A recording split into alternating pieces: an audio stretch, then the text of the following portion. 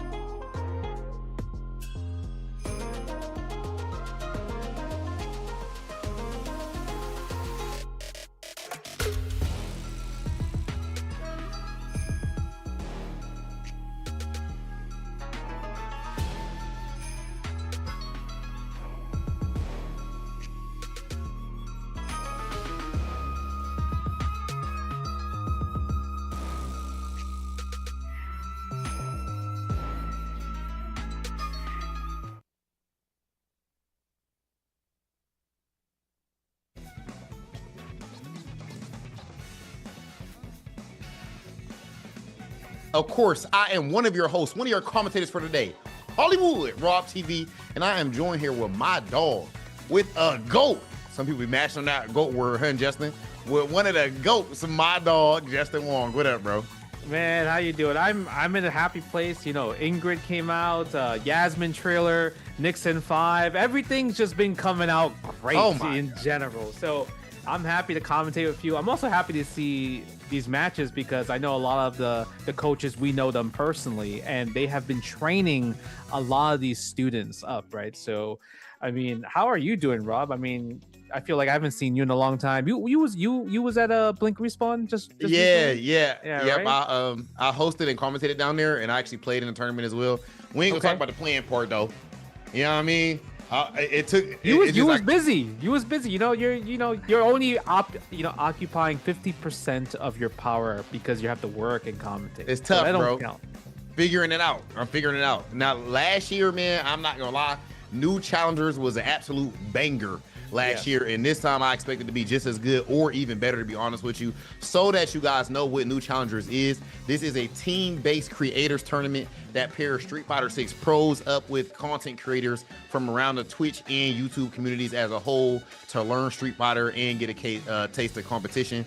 And as far as the rules go here, this is pretty much like a Street Fighter League type of scoring system where matches are worth 10 points, 10 points, then 20, and then you finally have 10 points again in the match order.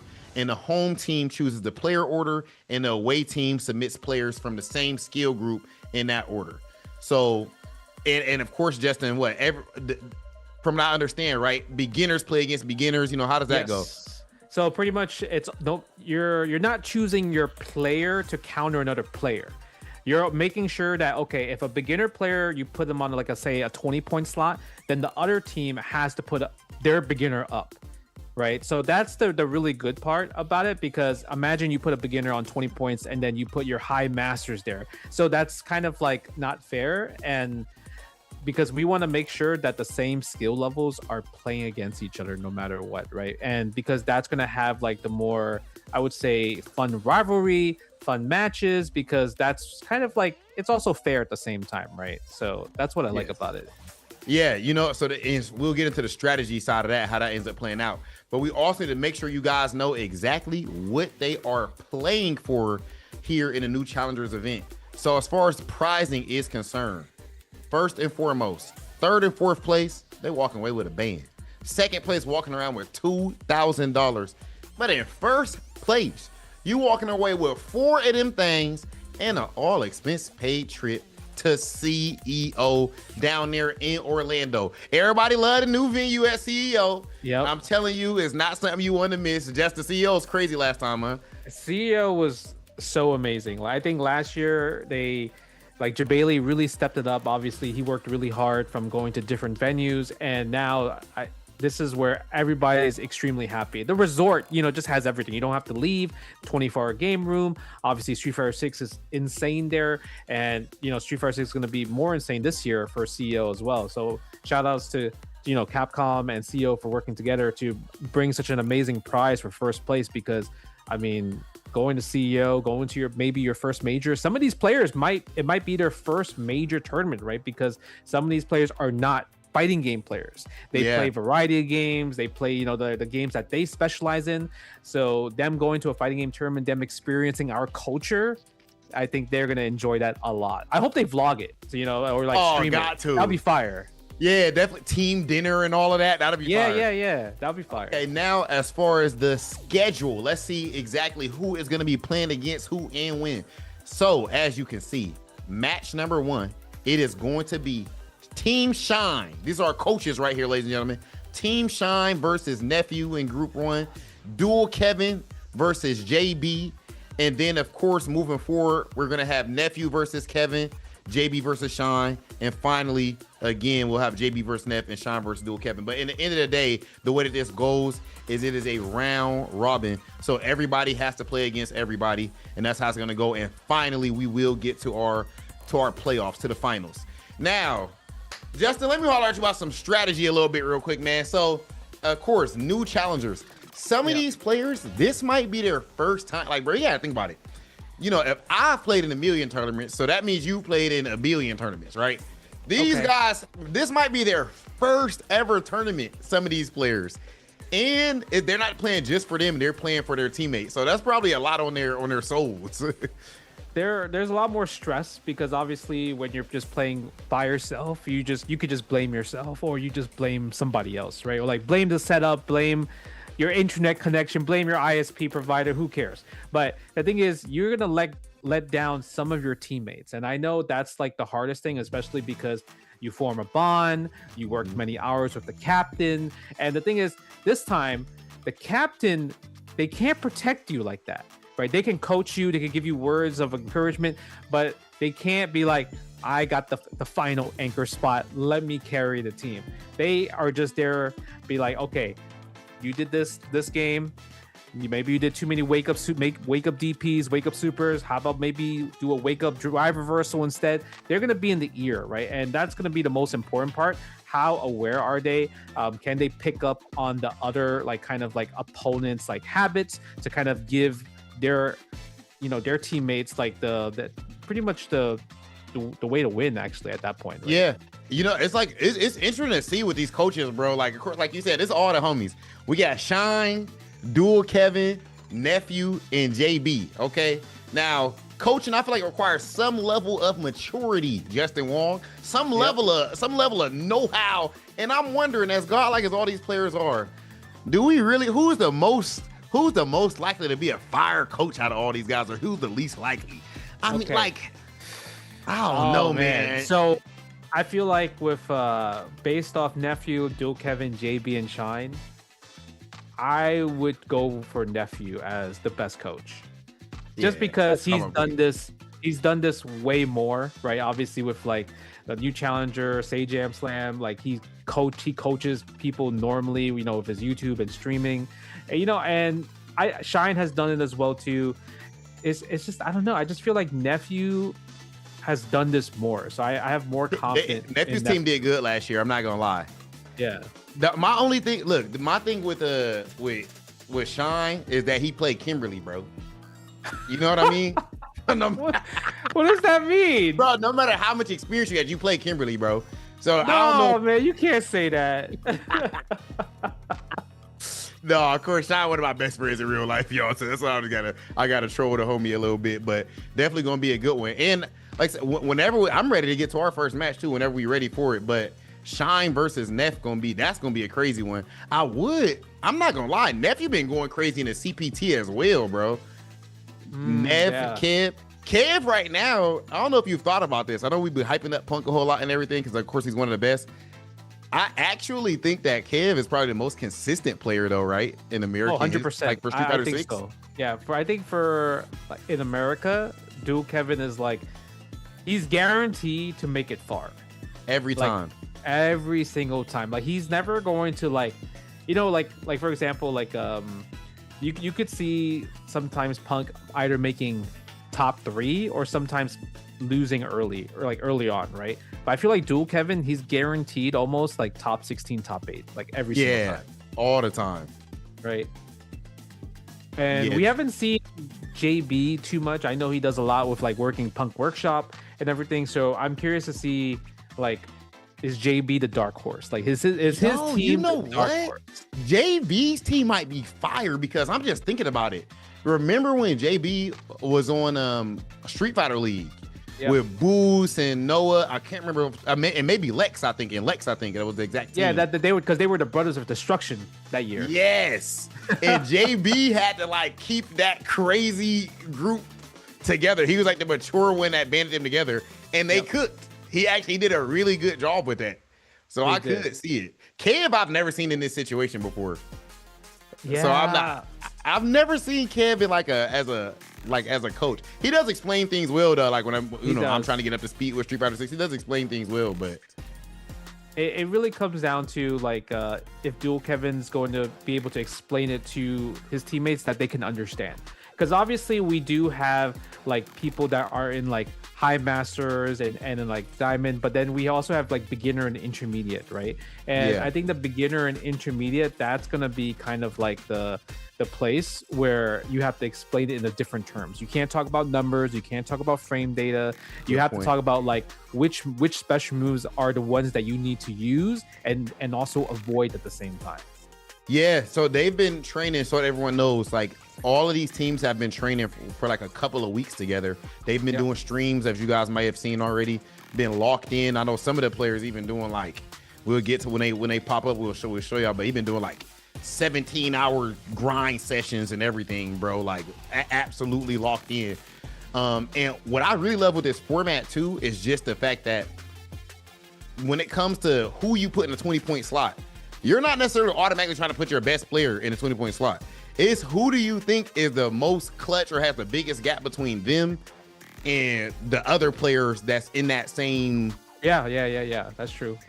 You know, so, like, you're not gonna see. There's gonna be times maybe that we won't see high master versus another high master at the 20-point slot. We might see like beginner because like our beginner is way better than any of the other beginners. Yes, right? yes. Right. Or even character wise, bro. I might like if I have a beginner Counter? that's a Honda, I might have to put my beginner at the 20 all the time. Cause like, yeah, I mean, if you talk about some of the beginner characters, where you have Abby Cakes who's using Mai, Skull Volver using Zangief. I'm assuming I'm assuming these are all going to be modern, right? Modern Zangief is a menace as a beginner. Kyle Bossman using Sagat, and Blood Thunder using Aki, which is that one is interesting because I'm like Aki as that's not a beginner character. That's not a beginner character, and Blood Thunder is on Nephew's team, right? So I'm curious to see what Nephew has taught. Like, does he understand the flow chart, the sequence? Because Aki, if you know how to do kind of like sequences, right? Aki's great at sequences, but like for beginners to understand, that might be a bit tough. So I'm curious to see what Nephew has taught. And then you look at like intermediate, right? Like Doki Bird using Mai, which is interesting to me because I used to coach Doki Bird a long time ago when she first started Street Fighter 6, and she was a modern Zangief player. So that's a huge switch up. That's a huge now she switched to modern Mai as well too, right? Coney, I think Coney is like he's just really strong because he comes from kind of like platform fighting games, and because of that he has a greater understanding of how to play fighting games in general, right? Yeah. So I'm curious to see, but I think we're gonna be ready soon, so let's go check out the match order. Okay. The home and away, and let's see who's going up against who. Oh yeah. So we got Carr going up against Jurassic Rabbit, the Cammy versus E Honda. All right, we got Kyle versus Blood Thunder. Of course, you just were hyping up the my man's Blood Thunder, been doing a crazy grind on the streams and everything with the Aki. We'll see exactly what he's bringing here. Feisty versus Brawl Pro. That is about to be a banger, guarantee y'all right now. Feisty and Brawl Pro went crazy last season, and then Doki Bird switching over from that Zangief to the Mai this time, going up against Bricky on the Chun-Li. All right, so that means that for the 20-point match 3 is the 20-point, right? So they went with the High Master Plus for the match 3.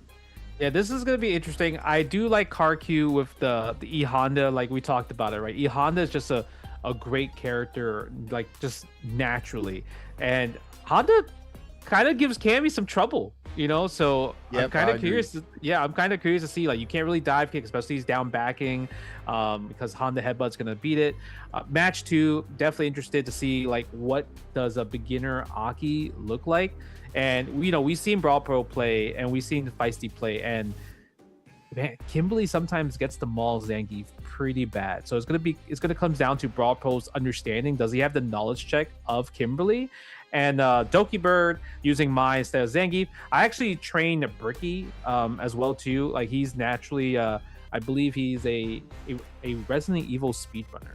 And I trained him up because he was on my team when we did the new challengers, I think the first time around, like a few years back, and we won actually. Oh, word. So y'all got a W together. Yeah, we got a W together. So you know what it takes here for show. You know what it takes to walk away a champ as a coach on this. Yeah, I mean, I gave him a little flow chart, so let's see. All right, let's go. Round 1. Here we go. Honda versus Cammy. We talk about it. I mean, you play Cammy a lot. That's your main character, Rob. Like, how do you feel about this matchup? Yeah, so definitely it's one that I was not liking a lot at first because, like you said, the headbutt, and then of course the heavy the even staying heavy punch sometimes can catch your dive kick. Yep. But when you see those butt slams right there, you want to go for some air throws. That dive kick already looked very strong. This can be saving grace to me in this, Justin. Her walk speed, if you can whiff punish, stand medium punch with low forward, whiff punish everything with low forward, and throw loops because Honda's reversal doesn't beat throw. Yeah, it's also going to probably depend on if he has the perfect parries on deck against headbutts and butt slams, right? Like, but the thing is, Cammy can also use back medium punch against butt slam if he really, really did want to. Yeah. Ooh, okay. Car going on the offensive right there. Headbutts. Nice throw as well. Oh, good combo. Let's go. Hold on, this must be advanced right here for sure, huh? Yeah, okay, yeah. I could in the first round, I'm like, this got to be advanced players for sure. It is, yeah. It is advanced. I mean, Cammy just naturally is just as a solid character. Like, if you understand how to play just a little bit of Street Fighter, you can use Cammy for the most part, right? Yep, she's definitely one of the like easy to pick up, hard to master type characters. Like one of the characters that I think is very good to pick up in the game. Her Ryu characters like that. Okay, I haven't seen that move in a while. No, yeah, nice. That was a good steal. Okay, Mitchell. Yeah, that was a little bit of a run through to start things off. Oh my God, the air throw. Yeah, the air throw. I mean, you talked about it. Okay, go for the command throw. Yeah, that's so hard, right? Anytime you see drive rush with Honda and the medium punch, like, and your plus frames, the command throw could be coming. I feel like he has a very underrated command throw. Yeah, I agree. I hate the Kara command grab. Yeah, right? Okay, yeah, just chill out. You play neutral, that's it, right? Oh, he bet the farm on that bad boy? He didn't have to do that. No, he did not. But it was he did have the life to take it, but it is looking a bit rough. Yeah, he tried to steal a turn at the end. But look at that. Mitchell with just a walk forward throw against the Honda head. I mean, you are negative, so you have to make a decision. Nice. I really like to see I really like to see Jurassic went for like a low forward driver and crouch spears. That stuff is there it is again right there. Actually, this time on hit, but not the setup. Yeah, go for the setup. Makar with the wake up. Yeah, trying to use the OD sumo walk. It's not gonna work though. Oh, drops the combo. I think that might have been an input error. Probably do heavy kick spiral, but got standing heavy kick instead. Level 3? Level 3. It would have been nice to shorten that combo just to stop some of the drive gates from coming back, maybe get a burnout, but still. He's close though. One more hit. He can't block another hit. Oh, he took the hit though. Nice throw against the OD headbutt. He just knew, and Jurassic Rabbit takes it for Team Nephew for the first 10 points on the board. It was interesting to see the level of matchup knowledge there, man. I feel like he had a strat. That was a strategy. Yeah, I think he kind of realized that maybe Carr just relied way too much on kind of OD headbutts, right? Especially after like -2 scenarios, right? And I think because of that, Nephew's like, just walk up and grab him every single time, right? Because guess what? If Honda techs, then you go back to neutral anyway. It's like your turn. Like, instead of pressing a button because you know you're not going to be able to get a hit after the headbutt, you might as well go for throw, which nullifies the OD headbutt as well too. Now this I've been very interested to see. Blood Thunder been extremely locked in on his stream. Of course, Kyle, my man with Shine. Of course, Shine actually, one of his characters is Sagat, who he plays a whole lot. So you know he has matchup knowledge. But this is an interesting beginner match, bro. Like I wonder if Blood Thunder just runs through a lot of the tournament, but who knows? I could see, he's plat, the modern Aki on the plat. That's beginner. We're not on bronze. We're not on iron. He's on plat. Parried the fireball to start too. Not a perfect parry, but hold on. Yeah, using the cruel fate right there. The uppercut. Yeah, Kyle needs to throw some fireballs. I think maybe when he's walking forward, sometimes he gets uppercut by accident because he's trying to throw projectile. You have to go neutral into special to get projectile. Yeah. So some people even do like walk forward half circle fireball. Yeah. Oh, nice punish. Did we get a combo? See, I can't tell, man. I wonder if that was the heavy auto combo. Like that was Aki's heavy auto combo. Yeah. Nice, using the DI. We're gonna do it again. Yeah, that's definitely the auto combo for heavy. Okay, Blood Thunder, he got the patience as well too. Definitely not looking rattled so far, and I feel like after your first game, the nerves might wear off for these guys, or it might, like I said, might maybe be their first tournament. Oh, yeah. You know for sure that this is what came up in the group chat just now, or in a voice chat, the team voice chat. Yeah. Just throw fireballs, right? And the thing is, like, when you see people get hit by fireballs like that, that's when you know, like, okay, the drive parry is not in your system yet, right? Because you're a beginner, you're starting out to play, you're not using the mechanics, right? You're just trying to press buttons, you're trying to do special moves. See, right here, like, none of this would bother if Blood Thunder was like, oh, let me just hold parry instead. Yeah, right? You could do all the fireballs you want, but that eventually comes to you once you get to the first hurdle. Once you get to the first hurdle and understand drive mechanics, like really help your characters, help your offense, help your defense a lot. It changes up so much in your game. Yeah, that's a great point. So for the time, even actually now we're seeing it on the flip side too. Aki throwing out that slow fireball. Nice. Okay, I like the answer though. Yeah, Kyle though burning himself out, doing like two drive reversals back and forth. I wonder if that's strategy.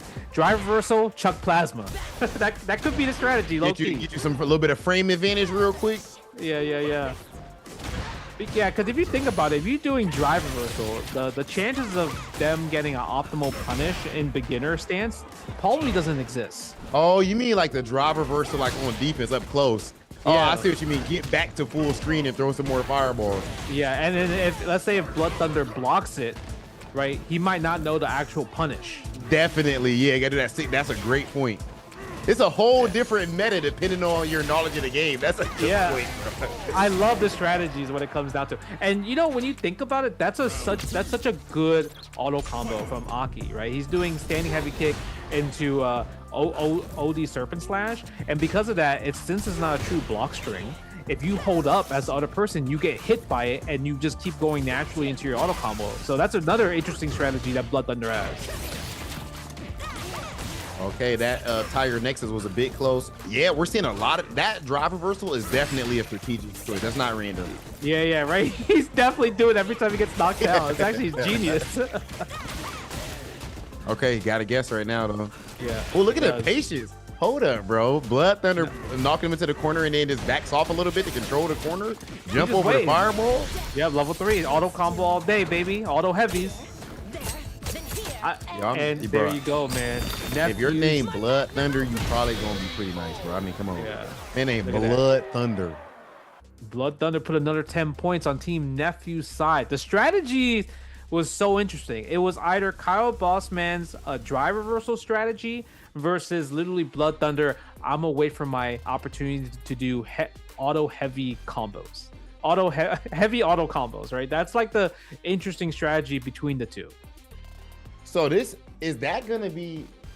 That's 20 points. This is our high master. I mean, our high master plus match, I believe. Yeah. This is these two players go to Evo. They go to CEO. They go to Conrigger. They go to tournaments, right? So this is gonna be a sweaty match, I believe.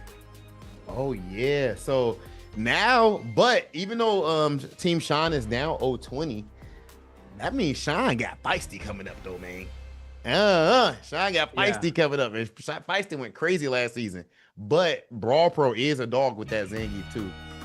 Yeah, it's just hard because like obviously Zangief when like he grabs you is very explosive, but he has no wake up, right? He doesn't have a wake up. He doesn't have great wake up supers. Like his level 2 super slow, level 1 non-existent. Level 3 is his best defensive super, but even then you have to wait till you get level 3. So feisty could just literally be feisty and go crazy offensive when it comes to Kimberly, right? So it really comes down to if Brawl Pro is able to have the knowledge check against Kimberly. Like, does he know the bomb setups? Does he know when to try to go for perfect parries, right? Because you're gonna have to go for perfect parries against Kimberly in particular. You got to make that read at some point. So you got no choice but to risk it. Oh, okay. Drive rush fierce. Go for the armor right away. Ooh, let's go. Uh-oh. That's clearly a strategy from Brawl Pro, at least to start things off, trying to use a lot of drive rush. Of course, he doesn't have the best drive rush, though. It was Feisty Shake, the second one. Yeah, especially in neutral, right? You don't really go for neutral drive rush with Zangief. You want to do it after you get the knockdown to Oki. Oh, nice! Brawl Pro with the offense. Is he going to do it again? Okay, maybe wake up jab. Level I like one. it. Ooh. What's the combo? Max meter build, baby. Dude, that build that OD that grab, it built so much meter. It's insane. Yeah, the double suplex. Yeah. Nice. Yeah, go for the forward medium kick. And that was a great place to do the forward medium kick as well too, because you know even if you block it, he's probably gonna be +1 there. Hold up, bro. Brawl Pro living up to his name, right? He brawling right now, bro. He's swinging. Okay, Feisty has his probably spend level 3. Yeah, get the burnout. Also get kind of like her damage buff as well too, right? But now Brawl Pro does have defense, so Feisty has to be careful. Wake up level 3 could be possible. Oh, gotta be careful. He could have done it there. Even got to be careful going just for a DI, because of course Zangief has that charge fierce to absorb a DI. Yeah, that's true. But sometimes if you're Kimberly, you kind of have to just do it. Nice whiff punish though. Okay. Oh, we're going. Oh, he's gonna survive. No, she has level 1. Yeah. And if she could use a can if she wants to, right? Yeah, she doesn't even need to use the can, so she saves both her cans to use for the mix-up in the 3rd round. That whiff punish was clutch, and the calculation. Wow, you really jabbed that? That was godlike. Yeah, I think the grab didn't hit because the standing light kick hit her, so it put her in counter hit state. So the grab just whiffed. Oh yeah, 2+. Yeah, 2+. Maybe expecting it to be on block or something. Exactly. Ooh, nice combo right there, and good awareness from Brawl Pro, seeing that the stand light kick counter hits, so to go for low forward. Is that a counter hit only combo? Yeah, because usually if you get stand light kick on clean hit, you can only do crouch jab into the down forward medium punch. Love the ear to ear. Oh my! And I feel like that was that was a space trap right there. Just regular Kimberly space trap with that stand fierce. Yeah. Yeah, Kimberly, you know, when people talk about how Kimberly doesn't have like great neutral, I don't see where people will say that, because she has great buttons in general. Stand medium kick, right? Low forward is heavy punch. Yeah, crouch medium kicks plus as well too on block, right? So stand heavy punch. Her stand light kick is even nice, bro.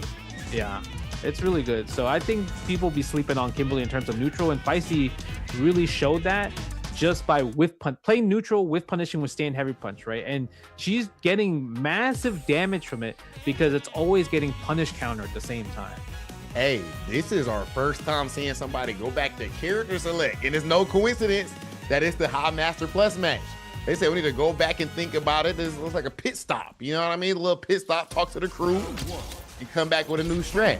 Yeah, and also the difference between the High Master is that Brawl Pro is High Master, Feisty is Ultimate Master.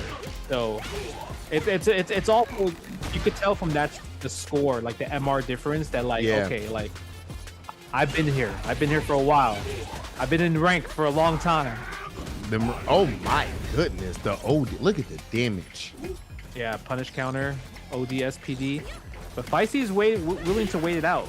Yeah, go for stand, jumping heavy kick as well too. The angle is so good. I don't think maybe he's not confident to anti-her there with Larry at that range. That's gonna pop. Oh, nice. And she has level 2 as well. Yeah. No, it doesn't even need level 2. Level 1 is gonna do it. No, oh no, she didn't want to risk it because of Zangief. Yeah, I think if level 1 would have worked if she had a can, but because she doesn't have the last hit, a can probably would not have killed her. Good calculation. And you know, if you're ever unsure, just spend it. Yeah, it's Zangief, right? You kind of want to always spend it against Zangief. Ooh, the drive rush forward. Yeah, low. Wow, nice counter hit. Crouching jab right there. Sweep. Wow. Even reacting to the backdash with a jab. Oh, tries to be slimy with it. Try to get a shimmy on that reset. I like it. Brawl Pro doesn't bite. But Brawl Pro needs to try to like attack the drive gauge. Feisty's drive gauge is low. That's why you see her going back to get her drive gauge back before engaging again. Yeah, I was just gonna bring that up for anybody that's new to Street Fighter 6. That is extremely important high level tactic. Low drive gauge, back off. And Kimberly has great walk speed, whereas Geef doesn't. So he really can't stop her from backing up and getting his gauge back. But he is walking her close to the corner. Stand medium kick BRC, which is hit confirmable, by the way.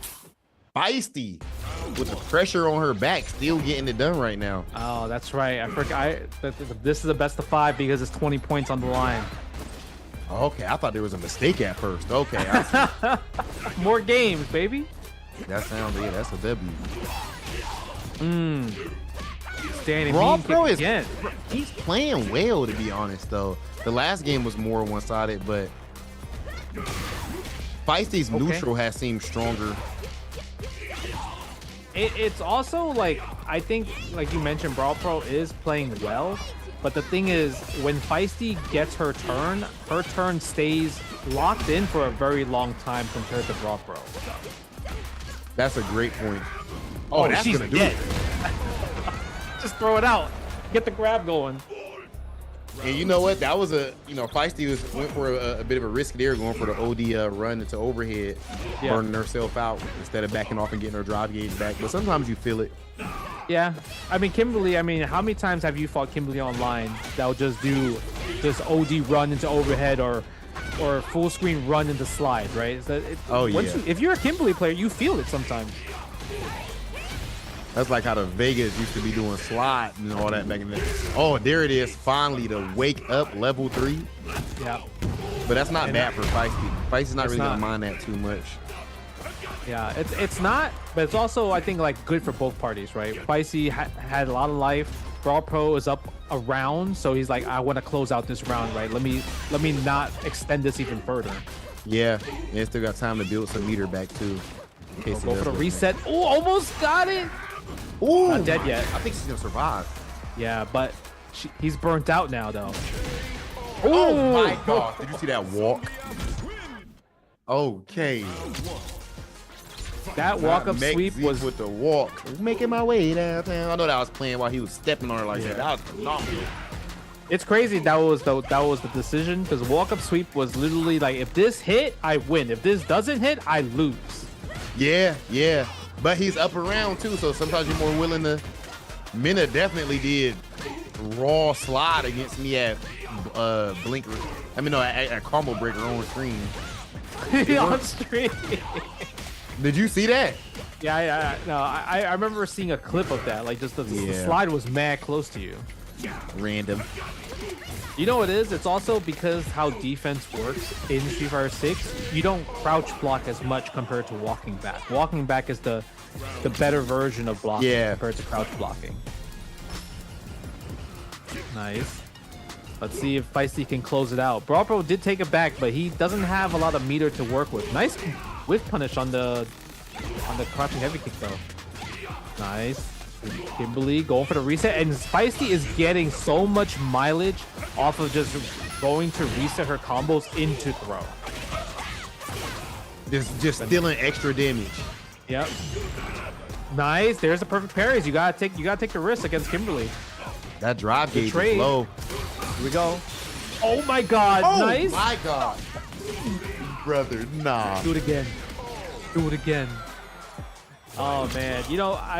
Feisty had the right idea, but the thing is she used too many hits, right? Because the armor broke. If it was two light hits into super, the super would have connected there. Good awareness, just a little bit off. Nice. She baited that. That was back there. Yeah. I think that's going to be a right. This is definitely going to be it. She's going to spend all the cash probably here. Spend the level 3. Oh, keeps one more stock. Smart enough, because you know why? She gets 2 turns after this, right? Just a regular one into drive rush into guess for game right here. Yep, there it is. Just like that. Feisty. Okay, with a 3-1. And that does mean that she tied it up for Team Shine.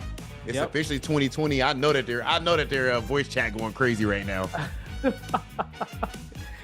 That's the always cool thing when you go when you see these like team events that and you like pan to the stream, the personal streams, and you see the voice chat going crazy. That's always the best part, because I love seeing like everyone cheering for each other, right? Yeah, that energy is fire. Man, Feisty, I'm telling you, last year she was going crazy, extremely clutch, just like that. And Brawl Pro played that extremely well. So I think Team Nephew got to be hyped too about the way that he played. I think he probably ends up beating most people with what he brought to the table right there. But just like that, it's 2020. Okay, and it's gonna be Doki, and I believe this is intermediate. Yep. Yeah, we got Doki Bird versus Bricky. Yeah, Bricky plays Chun-Li, and I remember when I was teaching Bricky, I definitely taught him a lot of drive rush throw. Like, you know, like throw a fireball, drive rush behind it with Chun-Li, and just go for that, right? So I think we'll see a lot of throws from Bricky parts. Doki Bird, like, I'm really surprised that she switched from Zangief to Mai. So I'm curious on like what did Shine teach Doki Bird? Because I know Doki, in terms of like what she likes to do, she just likes to do really big damage, right? So I mean, Mai can do big damage, but it's not really her game as much. Not really her game plan. So I'm curious to see, is she gonna really be maybe more impressive with using kind of like OD fans against Chun-Li in particular? So I'm curious, because I saw her play Modern Mai, and Modern Mai is pretty good in general, but so is Modern Chun-Li as well too. So we'll see. Yeah, we'll see we know that Modern Chun, one of the best modern characters in the game. I guess both of these characters, like you said, some of the best modern characters in the game. Doki is hilarious, by the way.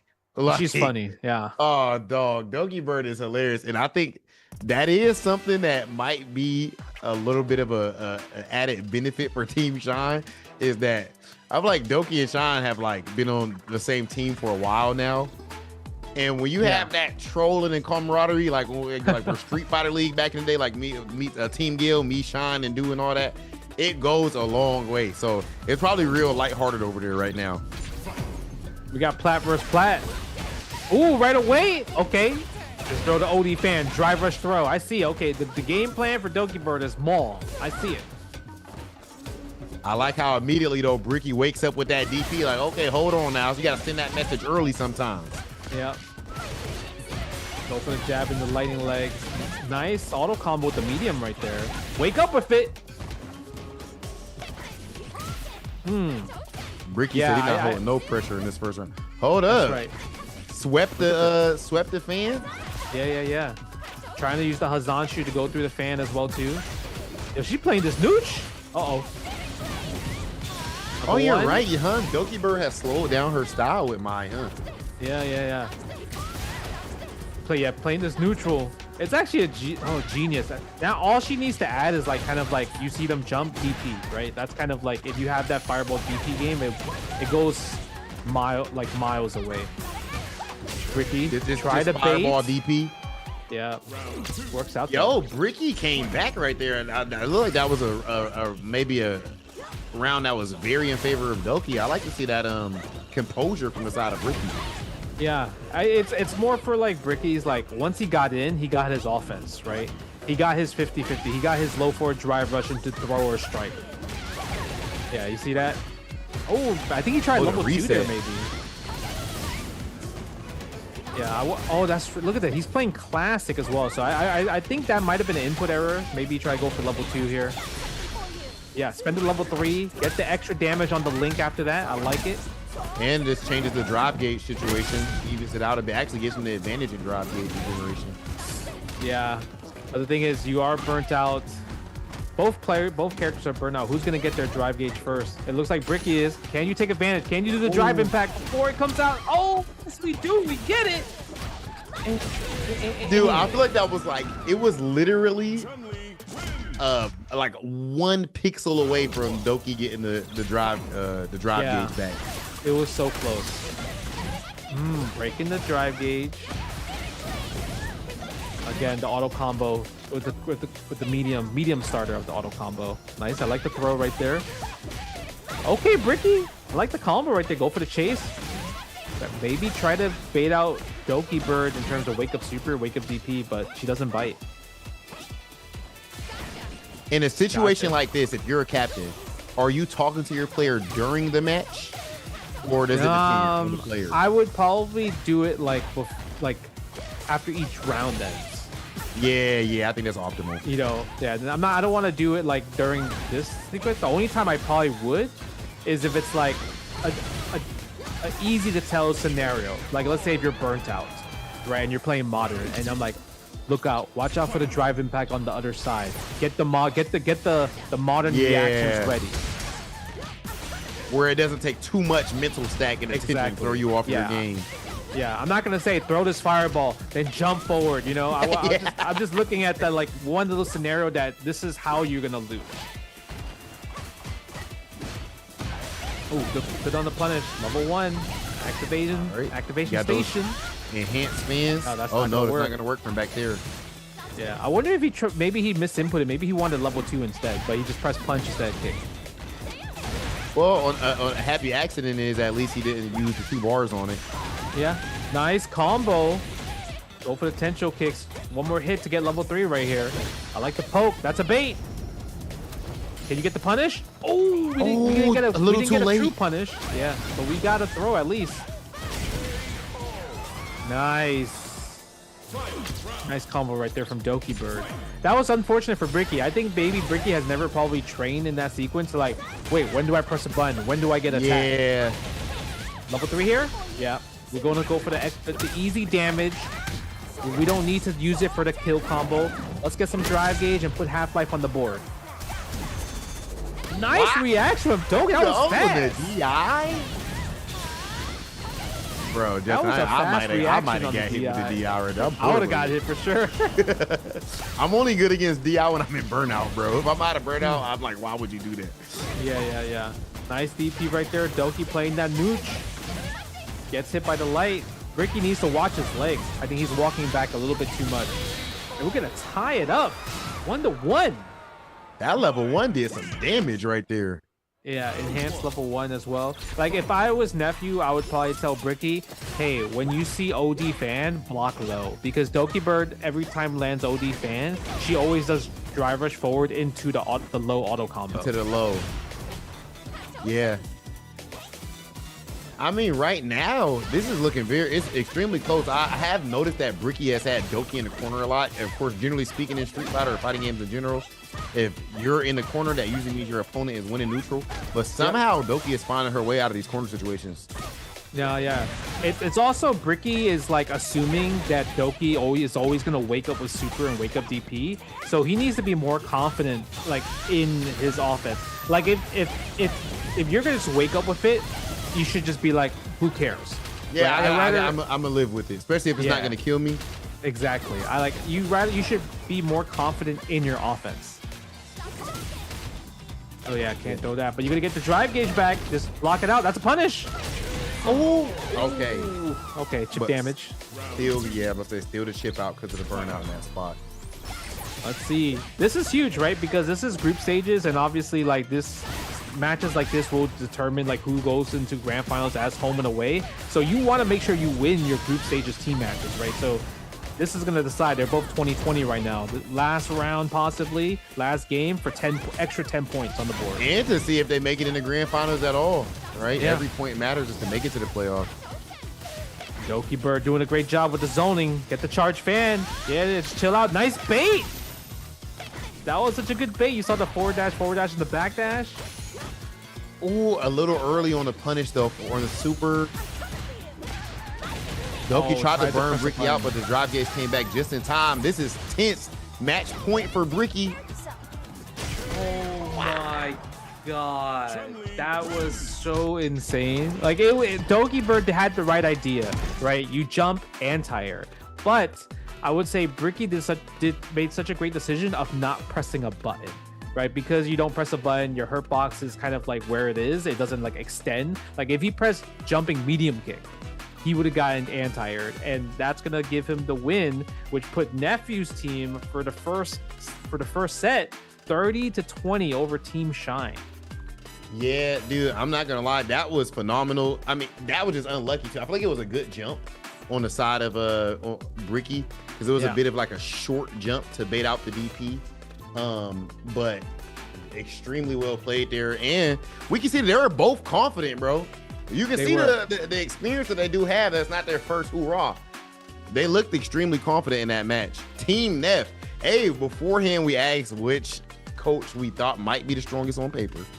Not as far as just skill, but as far as coaching is concerned. I said it might be Dark Neff, perhaps, and so far it's looking a little strong. I mean, if you look at that match in particular, it's 30-20, but the thing is, there was 3 of Nephew's players won, right? And obviously, like the Masher match was, I would say, it's pretty rough because I think Feisty, in terms of just like Street Fighter 6, she is really good at Street Fighter 6, right? Like she go to tournaments, she actively is like in a lot of Street Fighter 6 chats, like just playing the game, always on rank, always trying to get to like 2000 MR. So it's like, I think if Feisty was on anybody's team, the result would still be the same for her. Damn, you gonna just kill Shine like that? Damn. Yeah, Shine has got like, and I'm sure Shine taught her like a lot of like fun. Cool stuff. I get what you mean. They have teamed up before in the past, right? So she learned a lot from Shine from like the first time they teamed up together. Yeah, and now she's at the point where she is just extremely godlike, though. In all seriousness, like, yeah, you know, it's gonna be tough to stop her, and having experience in this tournament specifically, as well. But I'll tell you what, I feel like no matter what, getting that first match out the way, even after you get to a high level like advanced as a pro in fighting games or whatever, that first match in pools, getting that first one out the way is so nice. It is. You know, it calms the nerves down. You play on the setups and everything. It's like, all right, cool, I'm here now. So for all of the players, I think it's good. And again, it's a beautiful thing. Some of those players just played their first tournament match or one of their first tournament matches. So definitely really dope to see. And it'll be interesting to the adjustments that they make moving forward.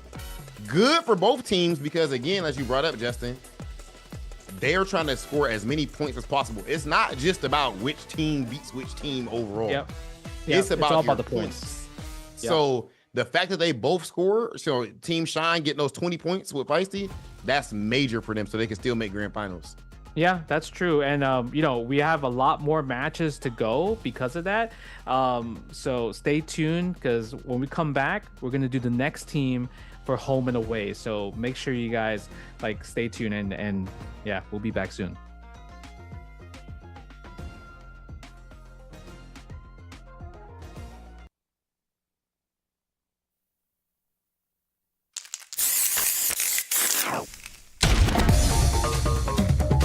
Streets to prove that I'm a fighter. Keep up if you can. Round 1. Fight.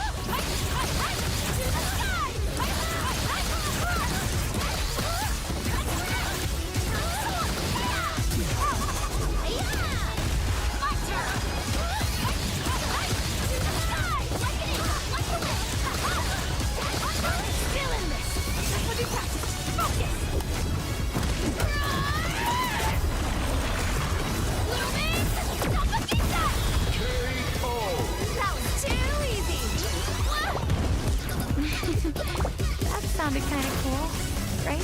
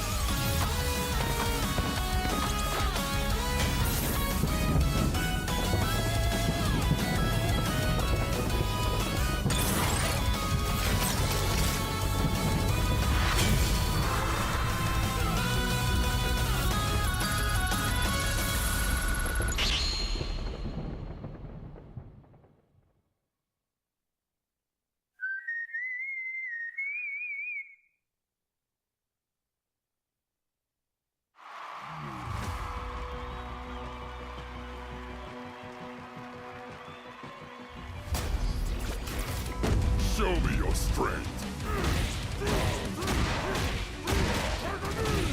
Against the Emperor.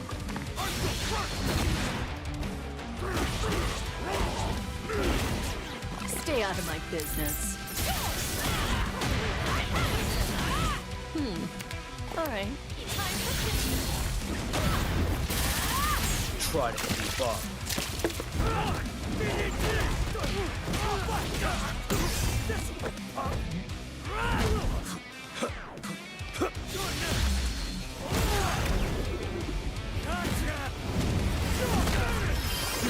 Greetings. Light as you're done.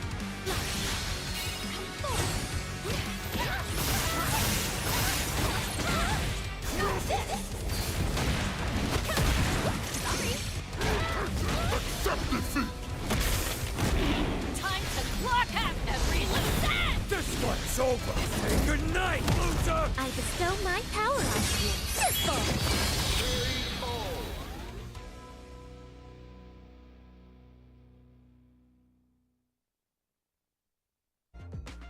Welcome back to the Street Fighter 6 New Challengers Tournament.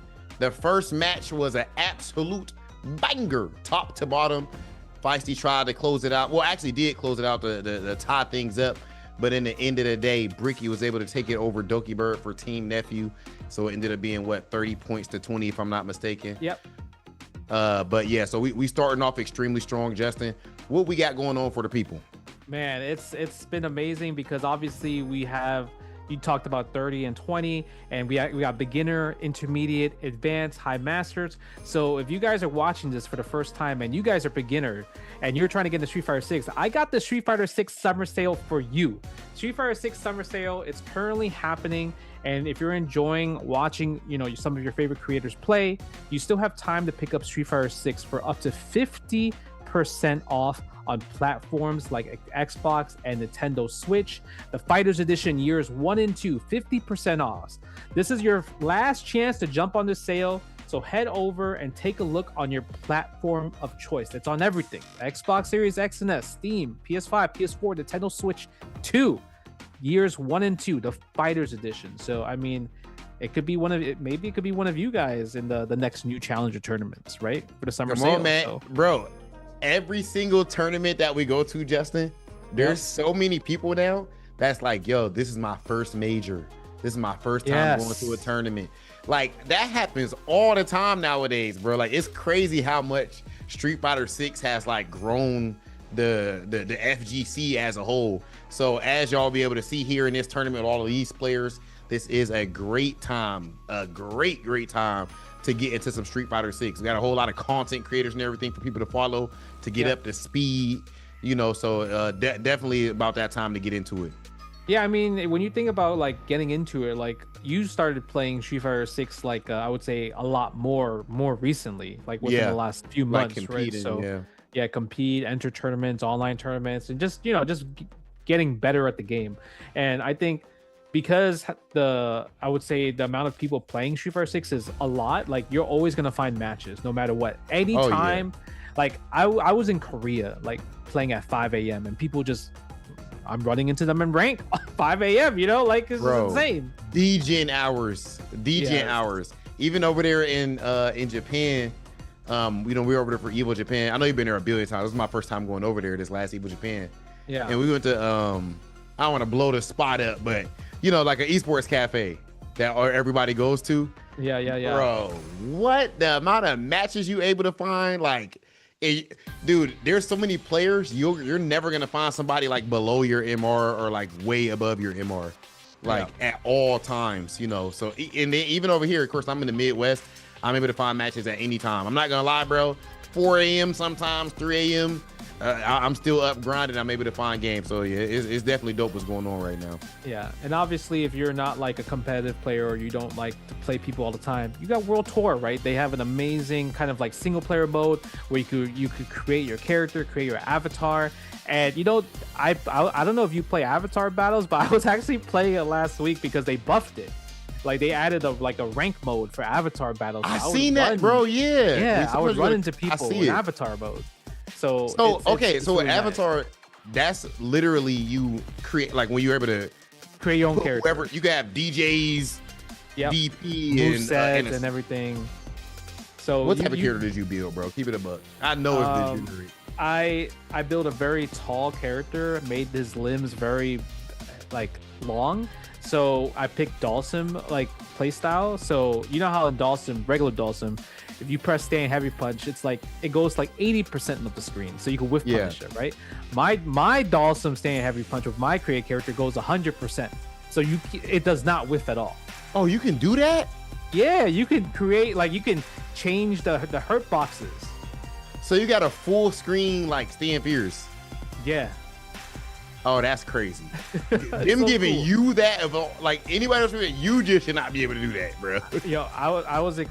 And then it's funny, right? Because like I played Avatar mode for like when the game first came out, just to like make content. So when I booted back up, I noticed I had like a 70 game win streak. Oh, because it's saved from the prior. You didn't even remember.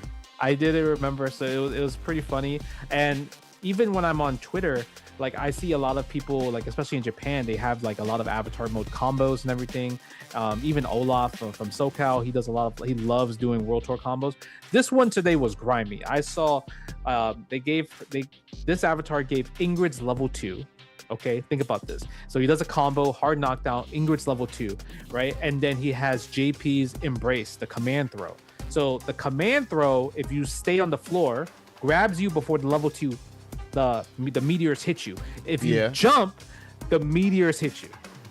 So it's actually an unblockable setup. It's guaranteed. So that's the stuff that you can do in Avatar because you're mixing moves together, and the juggle points also work differently as well too. So I mean, I'm ranting about Avatar Battle because it's a really cool thing, but I'm actually to the fact that you like somebody who's like the definition obviously of like hardcore into it and everything, but you actually like are deep in the Avatar mode too. That's fire. I know Wolfgang be on there too. There's like a couple of players that really be on it that's even competitive players. Yeah, I just like seeing the different stuff that you could do. Like man, when you go, man, it's all different stuff you can. I'm trying to say when you about to hop back in the trenches with us, Justin. Huh? I've been playing Ingrid. I've been playing Ingrid lately. You training for real? Like you got a little bit of MR? I got I got last week I got her to 1800 MR for okay. Ingrid. So all right, I respect it. Yeah. I entered at Evo, so if I have time, I definitely want to play my bracket and vlog it. You know, just like for the people to see, because it'll be fun. Yeah, Ingrid's nice. I enjoy Ingrid a lot. Like, how do you feel about Ingrid as like in terms of like when you fight her? Competitively, like how strong I think she is. It's hard to, for me right now with Cammy. I like the fact that I feel like with Cammy's walk speed, you're able to take advantage of the fact that Ingrid's buttons are really whiff punishable. Like they're stubby, I don't know if you felt that so far. They're pretty stubby. So I can like use like crouch medium kick or to whiff punish like everything. Of course you can sweep, but even like crouch medium kick. I don't know how I feel about her when I found out she had like a quarter circle DP. I was a bit worried for anybody that's new to, of course, those new challengers. Usually you have to do it like a harder input than what Ingrid has to do. But Shine, I talked to Shine on the phone about this, and he swears that it's actually like he thinks it's better to have a regular DP input. Like he swears by it. Like in terms of like ease of use or just he thinks it's like harder, like it's harder to have a quarter circle DP input for some reason. Huh, that's interesting. I mean, her DP is not really like a DP. It's an anti-air. I don't call it a DP. I just call it an anti-air because you can't wake up with it. You know what I mean? That's true. Right. So she has great anti-airs, right? She has that. She has back heavy punch as well too. That's, you know, she does sparkle, you know, that move. Yeah. And she gets like a whole juggle off of that, right? She does. So I like her zoning a lot. I think zoning wise, like she's really good if you play her annoying. If you try to play her like footsies and everything, I don't think you're supposed to play her that way. You're not supposed to be pressing the buttons first, in my personal opinion. Like if you whiff a button, then I should whiff punish with standing heavy punch. Because then I get my big combo from there. But we could talk about all day. But guess what? We got our next match: Team Dual Kevin versus Team JB. Talk to me, Rob. How do you feel about this? Okay, all right. So we see off the dribble. Oh, my man's Spy actually rocking with the Cammy. The Cammy. I knew I rocked with my dog. Of course, you know he hold it off over and taking as well. This match did happen off stream, so we're about to be checking out but we don't know the results at all, so we're gonna be checking them out one at a time. Versus Huntress with a Chun-Lizy. All right. Then we got Abby Cakes with the Mai going up against Skull Volver with the Geef. Beckmon, Ingrid. Yo, Beckmon's playing Ingrid, going against Hotashi Sagat, and then Ricky Peacock on Viper, really, versus Coney with the Alex. Beckmon, I know to play Alex. Well, Beckmon actually plays the DLC. Like whoever is the current DLC, that is her main. When I watch her stream and everything, I feel like she's always been playing just DLC characters. But yeah, her last character before Ingrid was Alex. But yeah, FDX always has been playing Cammy since like I was weak against Fireball Drive Rush. Probably like year. And Huntress is a seasoned Chun-Li player. She was also in the first new challengers tournament where it was like where we had to fight against her. She was coached by Kizzy K. Huntress was in it last year too, I want to say too. I like to say. But PDX with the combo though, level 2. I think that's gonna kill. Is it? Ooh. Okay, you got to calculate with that level 2 as well. Yeah, you do. BDX has been grinding a lot. I feel like when you look at it, like he plays a lot of Street Fighter 6. Even though we know him for Tekken, he actually grinds many hours for Street Fighter 6 with Cammy in particular. So is it definitely? I've talked to him on socials, but like I've read his name. Is it Fee or instead of Fi? I'm not gonna lie, I always call him PDX. that's how I call him. Right, his Cammy is looking good. You know why? Because I know a person named Fee, like from long time ago. He used to be a tournament organizer back in the day. Yeah, like I think you were worrying too much about the tying up 1-to-1 right here. I told you to using that level 3 right there. If you want, yeah, Huntress is really solid Chun-Li player too. The fact that Fee's from Tekken as well, I really think all fighting games, in the end of the day, you would know better than me, right? You play so many different ones at a high level. But I feel like the base concept of fighting games is gonna be the same no matter what. Like after you learn the mechanics of the game, I have to read you. I know how to learn. Hey, you see his chat popping off by the way on the OD hooligan? Bro, the OD hooligan was from downtown. Like it wasn't even just like that a close or scummy one. It was from downtown. Rob, I'll give you $10 if you know who that avatar is from Skull. Like from Skull Volver, I don't think you know that avatar. Skull Volver. I don't think you know that character. I would. Well, don't doubt my knowledge, Justin. I might be tapped in. Maybe Dual Kevin. Look at that. Who's that? I have no idea. I want to say that might be Shadow Geist, but I might be wrong because I don't know. What is that from? I've never seen. Shadow Geist is from Street Fighter EX series. Oh, really? Yeah, Street Fighter EX. So there's like, do you know Skullomania? Yes. Yeah. So Skullomania had like a rival. It was Shadow Geist. Give me my points! There you go. Dude, do you see how crazy the chat is? Oh, he got mad people up there. You see, he got a song in there. He got Marissa, like look at the avatar. Bro, that's actually sick. Is that JB with the Rashid? Oh, it's all their characters. I get it. Oh, so when they talk, that's fire. They move. What the fuck? That's fire. But there's like 6 of them. I thought there's only 4. Ooh, he's going ham.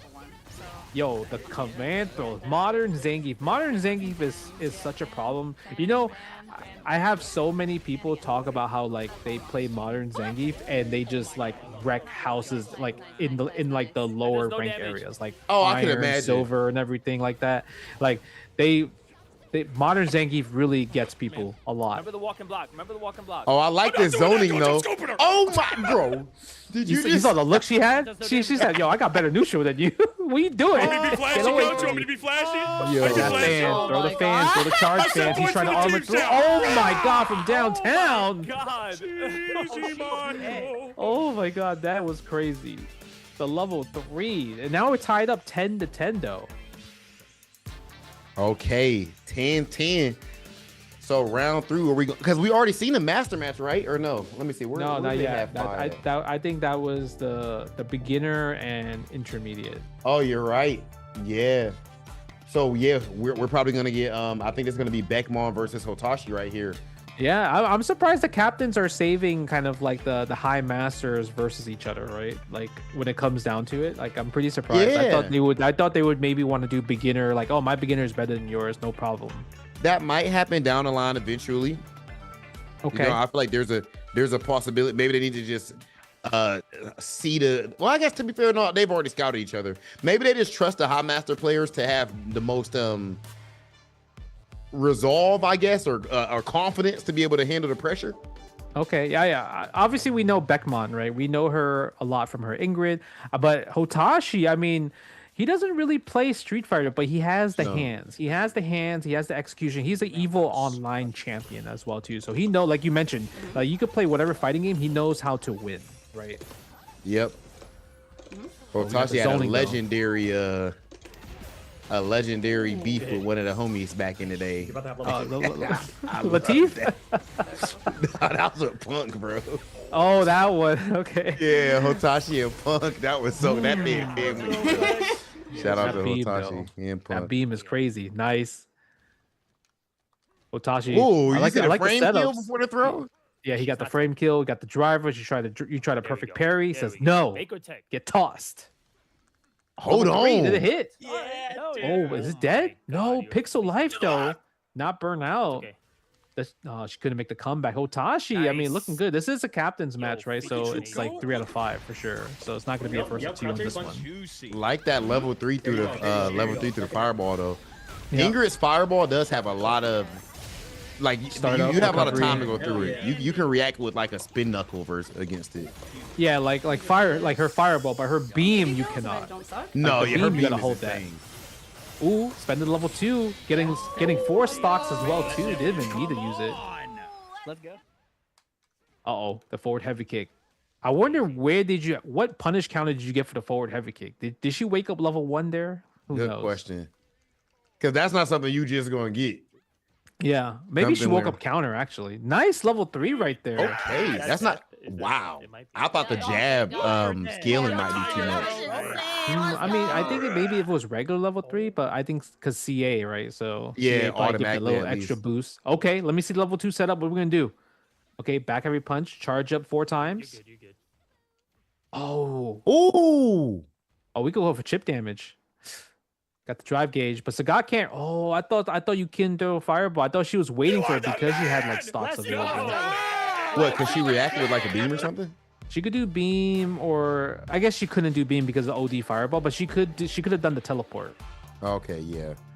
That was a scary spot. Yo, Yeah. Hotashi, like you said, having the hands, that we saw that immediately, bro, because that was 3 lights in the level 3. Yeah, not even 3 lights in the DP level 3, right? Just 3 lights in the level 3. That's not easy. Yeah, That's that is definitely not easy. But You even see the JB best up players 30 drop to this 10 right round. here, right? They're up 30 to 10. So we're gonna get the 4th match: Ricky Peacock versus Coney. Coney using Alex. I feel like Coney, this is his 3rd character because like I remember he used Zangief before, then Ryu, and then now he's going for Alex.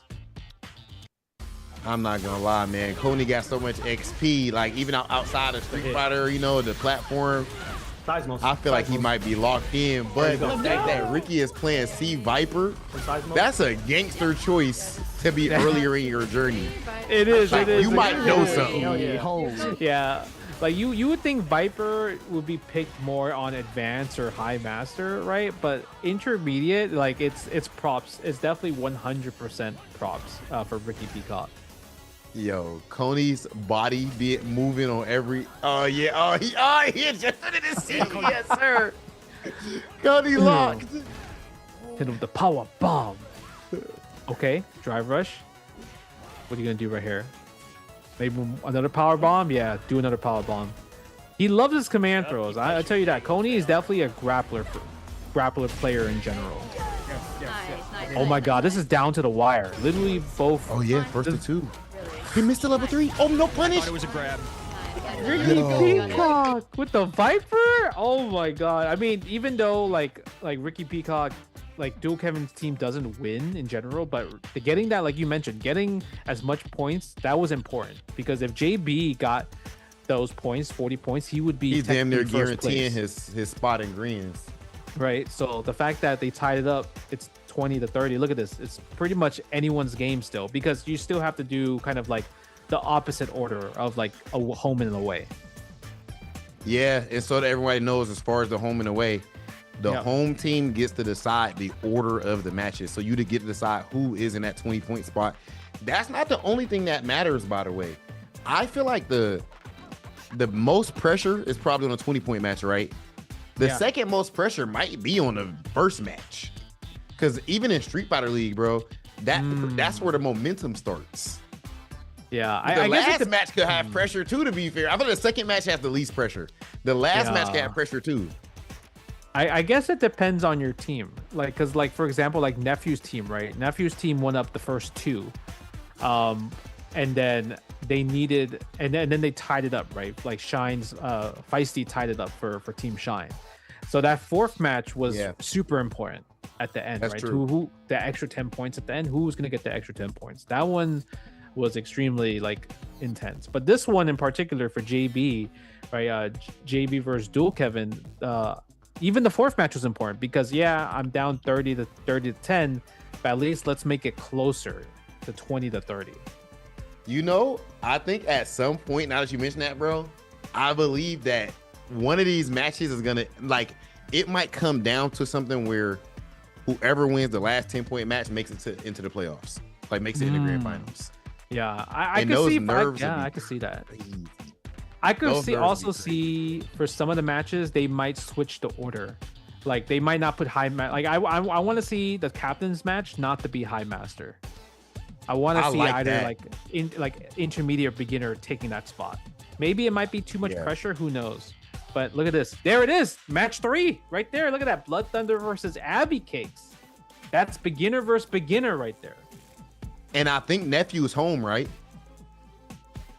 Yeah, I think that side is home. I think Yes. I think nephew Nephew's is home home. right there. So, yeah. bro, we're seeing the strat. This Put in strategy. Blood Thunder. Oh my god! They put match 4. I respect it, nephew. Match 4 is like, you know what? You're Zangief Brawl Pro. You're fighting Ingrid. Bad matchup city. You got to deal with the obstacle course. We can't put you in the captain's match in that one. Yeah, that's smart. Nephew's a tryhard, man. Yo, smart. Ricky versus Ricky Peacock. Chun-Li versus Viper. Like, I like Chun-Li when she's close. But if Viper plays kind of like more of like a little bit farther than mid-range, it's harder for Chun-Li to deal with Seismo because her fireball's slow in general, right? So she can Seismo and then super jump burn kick through Chun-Li's fireball. Okay, already Yeah. starting off with that light fireball. Ricky, and Ricky, both of these players actually won in the first stage, right? In their first matches. Oh man, nice. Goes for the shimmy right there. So I noticed from Ricky's game plan that he has the execution to do combos and everything, but he doesn't understand at the moment, from what I see, drive gauge management, because he will definitely spend all the drive gauges to do his combo no matter what, because that's what he's learned, that's what he's taught. Yeah, and you know what? See, Viper is pretty meter dependent as well, so that could be rough because you need to do a lot of those super jump cancels with C Viper, which of course takes a bar, as you guys like can see right there. Yeah, another one, right? Like 3 bars already spent, 4 bars already spent right there. But I do love the aggression. I think the earlier in your journey, I think the game slows down. The deeper you get into Street Fighter, it slows down more and more. Early on, I definitely think you want to try to run people over. It's a great strat. For sure. You want to have like your like two to three different sequences, right? That you can rely on. That you know it's going to keep going for like offense, knockdown, take it to the corner, strike and throws.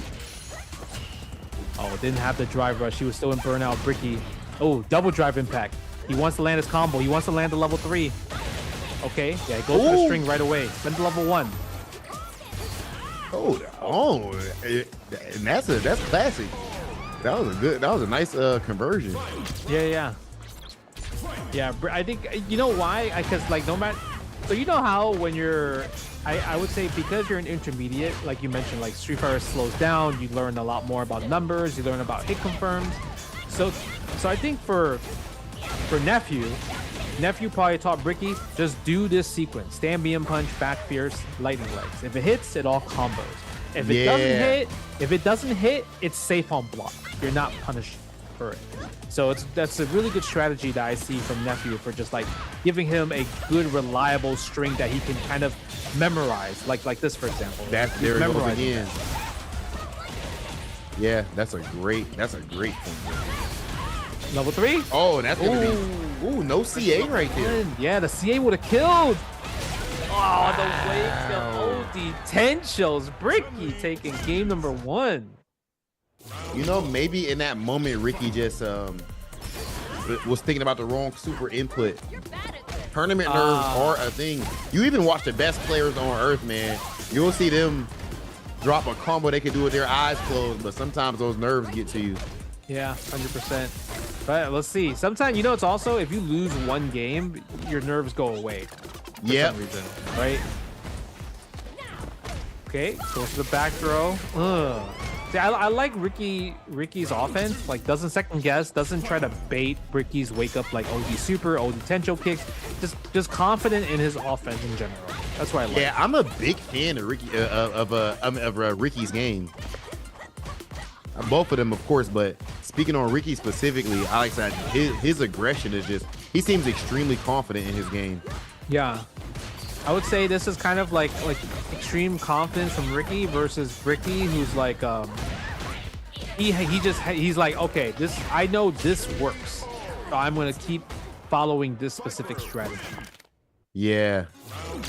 Just like that 1-to-1. I mean, I know Street Fighter 6 games are fast. Yeah, but it's Viper, right? Viper just deletes your health if she just is on a roll. Oh, her damage is insane. She's all about damage and mobility. Yeah. Her weakness, of course, being she does not have a reversal outside of super. So she can get run over, but now that I think about it, Chun-Li doesn't have her throw loop in the corner. No. So the weakness isn't as bad. Yeah, maybe Viper would do well in this matchup. Yeah, I think Viper does pretty good against Chun-Li in general.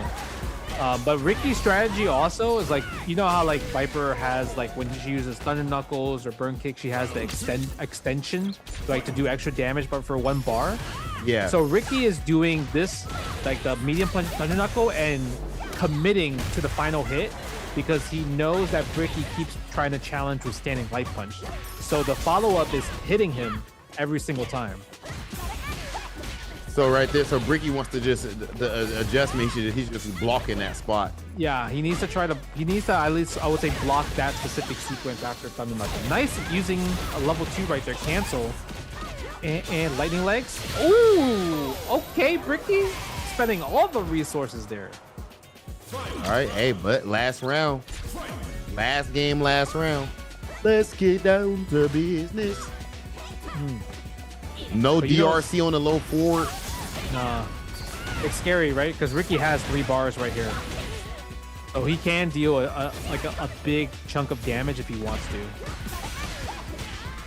Yep. See, doing the safe string because that's what he knows. He knows like no matter what, if it's hit on block, it doesn't matter. Is that gonna hit? Oh, it does. It looked like she teleported.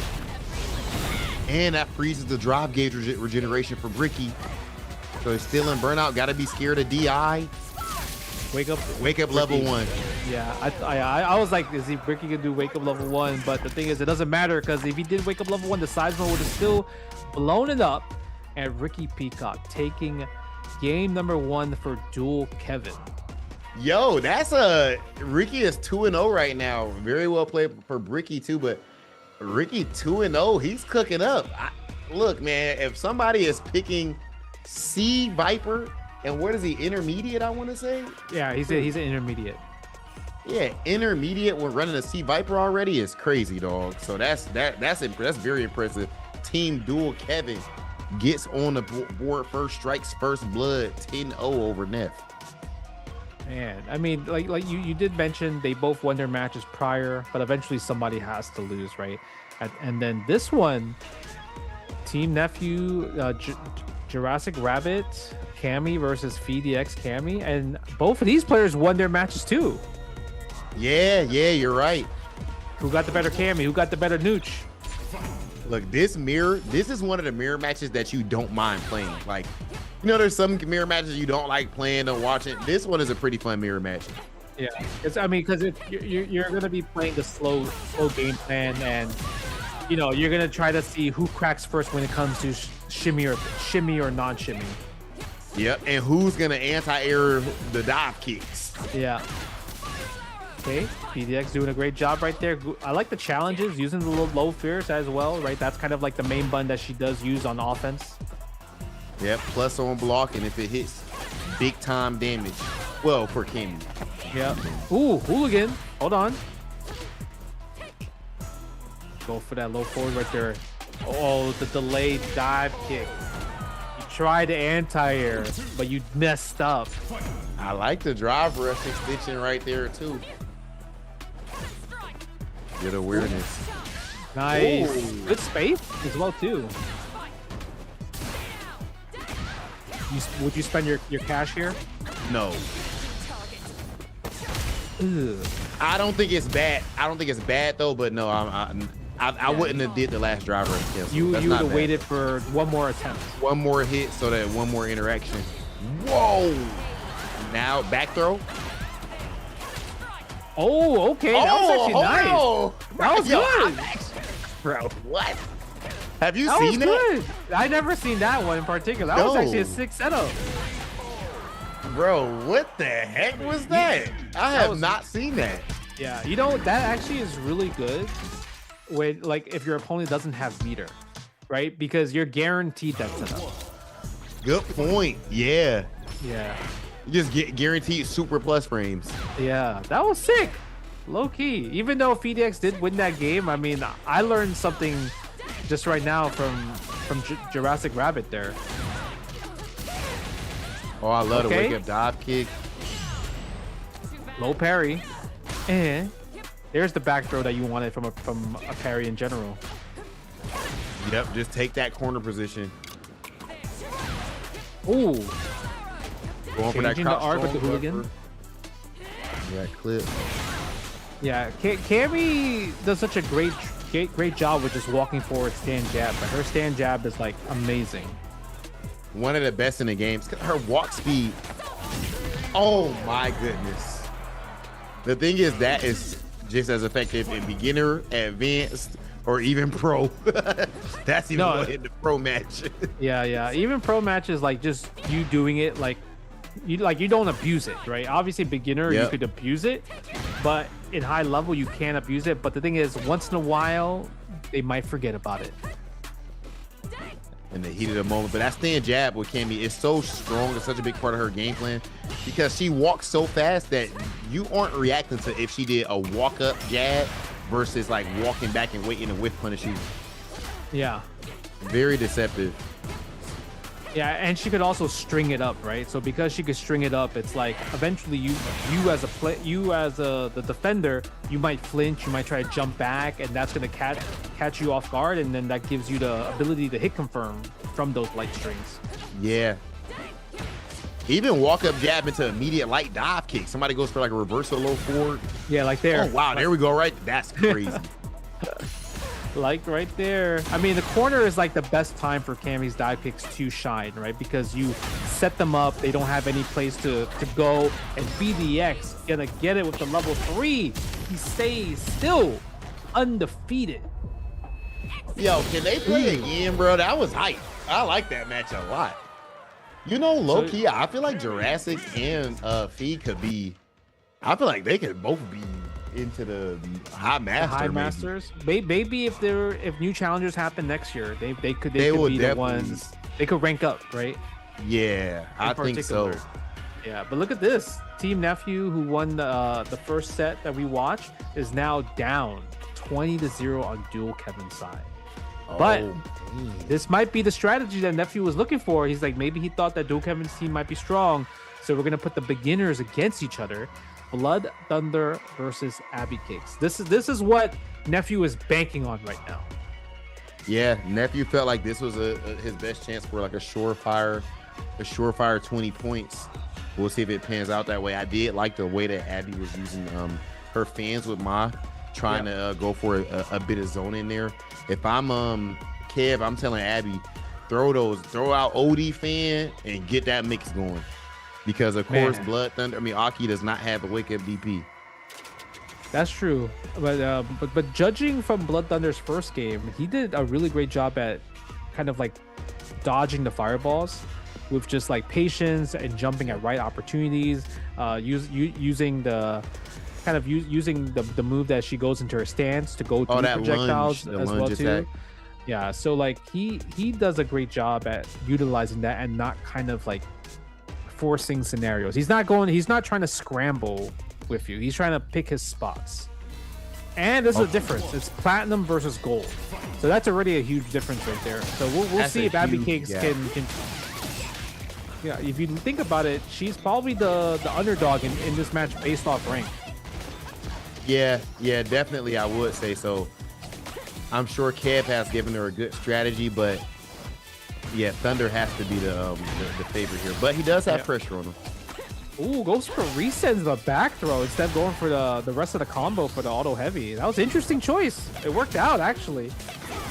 Yeah, there it is. You see, going into the lunge right there. You just go into the sinister slide. It doesn't matter. Yep, straight projectile invulnerability, and she gets a big damage if you do get punish counter there. Yep, there's the anti right there. Spend the fireball, play the neutral. Blood Thunder keeping it safe as possible, and just waiting for opportunities like Abby Cakes committing and to go for big punishes. Okay, big DP there to interrupt the pressure. Yeah, because a lot of times when, let's say if I'm coaching, I always tell people, let the other opponent make the mistakes, right? Because especially when you're playing at kind of like a level where you're trying to get better and everything and everyone else trying to get better, people will try to go for more the offensive, risky options. And if you just wait for your turn, wait for your opportunity, wait for what it looks like, and then you just attack the unsafe stuff. And I think that's what Blood Thunder's doing a great job at right now. Yeah, patience and of course dealing with those fireballs as well with different options. Look at the fireball into the drive rush right there, man. Blood Thunder, he's gonna be moving up the ranks fast in new challengers. Yeah. And he's someone who picked up the game recently, by the way, everyone. Like, as good as he's looking, he picked up the game recently on his Yeah, I Alright. think our production was telling us he played like 17 hours nonstop of Street Fighter 6. So he Yeah, was like- locked in. 17-hour stream. Yeah, look at that. The fireballs is not having an effect. Abby Cakes, and when it comes to projectiles and everything, it's not really working right now. Oh, my bad. Production said 53 hours of rank, 22 hours of training mode. Hold up, That's that man him. got 22 hours of training, but some of y'all got 1,800, 1,900 MR and ain't got 20 hours in training mode yet. That's He impressive. grinded. He was grinding. Blood Thunder. There's a reason why Nephew put him as a captain's match in this set. You know what? That means we got him, Justin. Blood Thunder ain't going nowhere for sure. Yeah, right. That's He the gonna point end of up new going to challenges, majors or right? something. You get people to try out Street Fighter 6, and they're like, you know what? This fighting game stuff is kind of fun. Yep. Oh, big combo. He got level 3. He can close it out if he wanted to, and that we're gonna see it. She's not this dead one- yet though. No, yeah, not yet. But it's a really good place because one, attacking the drive gauge as well too. He's healthy on the drive gauge. He's gonna play this neutral, destroying this nightshade poses, and just like that, Blood Thunder tying it up for Team Nephew 20-20. Oh no, my bad. That's 3 out of That's 5. That's the 5. I'm sorry. You know, yeah, I thought that was it too. And I'll tell you what, man, I like even seeing the way Abby Cakes right there tries to go for anti-air, even using the parry against Fireball at the end there. Blood Thunder is just, he's a glitch in the system. He's a glitch Like, in the system. for He's sure. played too much. It's like, He- yeah, I understand where you're coming from. Like, if I was Kevin right now, I would tell her, when you see him throw a fireball, use OD fireball, right? To kind Yeah. to kind of negate the neutral right here. Don't throw fireball first. Throw fireball second, because if you throw fireball first, he's gonna go into pretty much the sinister slide in general. Yeah, I like that. And her Fireball travels so slow, you can literally react with that OD thing. Exactly, right? So that I feel like that's the coaching that I would offer, because like Blood Thunder easily has a strategy, like in terms of like stopping her fireball. So she needs to change up how she normally plays her fireball game. Oh, nice throw. Throw loop. Okay. Abby know- Cake. Yeah, that was good, because we saw a different type of style gameplay from Abby Cakes, right? Usually Blood Thunder will go for a lot of resets, especially if it's the position for corner, go for back throw after using the OD Serpent Lash. But Abby Cakes interrupted with OD DP. Yeah, and you notice Abby Cakes was more aggressive there as well, not opting for the Fireball strategy. That's something Yep. too. Like, see these jump forwards, I like that. Walking forward, jumping forward. She's switching her strategy from going for a lot of fireballs. Yeah, you gotta be careful on those though. See, that's where Blood Thunder's looking for it. He's sniping those bad boys out. Oh, level 1. Okay, get the fans. Yeah, like you mentioned, Rob, she should be more aggressive. Aki is not a character that has great wake-ups, right, in general. Yeah, that's a big weakness for Aki. Unfortunate. I think what happened there was that DP came out because she tried to throw a fireball, but because she held forward and pressed special, it got DP out. Like, you have to go to neutral, right, in order to use just like the modern fireball special. Yo, I'm looking forward to seeing. I want to see what Blood Thunder look like in 3 months, bro. He might get the master. Yeah, to be honest, in a few months. Very, you know, and there it is right there. Great strategy on the side of Team Nephew as well, by putting him there in that 20-point spot. Extremely calm, and they needed that 20 points too.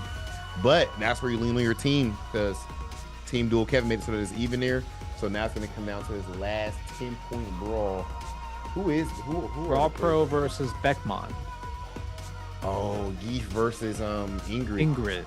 See, but then they played against each other in last year exhibition match for the new challengers, like before Street Fighter League finals. And Yes, Raw Pro yes. beat Beckmon, like, but that was when she was using M Bison at the time. Obviously, with Ingrid, she doesn't need to get all up close. Like, you know, Bison, you know, you want to get the bomb off, you need to go for offense. Beckmon could play definitely more away. right? So now it's going to be up to Brawl Pro to try to get in there. I think Brawl Pro just played ranked. He was high master a set ago. Now he's grandmaster. Hold up, dude. He been saying what? I could have sworn he was high master when we first commentated his match. Somebody who's this in chat put bets on BP. This is a tough one to call. We'll see. I haven't seen much of Beckman's Ingrid, but I know Beckman's is a good player in general.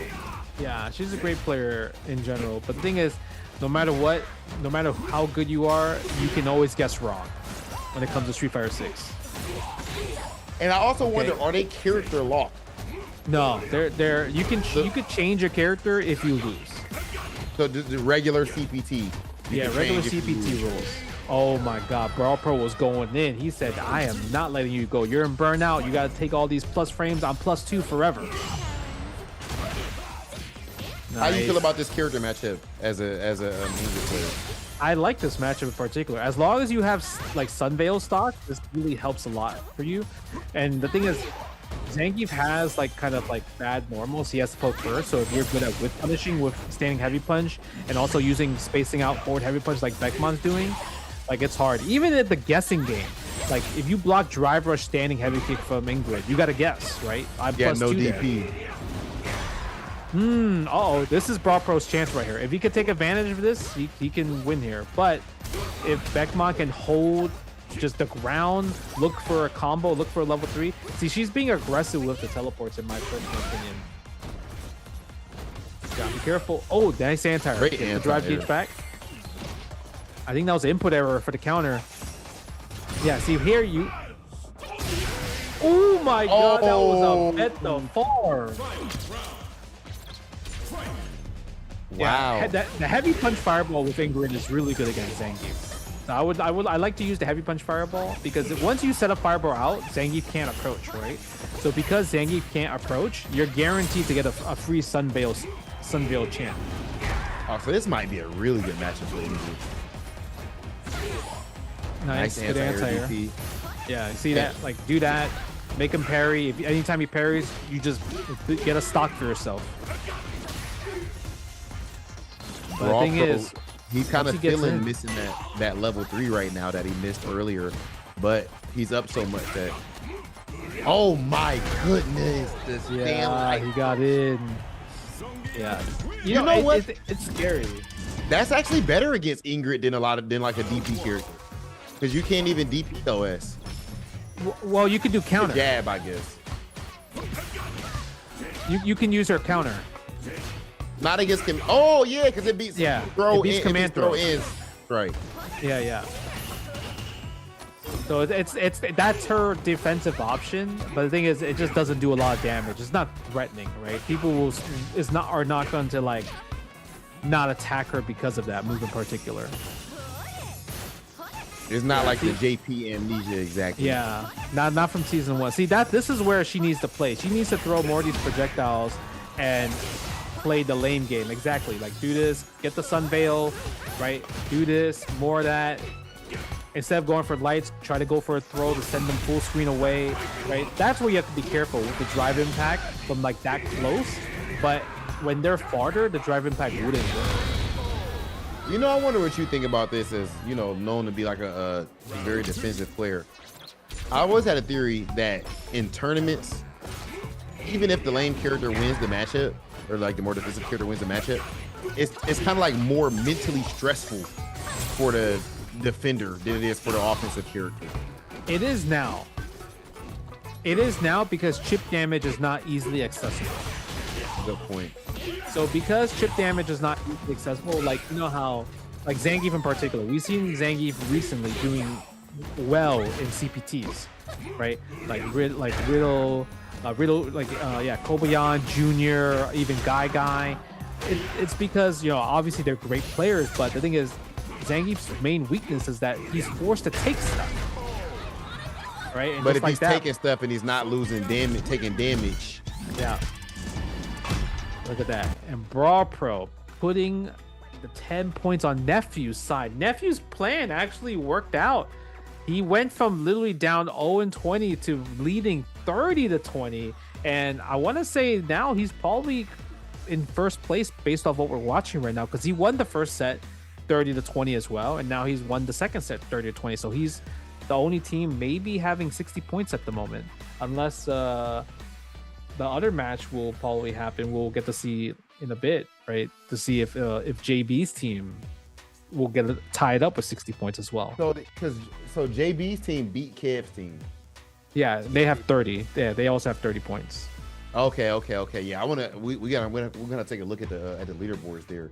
But man, that's our first time seeing that strategy going in this tournament, where you put in like the beginner match for the 20 points, which is so fire about this format, bro. It is fire. I feel like, yo, somebody needs to look, no matter where you're at in the rankings, you need to be like, yo, coach, put me in a 20-point spot. I got this. Trust me.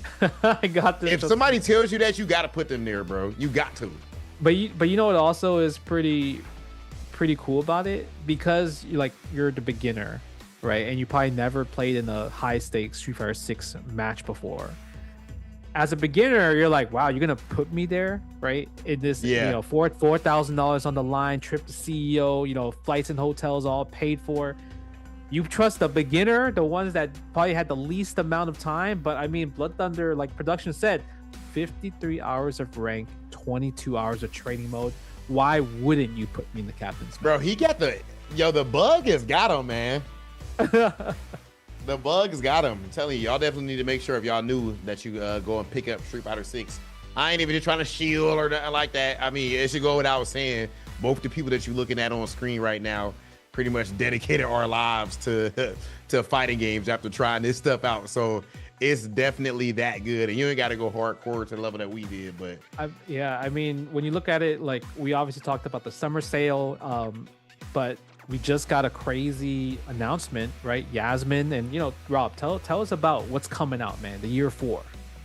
Oh yeah, so of course, ladies and gentlemen, right now in year 4, we have Capcom just announced the 4 new characters coming to Street Fighter 6. This includes Yasmin, Bosch, Arjun, and Tifa. Tifa from Final Fantasy coming over to Street Fighter 6. That was insane.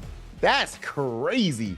The year 4 pass is currently on sale on all platforms, with Yasmin dropping on August 3rd. The hype is real for these characters, with Yasmin's trailer dropping yesterday, and we cannot wait to get our hands on them, and we hope that you can join us. The fact that Capcom, hold up, right? They dropped the Yasmin gameplay trailer that fast. Oh my god. I'm like, huh? What's going on? Bro, she comes out August 3rd. I think they just announced that she's playable at EVO as well too. Oh, really? So if you guys are EVO, you guys get to try her out before August 3rd. Bro, that trailer was insane. They did so much in that. Like, there's new passives, right? Like, I think all the future characters coming out with Street Fighter 6, they're probably gonna have passive. You saw how her Karambit, she has like a passive where it glows blue, and that gives her more options on her special moves, right? So that's gonna be really interesting, because I'm curious to see what Arjun's gonna have, because I think what people were saying, that Arjun, he's like the protege of Dalsim, right? A student of Dalsim. Yeah. That's what people are saying, right? But we've seen Bosch a little bit. If you play World Tour mode, you get to interact with him and like save him. He was like Evo Bosch for a bit, right? Spoiler alert, sorry. And then Tifa, that one is crazy, because we don't know what Tifa's gonna play like, but they did say something about like Materia is gonna be part of it. So I'm curious to see how Materia is gonna be part of it, because I mean, when you think about it, Materia, if you play Final Fantasy like 7 in particular, like, that's like the main magic source that the characters use in that franchise. And Nakayama made it clear that they've been like spending years getting Tifa ready for Street Fighter 6. Okay. Yeah, I'm pretty sure that he said it's been like a couple of years, if I'm not mistaken, that they actually were working their way up to making sure Tifa is integrated perfectly into the game. So I think that's gonna be crazy. And I just wonder what stuff Capcom got planned, because like, what, you dropped a gameplay trailer that fast? Like, is there something? Like, I don't know. I don't know anything behind the scenes, in all seriousness, of course.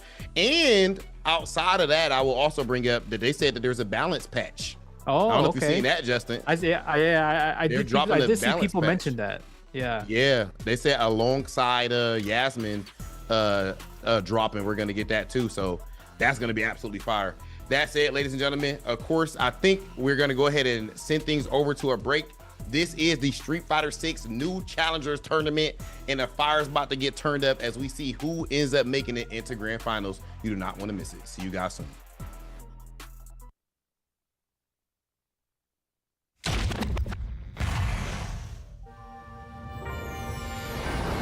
Street Fighter 6 is already entering year 4, but I can sense that we already have new challengers on the horizon.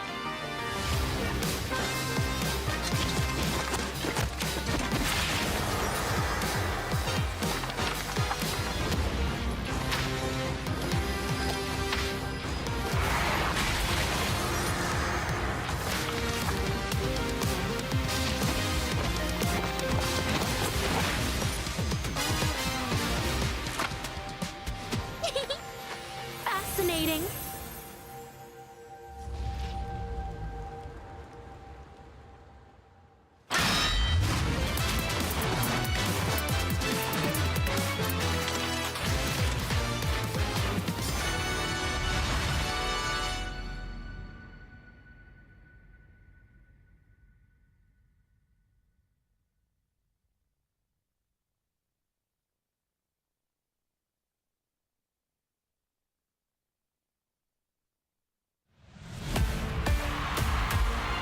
I got good news, y'all. Gathered here are the world's best fighters. I won't deny it, I'm a street fighter.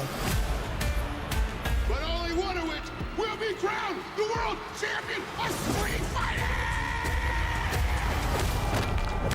You win! Perfect.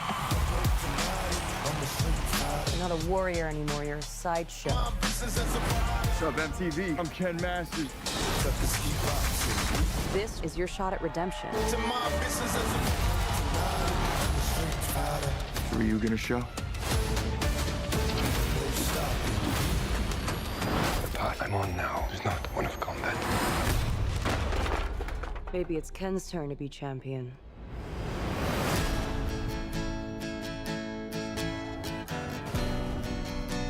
How did you find me? I'm paid to find champions. Even if they're lost. 25 years of my life is still trying to get up that great big yellow hole. Good to see you, old friend.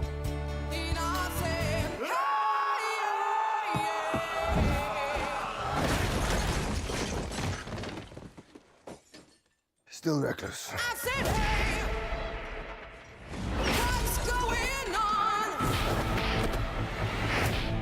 Sit down. This tournament is not what it seems. We have to be ready.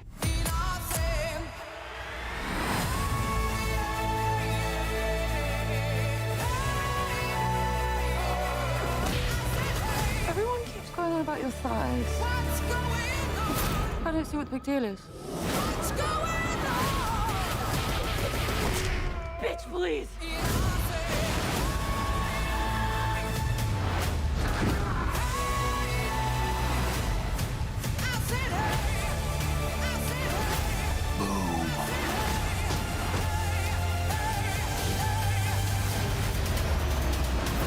That was some abracadabra shit. What's going on?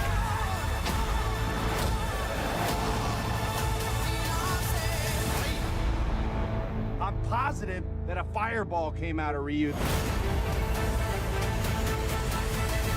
Do it, Ryu! Perfect.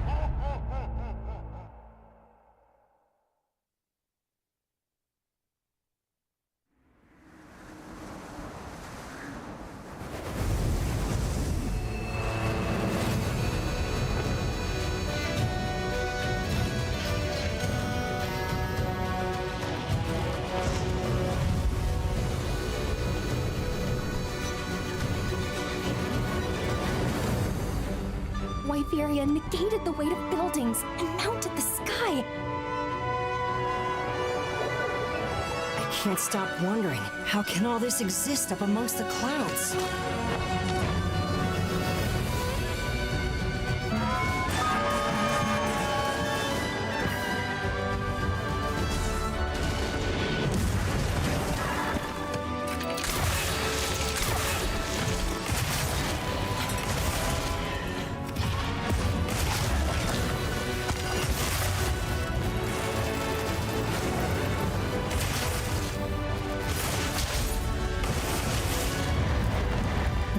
affect the environment with just their presence.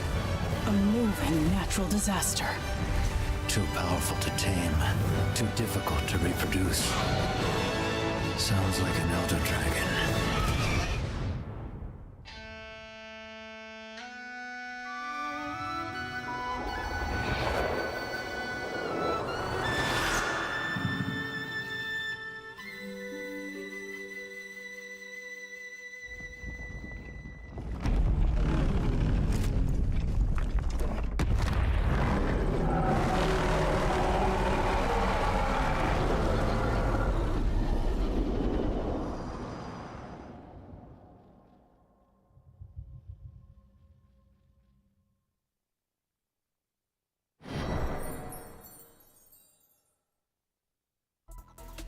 And welcome back for the Street Fighter 6 new challengers tournament. So far we have seen some amazing strategies by some of the players and also the amazing captains teaching all these beginners, intermediates, advanced, high masters. And Justin Wong here, Rob TV. What's the coolest thing you've seen so far, Rob, in your personal opinion? Bro, you know what? Oh, that's not easy. The coolest thing I've seen so far. I feel like in general, like the best thing about these tournaments, we were talking about a bit during the ad break. Yep. It's the fact that you're able to see how hype fighting games can be on any level. I just think as long as players are a similar skill level or experience level, then 9 times out of 10 it's probably going to be a pretty good match, a hype match and everything. Bro, this is a great, how would I put it? This is a great primer, I guess, for what the FGC is all about. It's people from all different backgrounds. Yep. I don't care if you've been playing for a day. I don't care what city you're from, what country you're from, your background. We all come together and enjoy fighting games. And it sounds like cheesy, but that's really what it is if you ever go to an event. Which, Justin, one of these teams are actually going to be going to an event, Puncher taking the CEO. So I got to ask, so far, who do you think the favorite is looking like? Well, I think my original pick is Nephew, and so far we've seen both Nephew's matches on stream, and he's up 60 points, so I feel like he's doing a great job. Because the other match that we did see, right, with like Shine and JB, it was also 30 points to JB and 20 points to Shine. So it really comes down to maybe Nephew and JB, because we haven't seen the second set of that JB played to see like what's that score. Right, but based on what we know, Nephew looks like he's on the lead. He has a general strategy. He's not using like high masters at 20 points. He was like, yo, I'm gonna put my boy Blood Thunder on the captain's match, and he's gonna carry, and he's been carrying, right? Hey, so, Blood Thunder, he's on MVP timing right now. I ain't gonna lie. He's trying to make an MVP run so far. Yeah, if you think about it, out of those 60 points, Blood Thunder has guaranteed 30 points for Team Nephew alone. Right? Has Feisty won. Lost the match yet? We don't know if Feisty lost, but based off the stream, Feisty beat Brawl Pro in the first set that we watched, right? So she scored for 20 points for Team Shine. And I mean, we're gonna show you the replays. Don't worry, chat. We're just making sure all the matches going through. But man, Street Fighter 6, it's a beautiful game because you get to see all different skill levels and you get to see all different type of strategies. And I mean, me and Rob, we learned something from Jurassic Rabbit versus VDX. Bro, that setup. Yeah, I'm like, what the? For y'all who don't know, like if you knew or whatever, of course, Justin Wong, a legend. I'm a former pro player myself, and I host and everything now. But now I'm getting back into competing as well, and I play that character, and I did never see neither. You played Kimmy at some point, right? Or is that just 5? You played some Kimmy. Cammy is my main, I guess, but until I get like tired, and I just go back to Cammy. I like going back to Cammy in general. Yeah, so seeing some new stuff was crazy, and now we actually have the team order. So it's gonna be Coney versus Doki Bird. That's a banger off the dribble. Huntress versus Car Q. Gonna see the Honda and Chun-Li.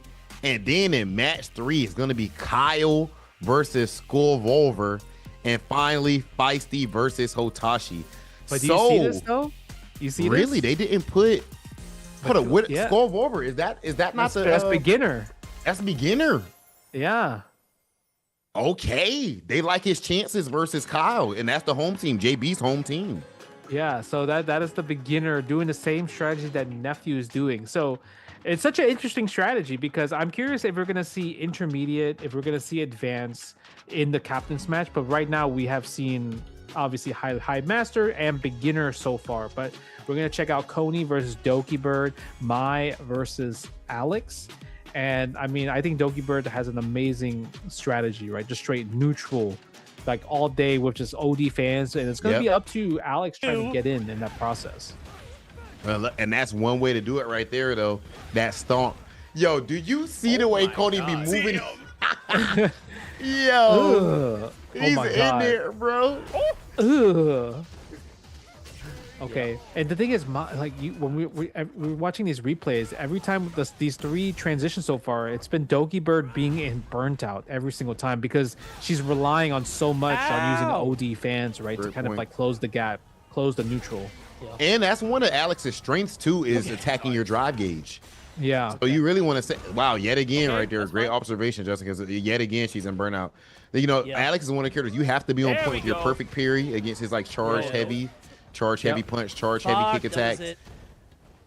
But big DI. I was gonna say Doki Bird can take advantage of the fact that Alex doesn't have Awakened VP. Holy shit. There we go. I like the fact that Coney is using that jumping medium kick. That jumping medium kick covers so much range. I feel like a lot of times people always like to jump in with what's the better heavy button when it comes down to it. But Coney's doing a great job at this is the range. I can use this as a punish. I might not get a full combo, but he puts 10 on the board for Team JB right there. Yo, I like Coney's game, man, and his mentality. Like, you can just see you can see where his energy is at with it. But of course, that will go for Doki Bird as well. As we get our next match ready, gonna be Q versus Huntress. We've seen Car cooking up last year as well. Yeah, and Huntress, I feel like is kind of like a staple, right? She's always been in these new challengers, these slams. Like she's always been playing because she's a fighting game player, right? She plays a lot of games, but in general, like I see her a lot when it comes to just playing Street Fighter 6, especially with Chun-Li in particular. So Huntress got experience in the game or in other fighters too. Yeah, for sure. Look at this. She got the combo. She got the setup. She knows what she needs to do. Tries to go for the parries. And obviously, Q, I mean, he's using a lot of Hondas in terms of just like knowledge checks. Like, can you stop my bullying? If you can stop my bullying, then you might smoke me at that point, right? I think that's what it seems like. But you know, one of the nice things about that type of strat is, you know, your mental stack isn't really overloaded. You know exactly what you're going for. I always said, even a strategy, even if you don't necessarily have the right strategy, it's better to have some strat than just playing instead of just playing aimlessly. Look at this. Yeah, and Huntress just playing it safe, playing it neutral, using the standing light punch as kind of like the counter poke tool, because every time the standing light punch hits, especially counter hit, it's a guaranteed low forward. So she's capitalizing all that for damage. And look at that, another 10 points for Team JB. If JB wins this like 40 points, like 50 points right here, they would be first place at the moment, right? Because right now, Nephews has guaranteed 60 points based off of what we saw, but JB also had 30 points from the prior set. So this would be our first 40. Yeah, so he have 70. Yeah, he would have 70. There's also round 4. So he could win 50 points off of if you just 4-0, right? So I'm curious to see. The only two teams make the playoffs, but even being on winner side, being in first place gets you that home field advantage, which is huge. Yeah. All right. Skull Volver versus Kyle. So we're gonna see if JB's faith was placed in the right place, going with the Skull Volver choice, going with the beginner match for the 20 points. Last time we seen someone do this was just the last set. We had Team Nephew do it, and it worked out.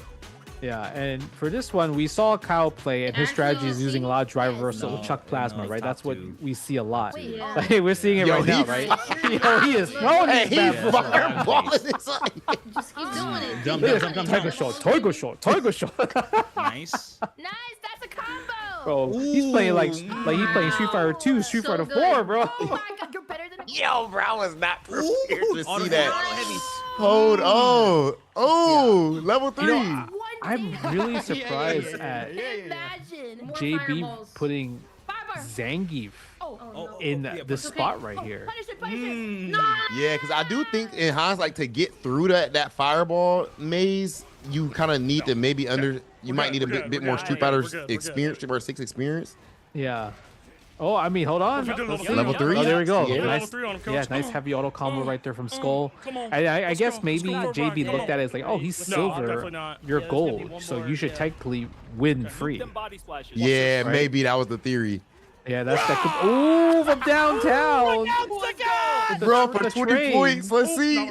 For 20 points. I mean, look at this. Now you see kind of Skull Volver. He's the one in the lead right now. He's the one winning, right? Even though it's tied 1-1 life lead wise.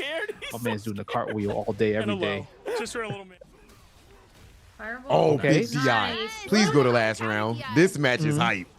No, this is going to be 3 out of 5. Exactly. As Oh, well as it's 3 out of 5. You're right. Okay. Yeah. That forward light kick. This is really close, actually. Hold on. Let's go. One round apiece. Who's? Oh, Zangief. Oh, we just transitioned into level 3. That's crazy. Bro, the heavy kick whiffed. Wait a minute. That's crazy. I can't believe the heavy kick whiffed. It's like because Zangief's head, like he just went lower, it just whiffed. This is insane. Oh my god. Yeah. No DP. Back you off. could have punished them there. Oh, he's jumping. Punish. Oh, he's jumping. Oh, the chip damage. Oh Okay, my god. Nice. DI, bro. That DI was so close. This is intense. Body splashing, sir. Oh, Into level 3, sir. here's level 3. That's okay. He's alive. Yeah, it's because it's modern reaction, like using modern input. It does less damage than classic, right? So level 3 is good He's point. gonna jump soon. There we go. Nice. Oh, are we tying up for reals? We might Zone tie out it the up. fireball. Level 2. Oh, just go for the heavy DP. Oh, a comeback. Oh my god. No level 2. He didn't spend level 2 remember right who there. I He gets was, the jump. Coach. The I DI remember. and breaks. He can't DI again to the splash. Go Volver. Bro. Let's go. Oh Bro. my god. Mr. Bozeman. Look at this chat. Look at this chat, bro. Yeah, his chat is going hand. All I see is hold. It's not over. Hold. And look at that was 4 God. Oh, that's what they're putting there. Hold. Yeah, 40 points. So that means Team JB would technically, based off our calculations, currently at first place right now. Yo, that was phenomenal. Wow. Yeah. Team Shine and rough. They're in a bit of a rough spot. Yeah. I'll I mean, we play still really get good. round 4, right? I think we still get round 4 for this. Yeah. Yeah. So we can see Hotashi versus Feisty. I mean, like you mentioned, any points counts, but like it's tough at this point, right? Because Shine would definitely needs to win this game, and then probably the next set has to win like all straight in order to have a chance to get into the grand finals. Yeah. So they need Feisty right here, which I do think. And then Feisty, maybe you put Feisty in the 20. Like I said, it depends on who you go against. Yeah, I think if you're Shine, you probably always put Feisty on the captains. But also, Yeah, because I don't really see Feisty losing. She's very clutch. So like everyone Ooh, was like, look at that. very Blocks the even. DP. Speaking of clutch blocking that DP right there. No, Insane. it was still 14. It was still 14. Level Okay. I felt like E, last challenges, people were more even. Nice. Still alive though. Oh, he missed. Oh, can we kill here? Yeah, I think we could. We got level 2. Better. OD. Yep. There it is. Optimal. Feist. Vibes. Yeah. And of course, this one is 2 out of 3. Team Shine needs this 10 points, as you brought up. Yeah, Losing you know is what's not an crazy? option. I seen Hotashi tweet like today that he finally got back to 1500, and he was at 1300 before today. Oh, he gained 200 MR? Yeah, I like Bro, something. that's clicked. actually crazy though. Yeah, something like clicked, right? So he was able to go back from 1300 to 1500. So he's putting some time in there. Bro, that's some of your favorite days in fighting games is when you have those breakthroughs. Okay. Oh Ooh. my. There we go. Oh yeah, putting That one on the game board. is it 1-0? Yeah, that's game 1, right? I think so. Yeah, Hotashi up 1-0 on Feisty, really. Okay, Hotashi. Oh, that Four. punish was Nice. crazy. Oh my God. Okay, doing good here. That's an evil online champ. He knows how to win. It's 1-1. Yeah, 1-1. Yeah, Vicey trying to go for that. Nice. Good check on the forward heavy kick right there. It's going to spend level 3. I don't think this is going to kill, though. No, burned herself out, too. Nice. Yeah, but, I mean, she's in a good place, right? Like, even though his last hit, the thing... Oh, it hit. He could have killed. I think he would have killed if he went for it. Oh, he got the trap. Yeah, that's the trap. Drive impact. You can't stop it. That's game. Ugh. Woo! Yo, Hotashi. Hotashi. That's 50 points on JB's team. 50 points. We seen the first 50-point match. Team JB over Team Shine. Whoa. I mean, I'm stunned on the Hotashi played really good. The heavy kick anti-air, of course, we didn't see the whole match. That heavy kick anti-air was crazy, though. Look at that. And look at that. Team JB at first place, right? And obviously Team Nephew, 60 points, just trailing right behind Team Dual Kevin at 40 points. Team Shine last place at 20 points.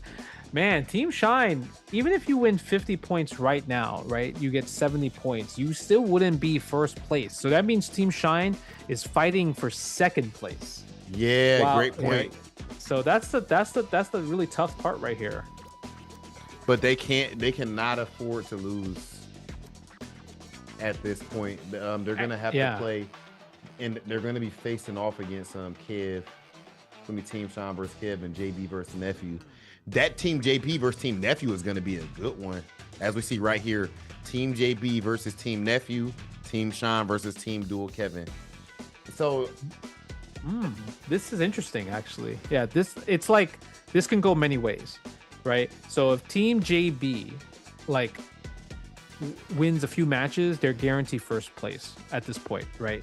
So Nephew has to win more matches than Team JB in order to steal that first place slot.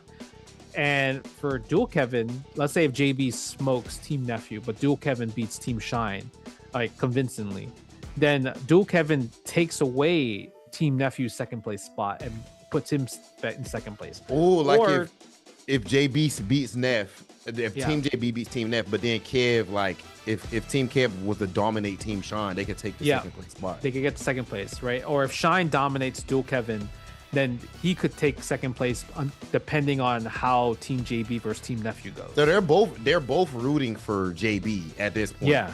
They want JB to dominate.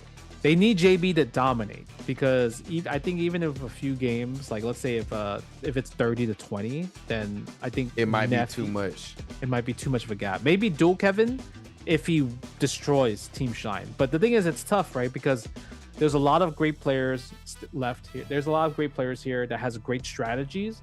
So it's going to come down to what's going to happen. But Team JB, he's representing home.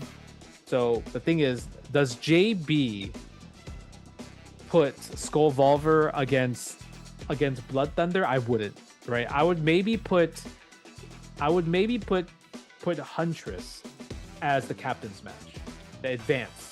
Is that and that would be Huntress versus Bricky? Ooh, no, Hotashi versus Brawl Pro. Okay. You know what?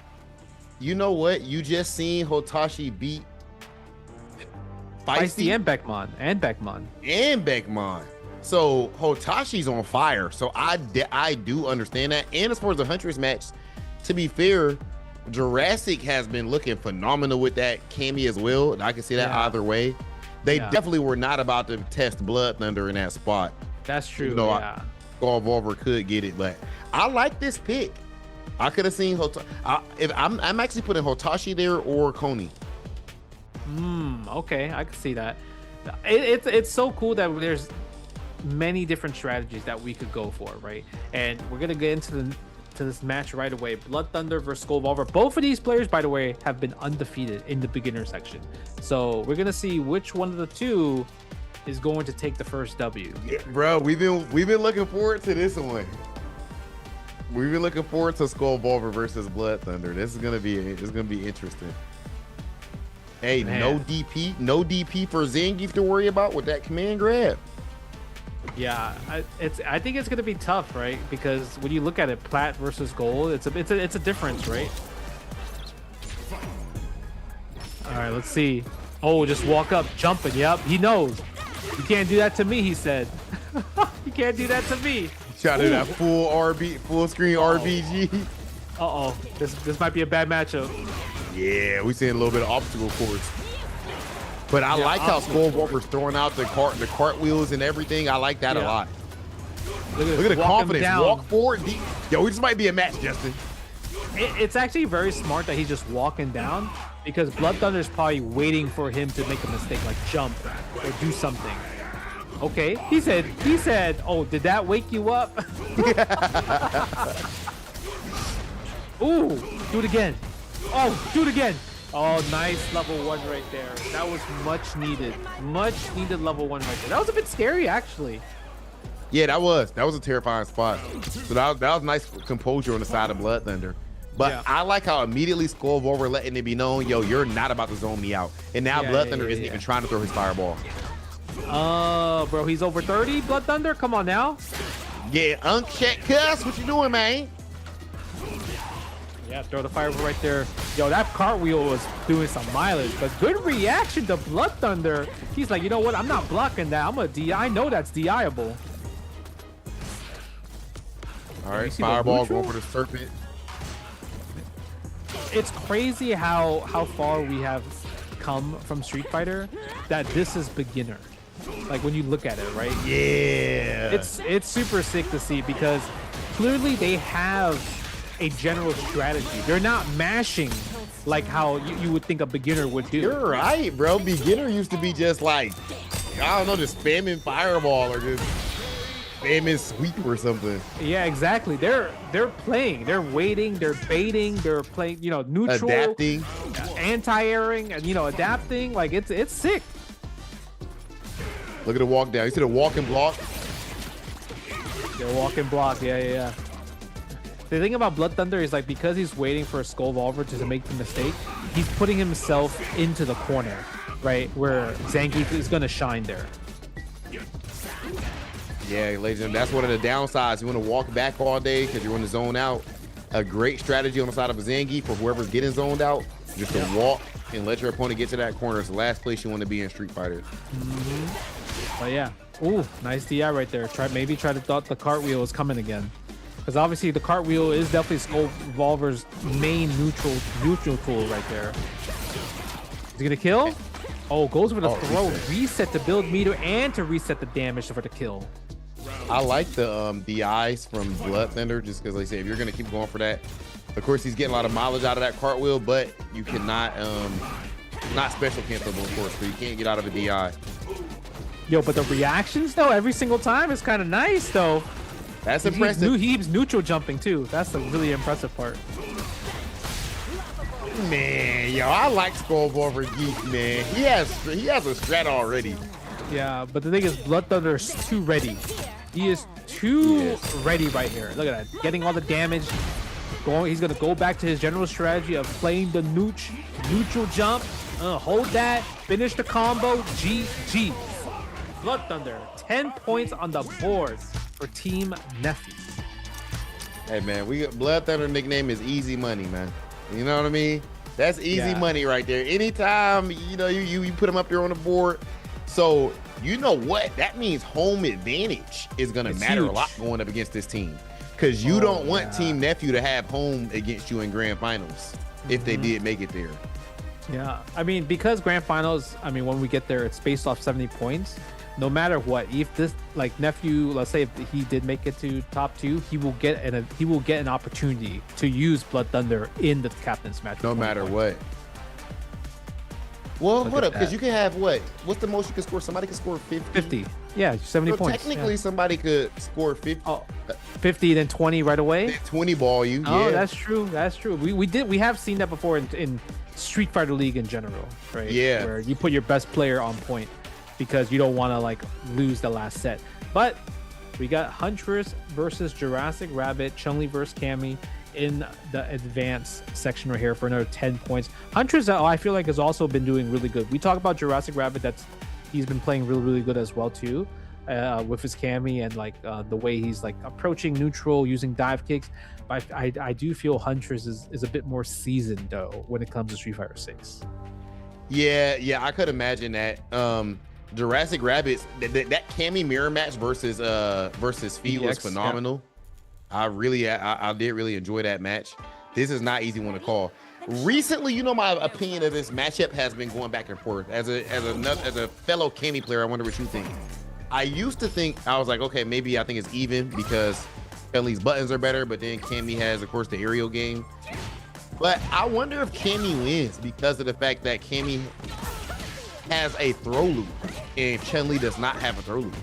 I don't think it matters that much. I do think Chun-Li's jab is better than Cammy's jab. Yeah, I agree. So because Chun-Li's stand jab is better, like she can get more counter hit scenarios compared to Chun-Li. And also like her back walk speed is so good. So if you do a bad dive kick, that's a guaranteed punish for Chun-Li every single time. And it's not like you said Chun-Li got the better jab, right? Yeah, it's better stand jab. Because like, you know, because if you get stand jab and if you're out of range, you can't get your crouch medium punch. But I can always get my crouching medium kick. You know, look at the stand strong whip punish with the conversion, bruh. Yeah, Jurassic Cammy is pretty nice. Nice. Oh, wrong combo though. Yeah, bro, try to go for a throw right there. What's going on in the world of advanced? Bro, the advanced matches are godlike. No, they're good. Yeah. The thing is, I feel like Jurassic Rabbit could probably maybe have taken some tips against with FDX's Cammy because FDX Cammy was able to beat Huntress earlier. Oh yeah, so you got match you could draw from. Good point. Yeah, so we might see a hooligan for the closeout possibly, right? So we'll see. Nice shimmy right there from Huntress. Okay, putting one on the board. Look at that back walk speed right there that you brought up too, making that shimmy that much easier. Yeah, she's. I think Chun-Li has a very underrated shimmy.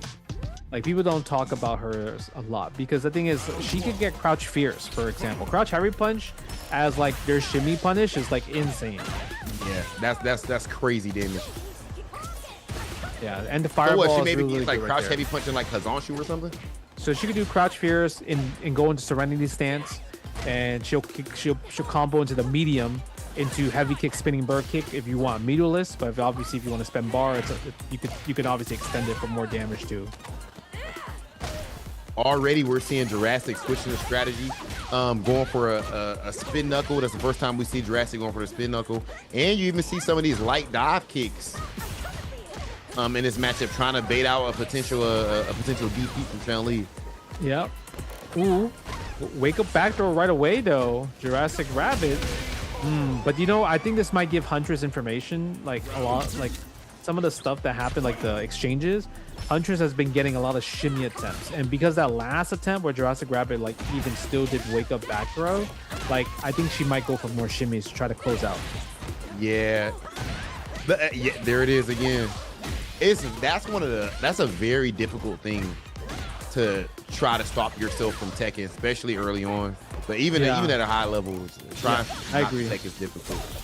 Wake up level 2. Do we spend level 3 though? No, not yet. Yeah, I like that decision. Oh, the classic. Take the airborne hit. Nice. Do we chip out? Go for the chip out. You could. You could. Spin knuckle level 3.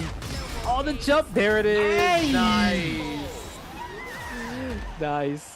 Good recognition from Jurassic Rabbit. Oh, you know what's so smart about that? It's like he just did stand heavy punch into level 3. I feel like a lot of other people would probably do stand heavy punch, drive rush, standing heavy punch, right? And because of that, she would have got her drive gauge back. Oh, great point. Yeah, because it's not like it would have been frozen. Yeah, no, maybe it would have been frozen. Because you know why? Because every time you block a normal, you get a bit of drive gauge back. Oh, you're right though. Yeah, that's a good point. That's a good point. So yeah, so she was super close in getting it back. So he went with just a single button in the super that was like perfect, super perfect. That's a bar right there. Okay. Single button and super perfect. Ooh, okay. All right, last game. This huge right now too, bro. You know they're trying to fight for that grand finals winner side. I mean, to be fair, team nephew, they're trying to fight to make sure they're even in grand finals. Yeah. I mean, I think maybe if they win 2 more games, they should be okay. Who knows? Unless Dual Kevin just 50 bomb. If there's a 50 bomb, that changes everything. Nice. Yeah, I can stay the plus frames right there. But no confirm from that punish counter crouch medium punch though. Oh, setups. Yo. There's the hooligan, the shenanigans. His name is Rabbit, bro. He's in that. He's hopping right now a whole lot. Man, he's hopping. That man. He watched Bravery. He watched Bravery. He's staying brave with it, huh? Oh, bro. I thought that was a punish right there. Nice. Yo, the way he's using these hooligans, I like that. Oh my god, I think he's dead. Level 2, level 1. Ooh. Meter efficiency. Eventually, too much hooligans will get you killed. Yeah, slow it down just a little bit. Good reaction though with the spin knuckle. That was sick. Bro, I noticed that too. That definitely was on reaction. The timing, you can tell. Okay, go for the low fears. Jumps out. Okay. Ooh, misses the combo. Yeah, I think she tried to go Serenity Stance launch. That's why you saw forward heavy kick come out. I would level 3 right here to get drive gauge back. Yep. You also want to set the pace right here in this situation. Give your time to breathe, think about it, because you know you're like literally 10 points away from closing it out right here. One more throw. CA. Huntress putting 10 on the board for JB, making sure their first place stays solid. Huntress. That was godlike. Yo, Huntress Chun-Li is nasty, dog. No, she got a good Chun-Li. Her Chun-Li is really, really good right here.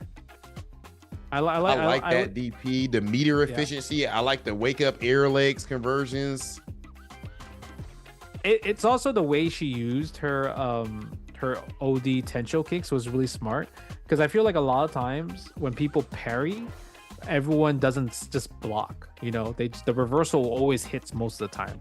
So she did a great job right there. Now it's tied 10-10. These are both undefeated teams as well, right? They haven't lost at all in this the group stage. So captain's match, right? We have Hotashi versus Brawl Pro, and you know we talked about how Hotashi was on fire against Beckma and Feisty, and also I mean this is in Street Fighter history. This is not lore accurate, but this is like game accurate. Sagat has always beaten Zangief. Yeah, just in the game in general, like actual Street Fighter. Yeah, actual Street Fighter. Been a bad matchup. Yeah, but the thing is, we talked about how like Zangief, I mean, he doesn't take a lot of chip damage. He doesn't take, chip damage is not really existent in this game until you're burnt out. So because of that, like Tiger Shots, I don't think it will be as effective as normally in older Street Fighter titles, right? Especially in this match in particular. And Sagat's not really a zoner in this game. That's not really his primary.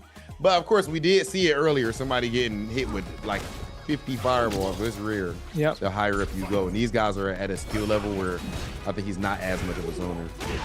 Ooh, low fierce Tiger E. Nice, I like that. Bait on the perfect parry. I mean, Brawl Pro, like I mentioned, like if you're gonna be playing Zangief, you're gonna probably have to go for more reads for perfect parries. And I think Hotashi has caught on Brawl Pro's tendencies to go for perfect parries. I like the fact that he got his perfect parry baited twice, and he still perfect parried him right there anyway. You can't let your opponent condition you easily. Exactly. That's a good call, Rob. Yeah, he did a great job on that one. Oh, look at that. Because of that one perfect parry, he's in contestants of winning. Oh my, bro, he could have confirmed the hail stab. Oh my God, bro, bro. Hey, bro, perfect parry in a dream. Yo, third time's a charm. Yo, Hotashi thought there was a 0% chance that he was going perfect parry right there. Oh my god, that was crazy. Literally, it was Hotashi's game to win the whole entire time. And then Brawl Pro made a crazy comeback because of one perfect parry back. Ooh, He reacted with left. Oh, I thought that worked. I thought that worked too. He thought it was a fireball maybe, or maybe he thought it worked. I just still thought that would work. Yeah. Buff Geef level 2. Yeah. Ooh, perfect parry again. Ooh, The fireballs perfect as well parries. too. Nice neutral jump. Oh, no, we're gonna take you to the corner. E. Yeah, stand me and punch. Oh, nice challenge with the crouching light kick, the 4-framer. Ooh, okay, ODDP on Hotashi part. Yo, this is a set. Oh This yeah. is a set. Oh yeah. Okay, Brawl Pro. It's war time, baby. First to 3. I like this. This Oh, I'm so is glad a we catching this live. set. Oh, nice bait. Doesn't get the punish counter for the DP there. Did a little bit too late. Unfortunate. Yeah, he could have blocked.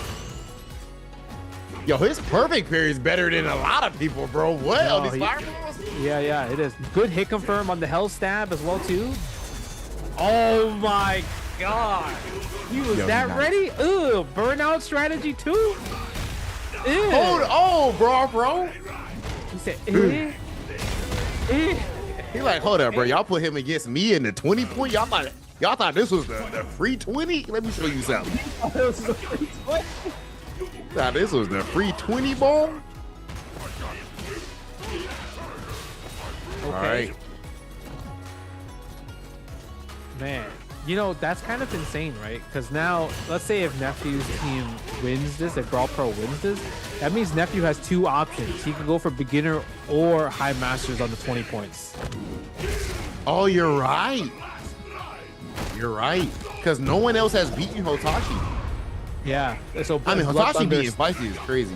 Right? Yeah, So and Spicy- Blood Thunder is still undefeated. Yeah. Yo, Brawl Pro is cooking. He is aggressive right now. Oh my god, these DIs are landed. Nah, you got it, brother. You a bad man. All right. Yeah. 2-0. How does Hotashi come back from this? You know something about Geef players, bro? Geef players are meant to be clutch. And that's Yeah. what we're seeing right here. They're meant If to you're be at clutch. Geef, you're supposed to be godlike at having 1 pixel of health left versus 100%. And somehow you just make the perfect 3 reads and win. And You that's know- what we saw from Brawl Pro to start the game off. I think that's a grappler mindset in particular. You just think about all these different scenarios that probably will never happen, but you're like, hey, but this would work though. Yeah, yep. Highlight machines, bro. Highlight and machines. I feel like the momentum shifted. I think that round 1 comeback was so significant. It snatched away the momentum from Hotashi and got Brawl Pro's confidence at an all-time high. Wow, you can't afford to lose 1 more game against Genki. Scary spot. However, we did see Killju do this at Capcom Cup. Going up against Itabashi Zangief. He was down 1-4. Brought it all the way back to win. Yo, look at the setup though. Yo, these drive impacts have been landing though. That's the insane part. It's not even just like unchecked drive impact. These are like counter hit drive impacts where you get the full combo. Oh. Like you can't even do it. Yeah. Okay. Yo, this is hold on. It's just so crazy because the first round didn't look anything like this. This is adaptation at its finest. Look at the drive rush, stand light kick, drive rush cancel, brother. Yeah, it's insane. He's applying pressure. Look at that. Look Neutral at jump in, confidence. waiting for the opportunity. Get that +3 on the forward heavy punch. Look at that. You can't even take this DI. You better hold this. He's gonna do it. It's gonna happen. You hear the slowness? Nobody's talking. Everybody's checking. Trying to bait out with the drive rush. Perfect pairing to fireball. What's gonna happen? Ooh, trade. Ooh. Oh my gosh. Oh my gosh. He go. He go. Put him in a 20-point spot. Get that man to 20, Dark. You saw the flex? Brawl He didn't Pro. even have to finish it with that. Like, He didn't have to. Yeah. yo. Oh my god. The Yo, crazy Team part Nephew is kind of nasty, bro. They're What? definitely nasty. It's crazy that he got the level 2 on the high Tiger shot, because at that point when you have a pixel left against the god, you're like, okay, most players will just go for the cheesy drive impact, right? Yeah. Just anything. But he said, nah, I'm level 2ing this level 2 this fireball. Level 2. Yeah. So You know what, bro? 30, Didn't even stick to one strat. Like he did, but I mean, like we saw a lot of different skills. What I mean, like at the end there, he's like walking back and forth. He's controlling the corner, neutral jumping. He was so calm. He was very, very calm, and just like that, I mean, Team Nephew is in the lead, 30-10. Now, it's gonna be up to Coney to try to at least, maybe make it to 20 points for Team JB. Coney versus Bricky. Alex versus Chun-Li. Bricky. Oh, yeah. Okay. That's not an easy call. This is not an easy call. It's tough, right? Because I think like we talk about, Coney has a fighting game background, right? So because of that, like he probably knows how to kind of like beat people. While Bricky, like this is probably maybe his first fighting game taken seriously, right? So because of that, like he has a general strategy, but I would say it's not as flexible probably compared to Coney's playstyle. Yeah, just years of competing in any fighting game is gonna make you better with adapting and things like that. That's true. But hey, Justin, practice one kick 1,000 times, right? Yeah, practice that one strat. Oh, the DI though. Oh, whoa, we got trial mode combos? That's definitely a trial mode combo. Oh, that OD power bomb. Look at the damage on that bad boy every single time. I feel like Coney has always landed the Prowler stance. Yeah, I think Alex is also one of those characters that if you don't know how to fight him, you just get ran over by him. For sure, dude. He's the term that some of us use in the hardcore things like scrub buster. Okay. Like I do think he's a strong, nice DI. I do think Alex is pretty strong. Problem X and Squall think very highly of Alex. Okay. I think he's actually more near like the middle personally, but they both think that he's like a top tier character. His offense is some of the best in the game for certain, but you have to know to do against that Prowler stance. Oh, like here, just go level 3 right there. CA. Down for the count, Chun-Li. His CA animation is too cool, bro. Go to sleep. Go to sleep. Hit him with the retirement, like Gunther. Oh, is that the Gunther? The sleeper hold.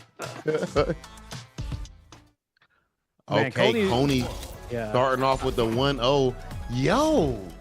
Hold up. So Coney I like how Coney just went in there. If this is the finals, JB might put Coney in the captain's match. Straight up. Yeah. Because Coney has been on point. He's been wrecking Shaw. Okay. Yeah, go for the strings right there. Nice. Setup. Go for the setup. You had to wake up with it. Sometimes you don't want to keep guessing. Then level 2? Oh, he didn't cancel the level 2. That was huge. That level 2 probably would have killed right there. Oh! Trade Alex. I actually like that level 1 there too. But dang. Yeah, that was a good reversal, right? It was a pretty solid, really solid anti-air as well too.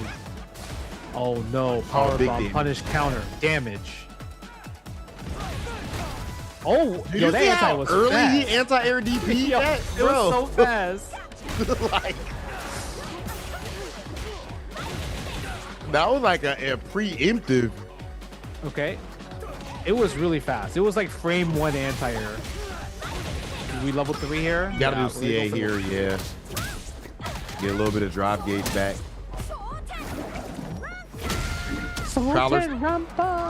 Prowler stance on the way. Yeah, he could go for chip damage if he really wanted to. Ooh! Nice. Neutral jump, heavy kick. Bricky trying to survive. Oh, with punish on intermediate? The fussies? Yo, nah. Yo, Street Fighter 6 moving different, bro. That whiff punish was crazy. Why are people leveling up this fast? Like, what's going on, bro? That's like real fundamentals. Like, what? Man. The Nooch Big Coney, all right. And we'll go ahead.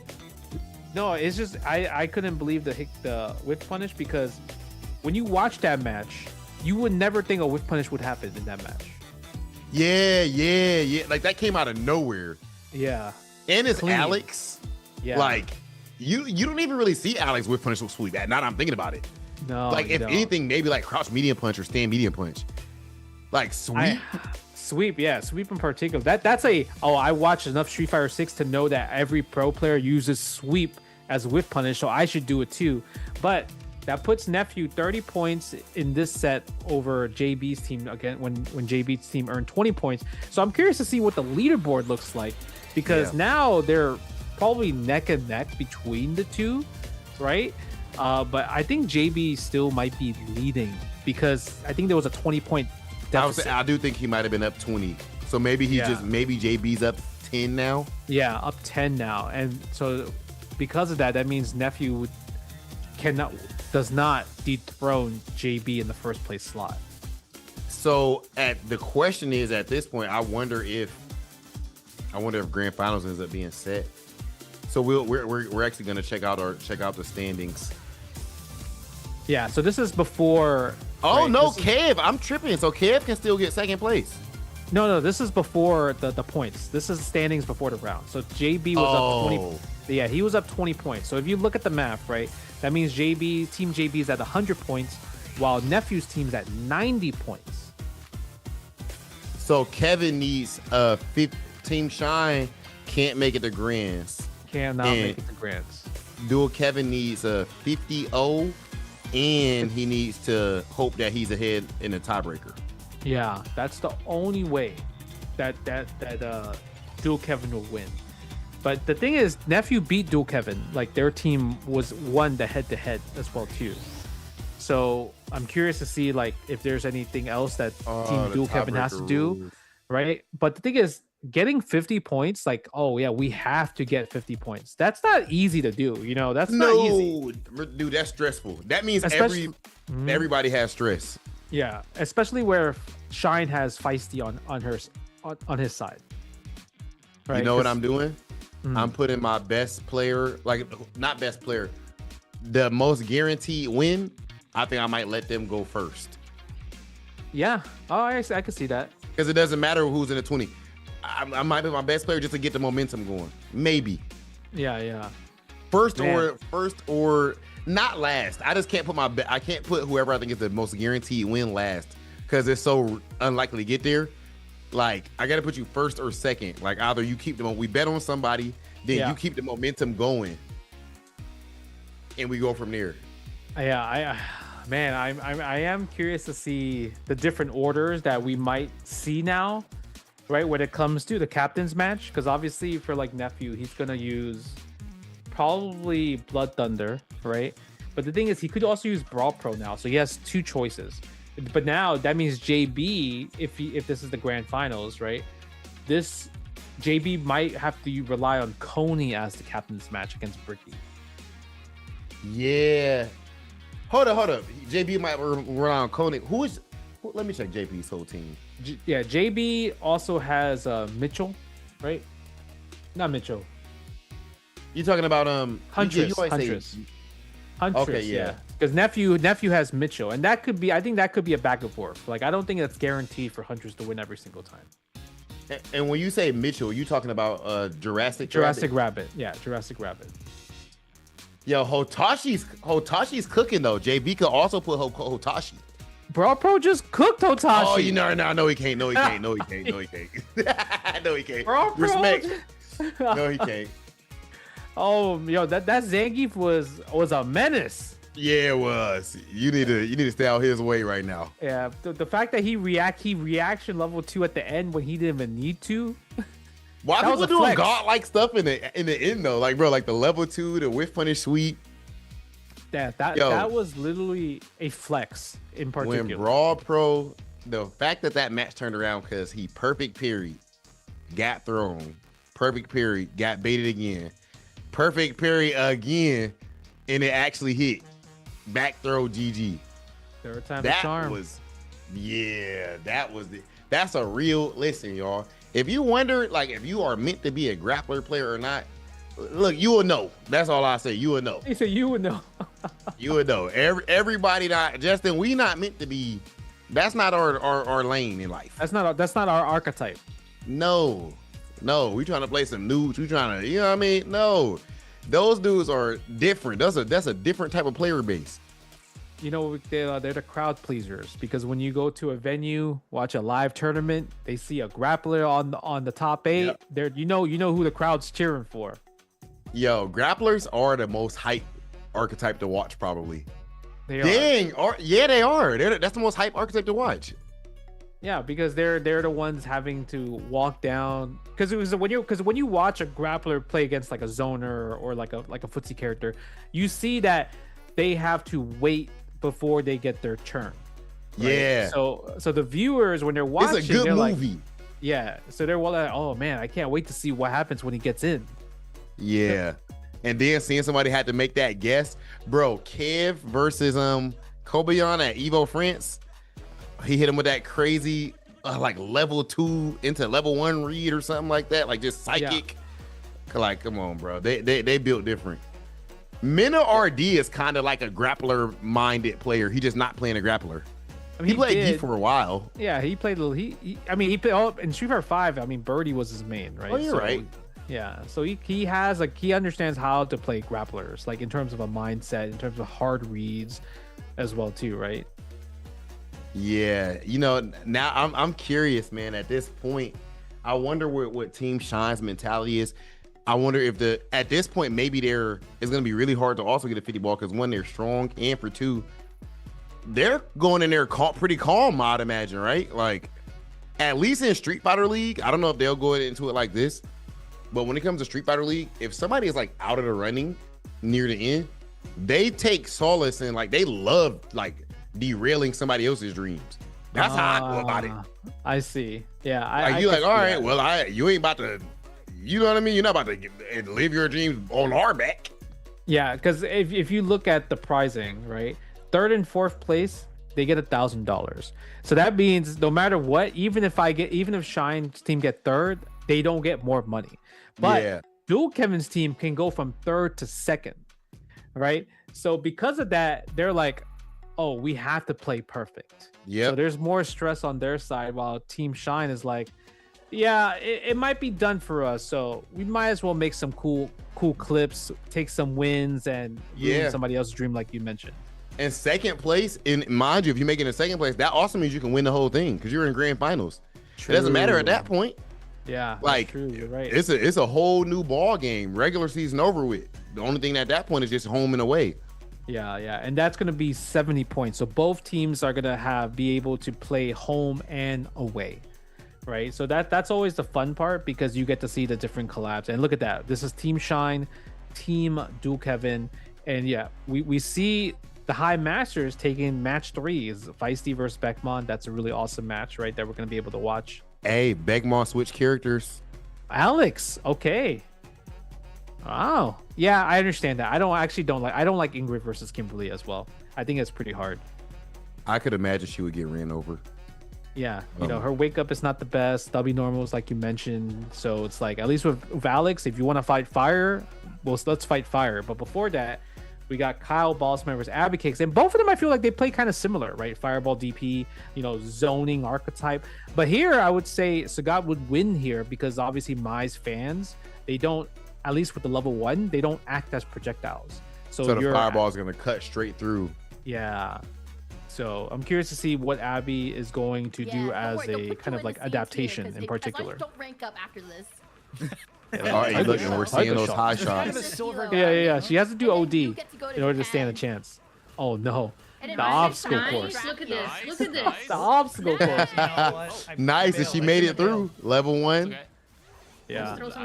Drive impact. Ooh, Sagat. Okay, I like the fact that she tried to go for like drive impact against the fireballs, right? Because it's like, oh, maybe I can't get through just like from just regular ways.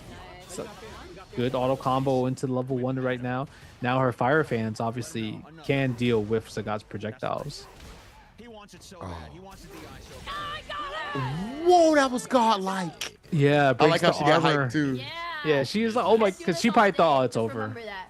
Yeah, hold the parry button. There it is. I got Yep. 60 seconds. But the thing is, you can't hold it. She does. He's gonna run out of Nice. gauge. Yep, and time. Nice. Yeah, the level 3 right here for sure. Got to crouch under those high tiger shots and take some space. Okay, spending the ODDP right there. Yeah. No, I thought the DP was coming. There it is. Mash it out. Why not? Yeah, Spend you that saw it start reversal. up. Oh, this That's is a good interesting. spot for Abby. Yeah. Ooh. Oh, she tried to go through. Nice level 1 though. That was really good against the DI. Yeah, because she definitely noticed that like he likes the DI a lot, right? So you can use your supers or DI back to counter people that are aggressive with their drive impacts. Yo, Abby. Okay. That was sick. Dude, this will be the most clutch thing in the tournament so far. Free. It's crazy because Dual Kevin needs the 50 bomb, right? So Abby needs to win this for Dual Kevin. Yeah, she got the pressure of her team on her back. Oh my gosh, she cooked. Look at the jump.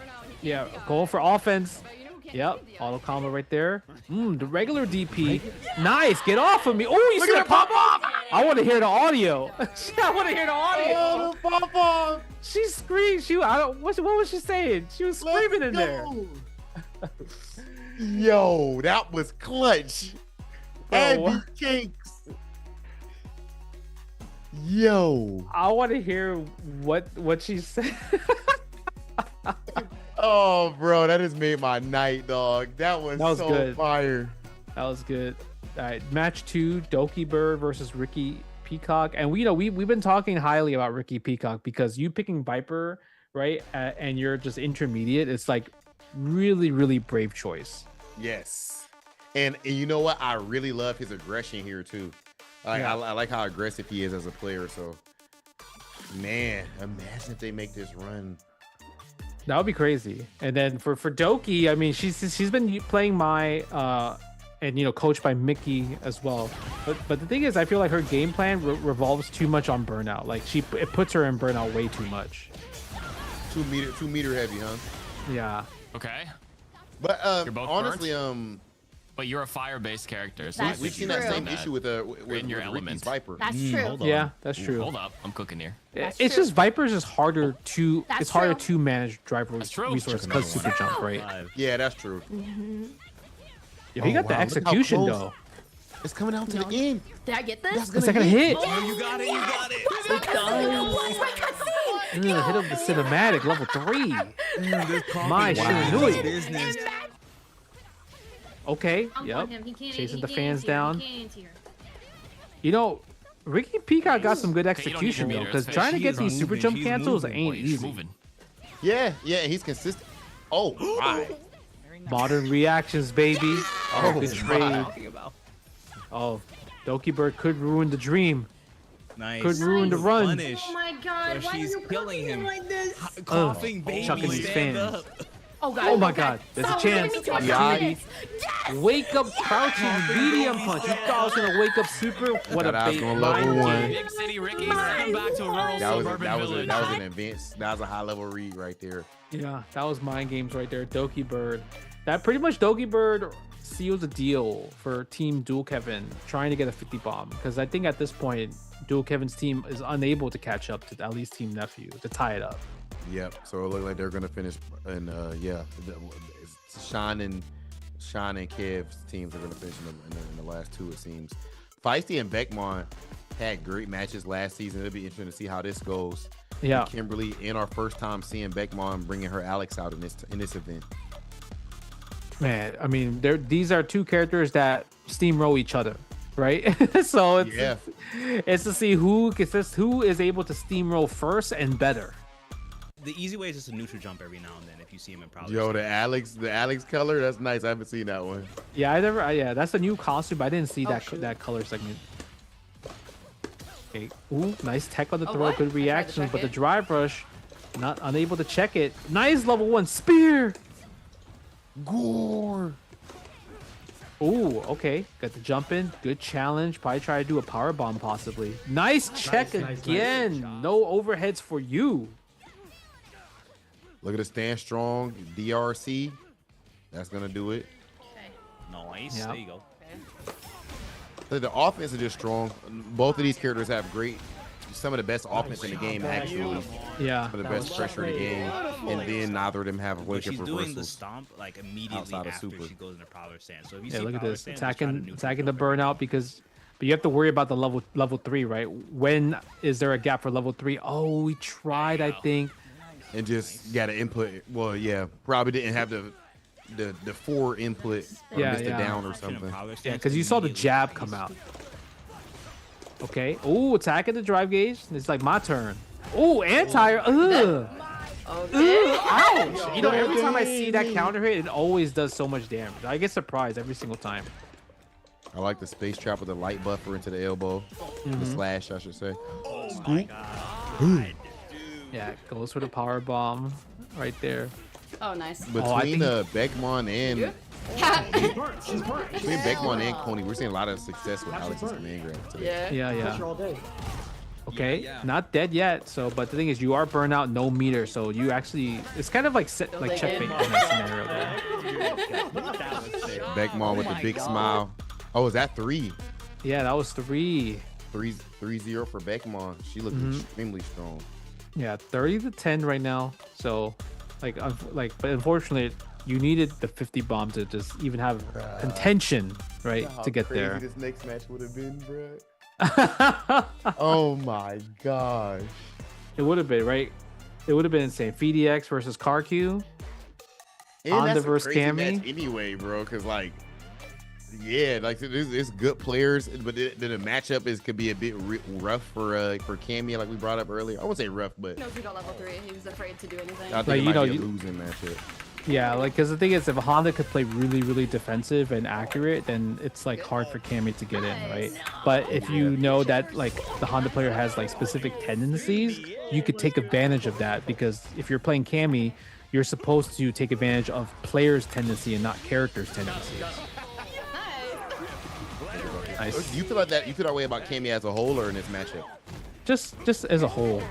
Right, it's not like she has drive rush overhead, that type of stuff, right? I gotta pick your brain on that later on. Okay. Did we spend level 1? Yeah, level 1. Oh, level 1 is not enough. Oh, good block though. Good patience. Street Fighter 4 DP. Yeah, it's not close. Yeah, you know what the one thing is, we haven't seen any of the players yet using drive reversal during an opponent's burnout, right? To kind of have that safe version of drive reversal. Only -1. Okay. Yep. Look at that 2-0 FDX clean with the Cammy. So you see Dual Kevin's team almost got the 50 bomb. Almost got the 50 bomb.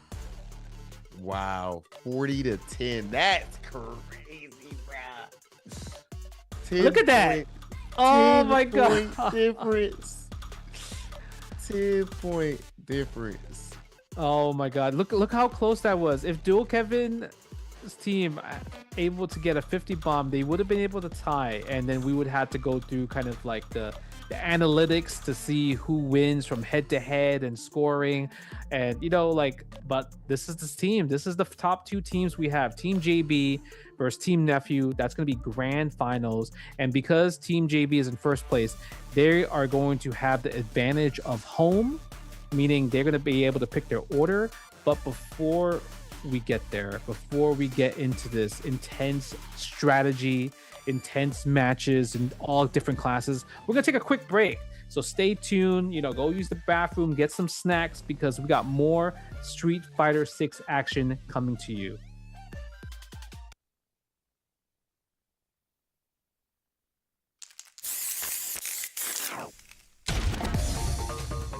I hit the streets to prove that I'm a fighter.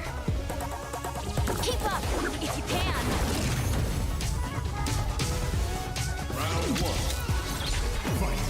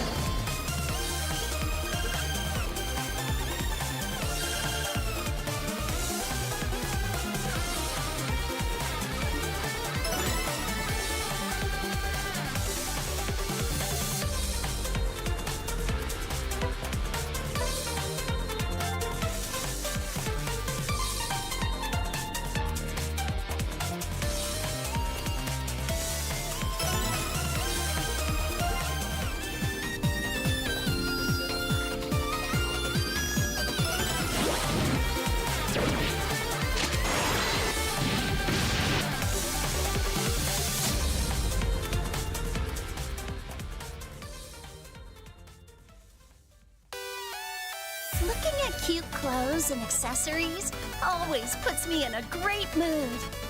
Hello! Did you come to see me again?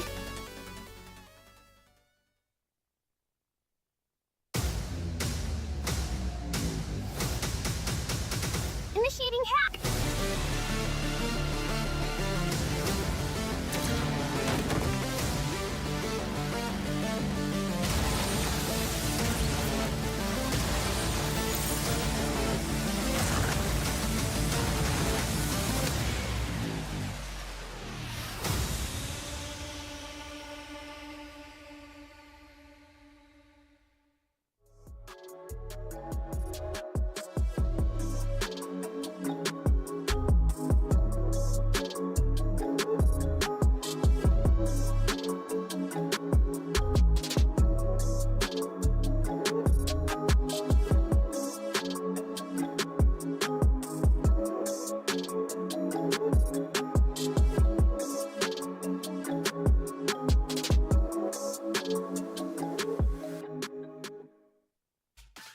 Welcome back to the Street Fighter 6 New Challengers Tournament. So far, of course, everything has been absolutely fire, but this is what we all came for.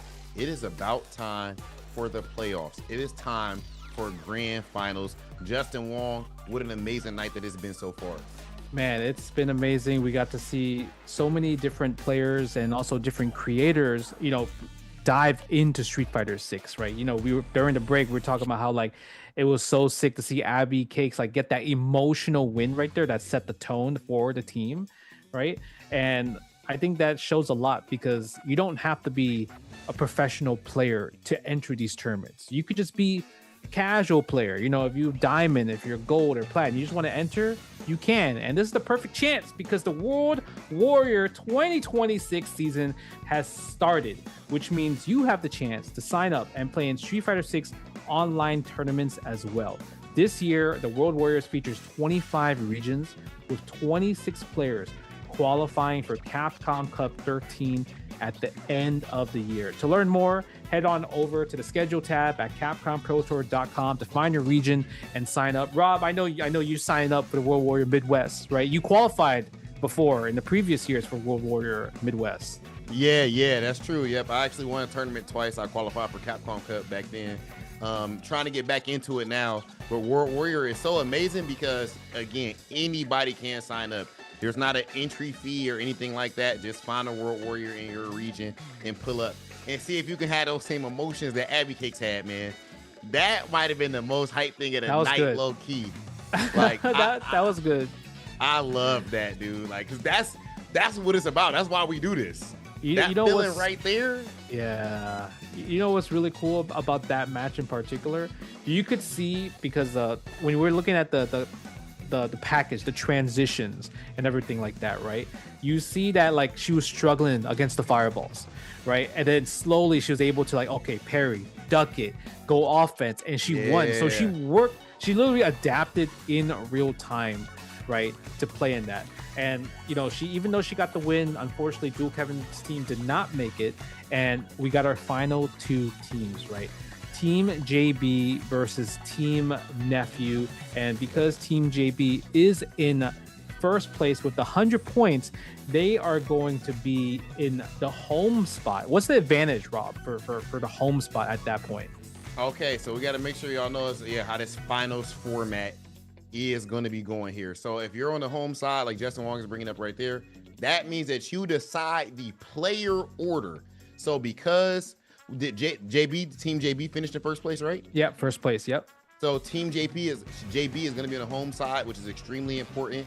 That means that, as you can see right there, 100 points versus Nephew having 90.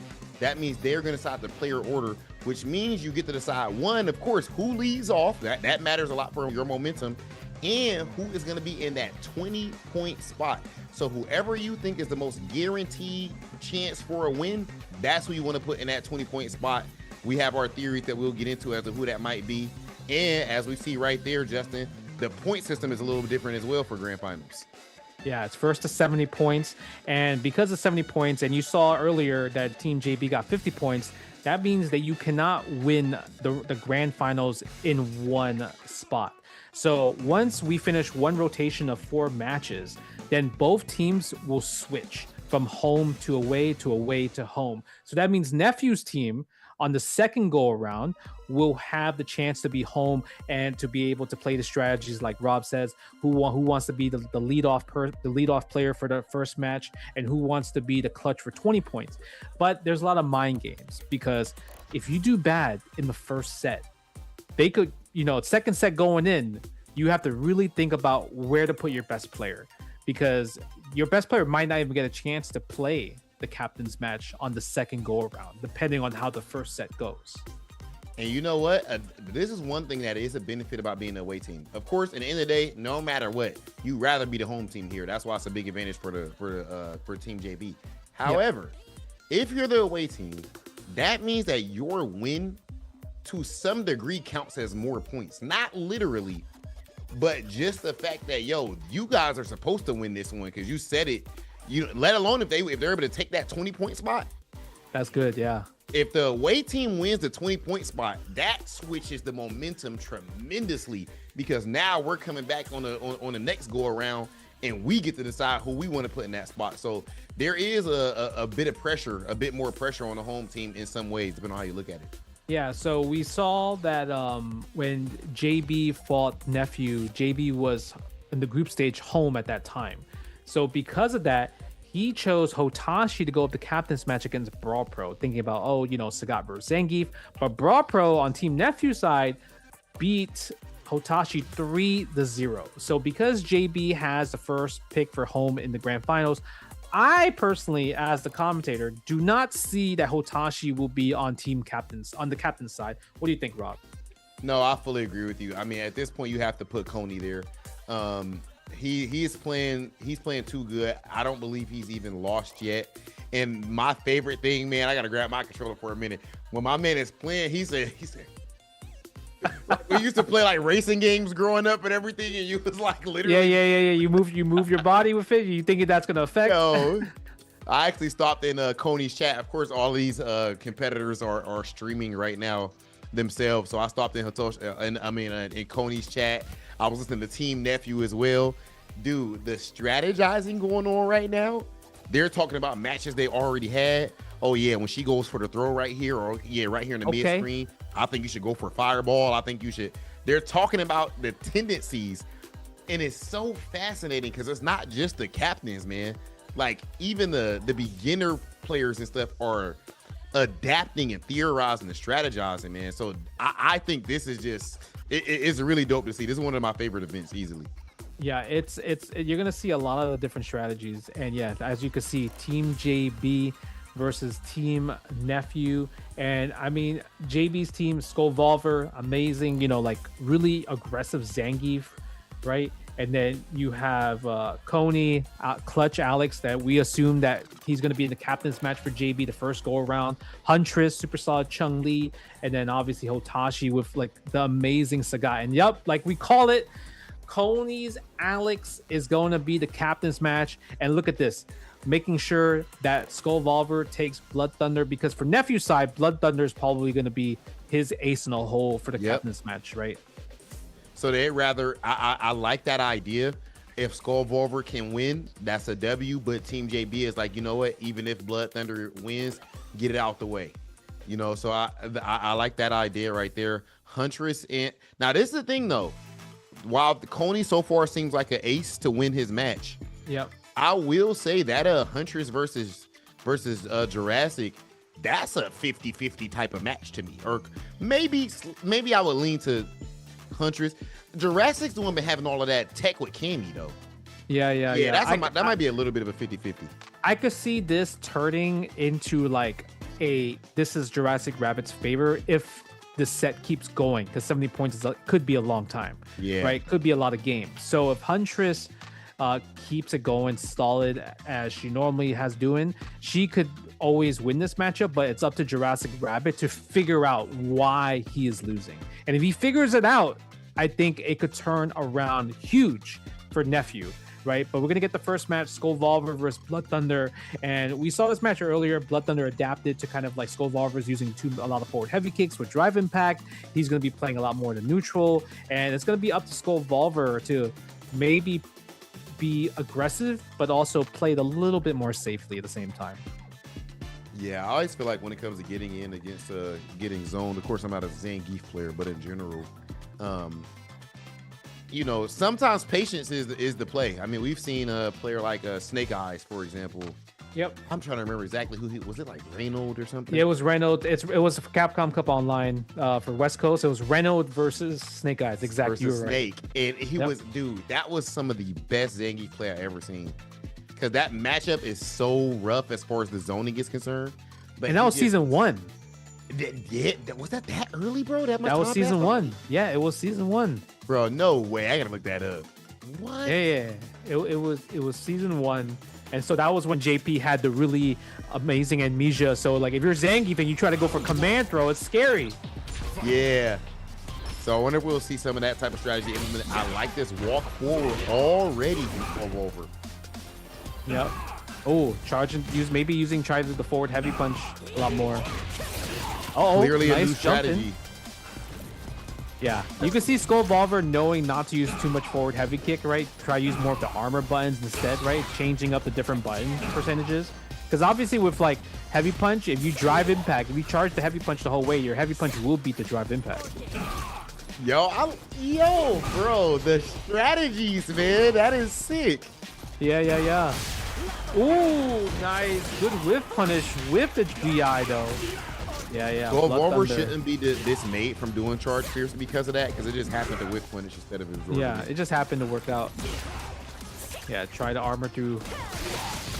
I like that. One thing I'll say, I feel like even if you implement something new, I still think you can sometimes mix in your cartwheel.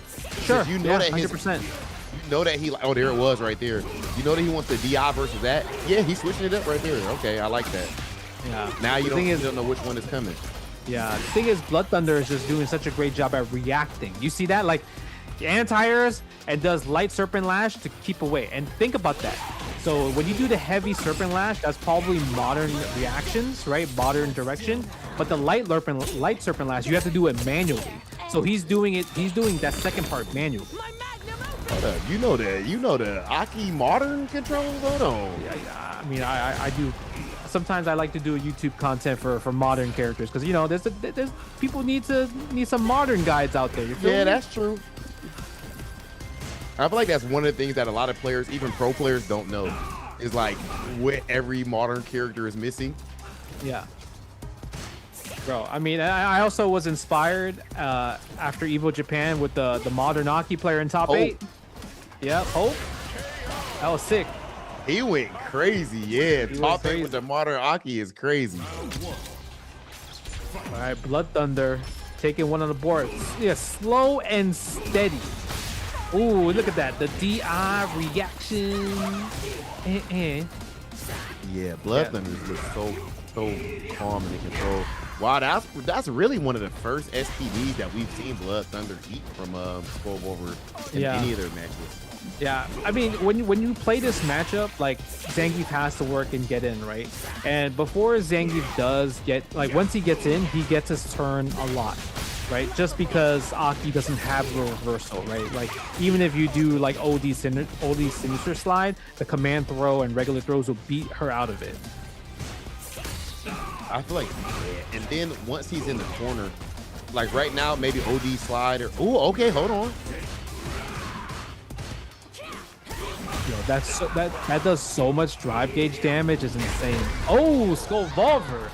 You see, like we thought Blood Thunder would win free every single time, but the thing is, Skull Volver just put a round on the board, so he could tie this up. Yeah, make it competitive. Momentum, and he does have that level 3 right there as well. Oh wow! Oh my god, that hit, that splat. Oh, level 3. Yo. This is your last ride. The damage. The chase? He drive rush? That's the first time I've seen him drive rush. He's adapted. He's using mechanics. Uh-oh, we got level 3? Yeah, attack to drive gauge. Let me get 2 bars of that stock real fast. Okay. Do we attack the drive gauge, Blood Thunder, or do we walk back? Yeah, we're gonna go attack it? No. We're gonna walk out. Ooh! I like that. Not challenging. Know that the burnout is there, so you can't really punish the cartwheel as accordingly. Good block, at least. He didn't get out, but he did. Nice reaction to Skull Volver. Spinner in the air. 1-1. This is crazy. When it matters most. Yo, when it matters most. The adaptation. I know that Discord chat, that Discord voice call is going ham for Skull Volver right now. Bro, that's I'm pretty sure that's supposed to be that's a picture of Blood Thunder, right? But I just saw sweat start dripping down his forehead in a picture. Damn, the PNG? The PNG sweating is crazy. Okay, Momentum. the mix-ups are working. Ooh, empty jump DI. Give me that damage. Skull Volver. Ain't no way, dog. Bro, Skull Volver, man, he's evolving. Oh, nice. Good tech. He saw that. He's teching too. He's like, nah, these resets ain't working anymore. Burned out, bro. Yeah, that's gonna be a punish. Level 1. Good choice, Blood Thunder. Yeah, stack the poison on. Oh, but drops it. Doesn't get the punish though. Yo, my God! He's in the lead. Bro, what? He's in the lead. Yo, so do you think it's Skull Volver adapting, which he is, or is it Blood Thunder cracking? Both of them. Bro, this is the first. Yo, we said earlier, we were talking about how like you like to get that first match out the way early on to get you calm. Well, and you get tested early. Yeah. Blood Thunder getting tested late, bro. Like, you're not ready for this. Yo, don't get hit by the level 3. The level 3 is coming. The level 3 is coming. Nice. Blood Thunder is gonna tie it up. Hey, but you see the meter, the super meter. It's important. Skull Volver has that level 3. Modern combo into OD Lariat level 3. That's true. If he gets a drive impact, he's definitely gonna go into level 3. The point is, how do we get this? How do we get this drive impact? Oh, he doesn't know how to deal with the armor. It's a new move. Okay, nice tech on the reset. Doesn't even go for the. He's being cheeky with it. Sometimes you just have to go for the full combo. Guarantee stuff. Oh, I thought the DI was there. Yep, there we go. No more resets. Go for the combo. Stick to poison. Nice jump out. Another combo. Yep. Go back. Play lame. I like that walk back. That's a Justin Wong walk back right there. Justin Wong approved right there. Don't get grabbed. He might get grabbed. We'll see. I like this patience though from Skull Volver. Make your read, brother. He's gonna be a geek player, believe. Just like that, you know. Thunder clutches it out in the end. Yo, Skull Volver props, bro. I ain't gonna lie. Both of y'all, but Skull Volver was the underdog there, and he fought. That's one where even that being that close, even though Blood Thunder won, I think that gives great a lot of momentum for Team JB for both of them. But you get what I mean, like good. That's good team morale. Like if when nephew gets home, like, and he puts Blood Thunder up, their Team JB is like, bro, you could win that. Yeah. You know, you could win that. You got that. You almost had it last time, right? So 10 points on the board. And, you know, they're probably going to talk about, like, what you could do better and everything. Like, you got to stop this habit. Like, he already knows and everything like that. So I feel like we might even see, like, you know how Blood Thunder kept going for that reset after the OD Serpent Lash? Like, we might see the level 3 next time from Skullvolver, you know, to interrupt it.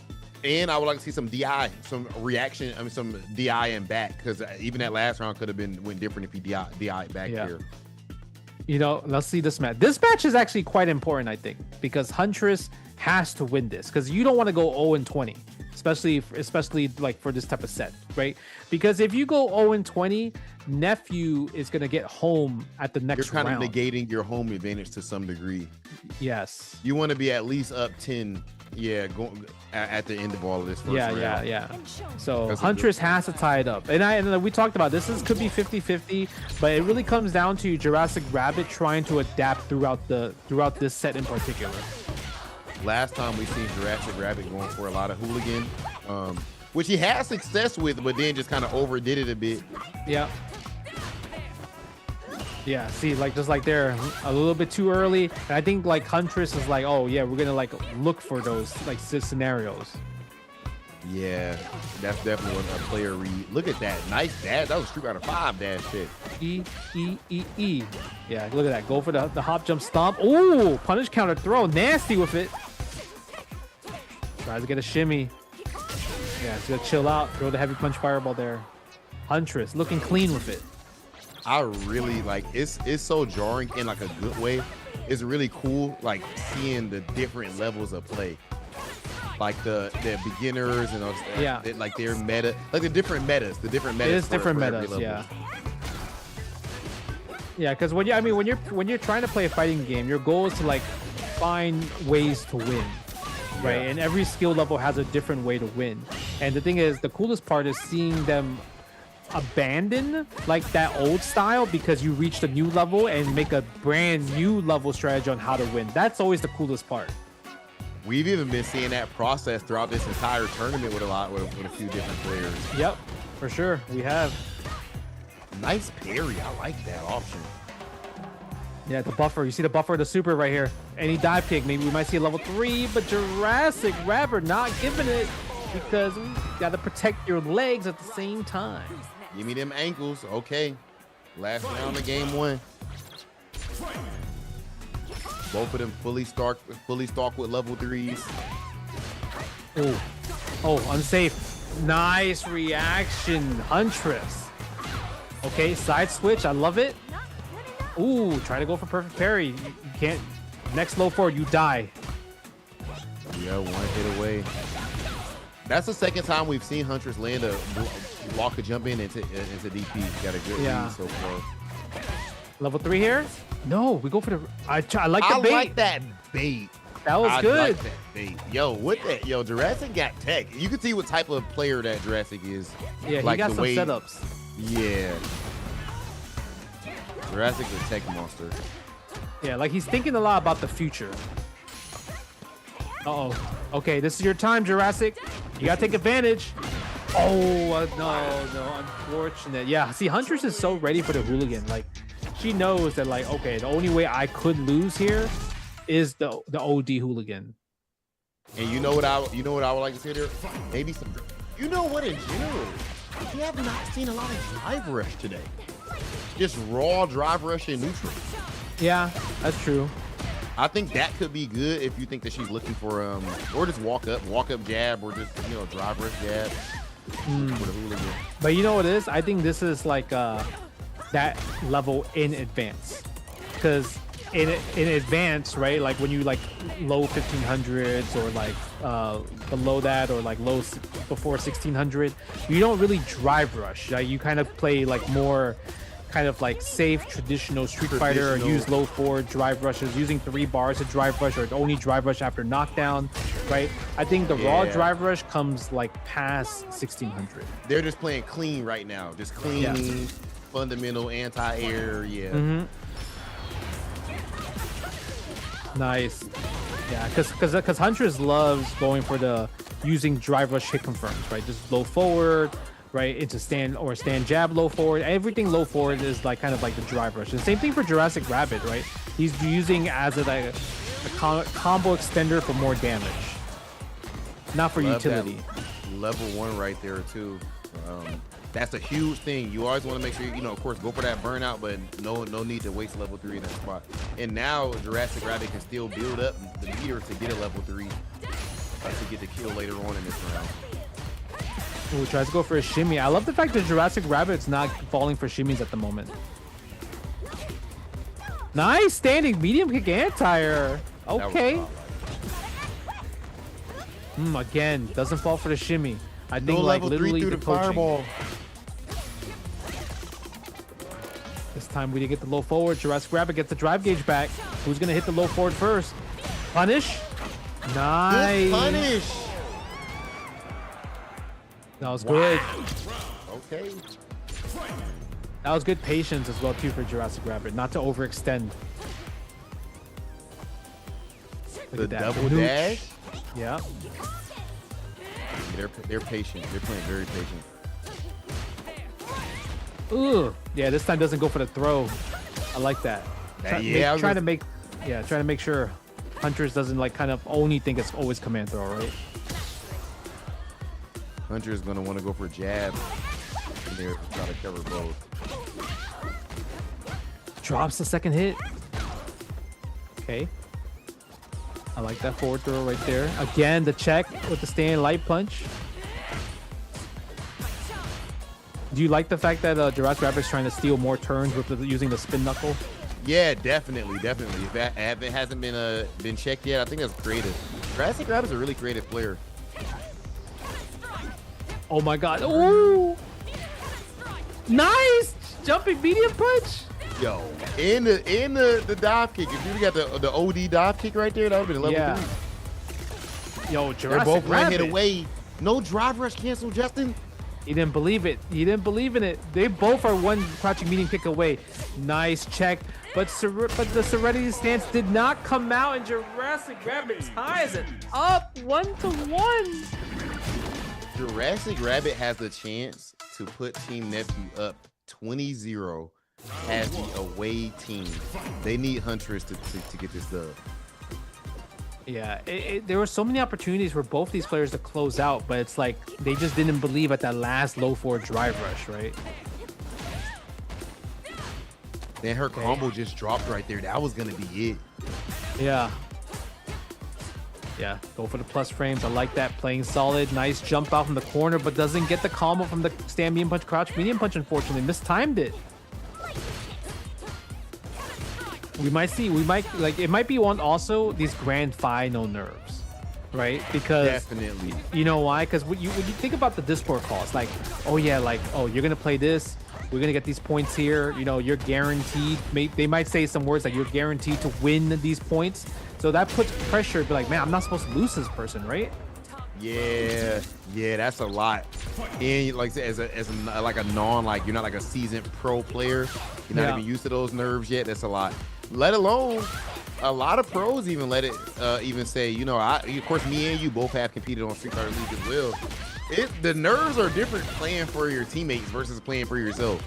It is. Jurassic Rabbit match point. He's almost at level 3 at that situation as well. Okay, Huntress fighting back. Look at the drive gauge though. Ooh, now you're not checking my spin knuckle. Level 3. Yeah, okay. Get that burnt. What's gonna be the option after? Now Huntress has to defend. Can she react with level 3 against burnout? A raw drive rush. That's new. Oh my god! This was not. Oh, it's not gonna kill, but we could go for chip damage here. Yep. Oh my gosh, Jurassic Rabbit puts Team Nephew up 20-0 with a huge W over Huntress. The clutch out. That was godlike. I like the option to go for the level 3 versus the hooligan, but there was a lot of mind games he made work off of that. No, it like you talked about it. Like he's a really creative player. He does like new things that you normally don't really see with Cammy, but it makes it work, right?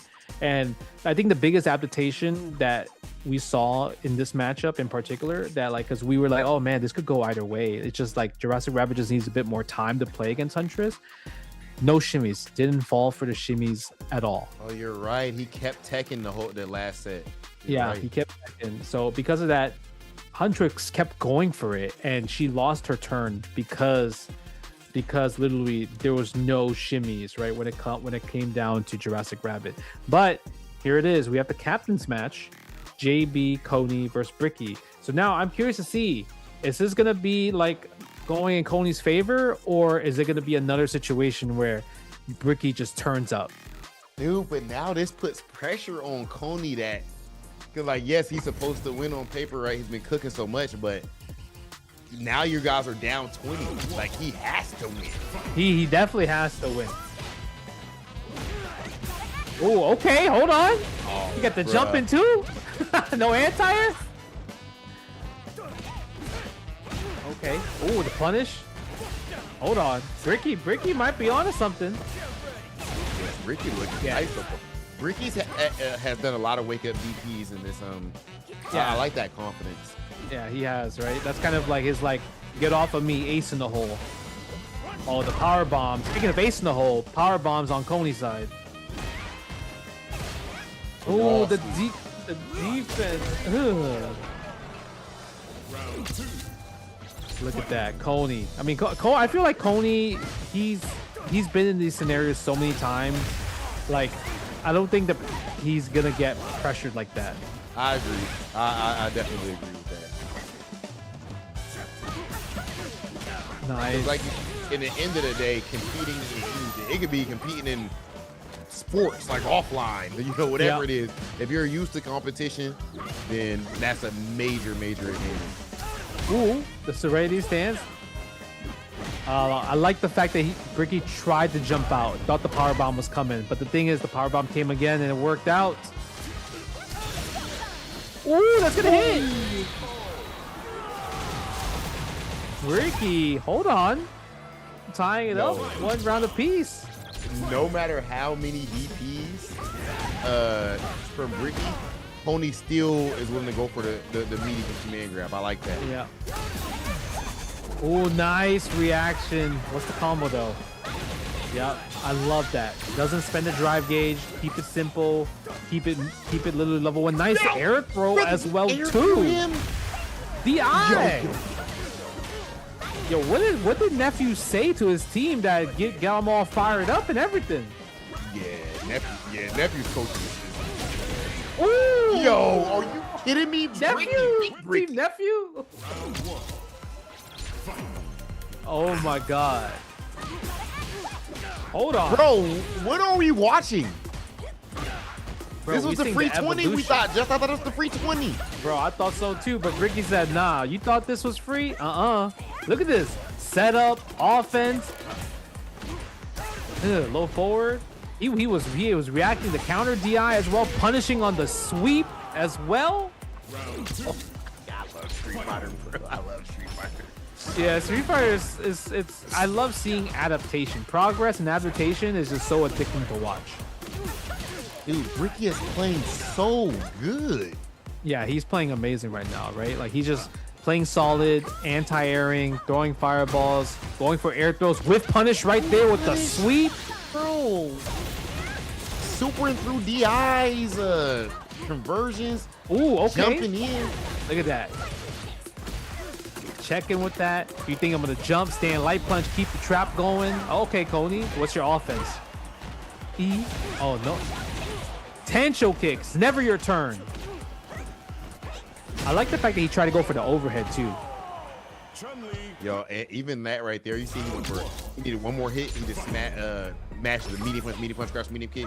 That's real tech right there. Not tech, but like that's something you really see in real matches, like in pro Ricky's matches. up 2-0 against Coney. We thought this was the guaranteed 20-pointer. Even JB's team thought this was the guaranteed 20-pointer. Yeah, that they were saying that in their group call, their Discord call.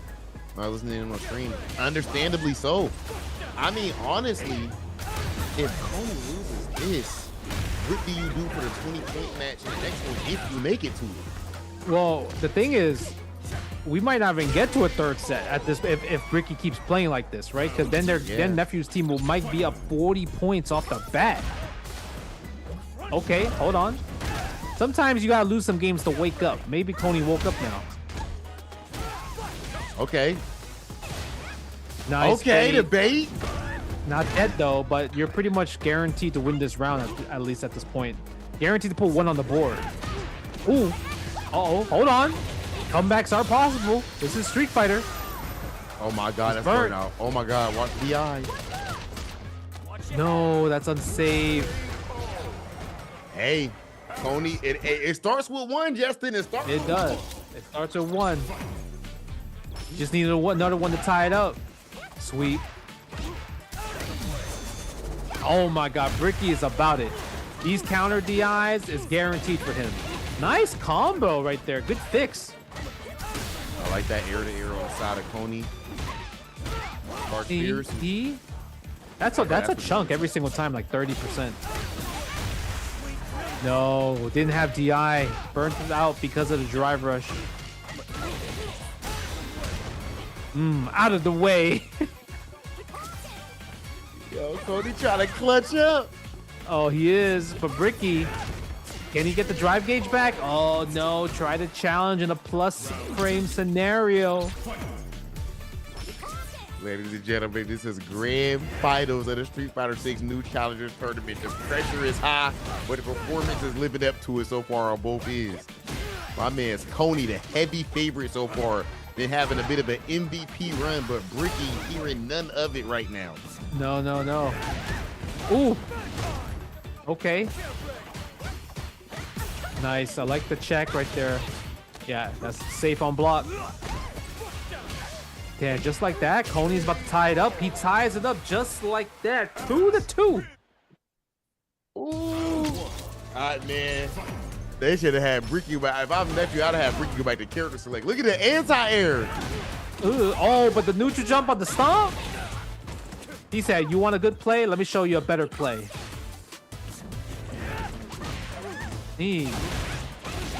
Get off of me. Okay. Bro, they're playing godlike. They are. They're locked, bro. They're locked right now. Okay, do we spend level 1? Oh, we go for potential kicks. The challenge. Go forward. Oh my God, we pressing some normals. Uh-oh. Oh my goodness. Be careful. Oh my God. No, he could have killed. Scramble. He could have killed. You know what that is? That's a jump where you just he is preemptively planning to just his like jump heavy kick block into command grab. Yeah, exactly. It just happened to hit. Nice. Okay. Ooh. Okay. Oh, drops the DP. Good bait though. Are we going to a final game, final round scenario? We need it. Ooh. Yeah, Street Fighter gods, be kind. Come on, last game. They have spoken. The Street Fighter gods have spoken. We want to see a final game. This is such an important match for both players. Oh, that no made level 3. Good that bait made again. No punish. He ran out of time. No, 2+. He was 2+. Oh my God. Oh, the good What is happening? Oh, he blocked. Oh my God. He's plus. It's his turn. You know he's gonna be DIing soon. Ricky's gonna DI soon. Oh my God. No, I'm fumble. Oh my God. No. What's gonna happen? The Hansanchu, level 3. He blocked. My God. Oh my God. Coney. back to the wall. The pressure of his team all on his shoulders. Down 0-2 in grand finals, and he brings it all the way back. That, ladies and gentlemen, is the definition of clutch. God damn. Cody a bad man, Justin. Oh my God, it was insane. Like you mentioned, he's down 0-2, but that final game, that final round, like he was done, right? He was burnt out in the corner. Oh my God, and he made a comeback. He defended, and now he ties it up 20-20. I'm like that match would have steered the tournament into the opposite direction if Ricky won that, right? That they would have been up everything. Everything. They would have been up 40 points, and pretty much it would be a guaranteed like victory for the next time around. But now it's unsure because it's tied 20-20, and now we're gonna see the fourth match, 10 points, 2 out of 3. Hotashi versus Brawl Pro. Last time we saw this matchup, Brawl Pro beat Hotashi 3-0. But this is the thing. He lost 3-0. However, Hotashi, like you said, is a fighting game champion in other titles. So we know about his adaptability. He's not going to play the same strategy, win or lose. There's going to be a new strategy. And if somebody smokes you 3-0, what you want to do at least is fight them in a 1st-2. Like, let me fight you in a shorter set and give you a better chance. Yeah. I mean, I'm curious to see, just because like that matchup in particular, I felt like Brawl Pro just had the number completely. Every read, every reaction, walking him down. So it's gonna be up to Hotashi not to get bullied, right? But the thing is, the matches so far in this grand final set, it hasn't been going as a direction that people think it's supposed to go. Yeah, great point. Dude, Brawl Pro was just so confident in their last set too. Remember him just walking around, controlling the corner, like the parries. Look at that. We might see a different strat. I strongly expect that. Step kick. I don't remember us seeing that last time. No, look at that. Using more of the standing medium punch, right? That's the button you should be abusing a lot, especially against Zangief. Look at that. Again, we get the trade. Uh-oh, he might have saw something. Yep, go for the mix. Stand medium punch or throw, right? That's kind of Sagat's like main offensive pressure. It's basic, but yet so strong at the same time. And everyone looks at how slow Zangief is and think they're supposed to just like smoke him in neutral or something. But really, you want to get Zangief guessing. You want to knock him down and make him have to read if you're going to throw or stand medium punch on his wake up. Nice. Forward light kick. Yeah, I'm liking that forward light kick right now. It could be scary against Geef because if it does get blocked, you have to guess SPD or not. Hey, train harder? Not like that. Ooh, good challenge. Ooh, okay. Setup? No DP, just go for setup instead of DP combo right there. Yo, the infinite? I thought that was the infinite.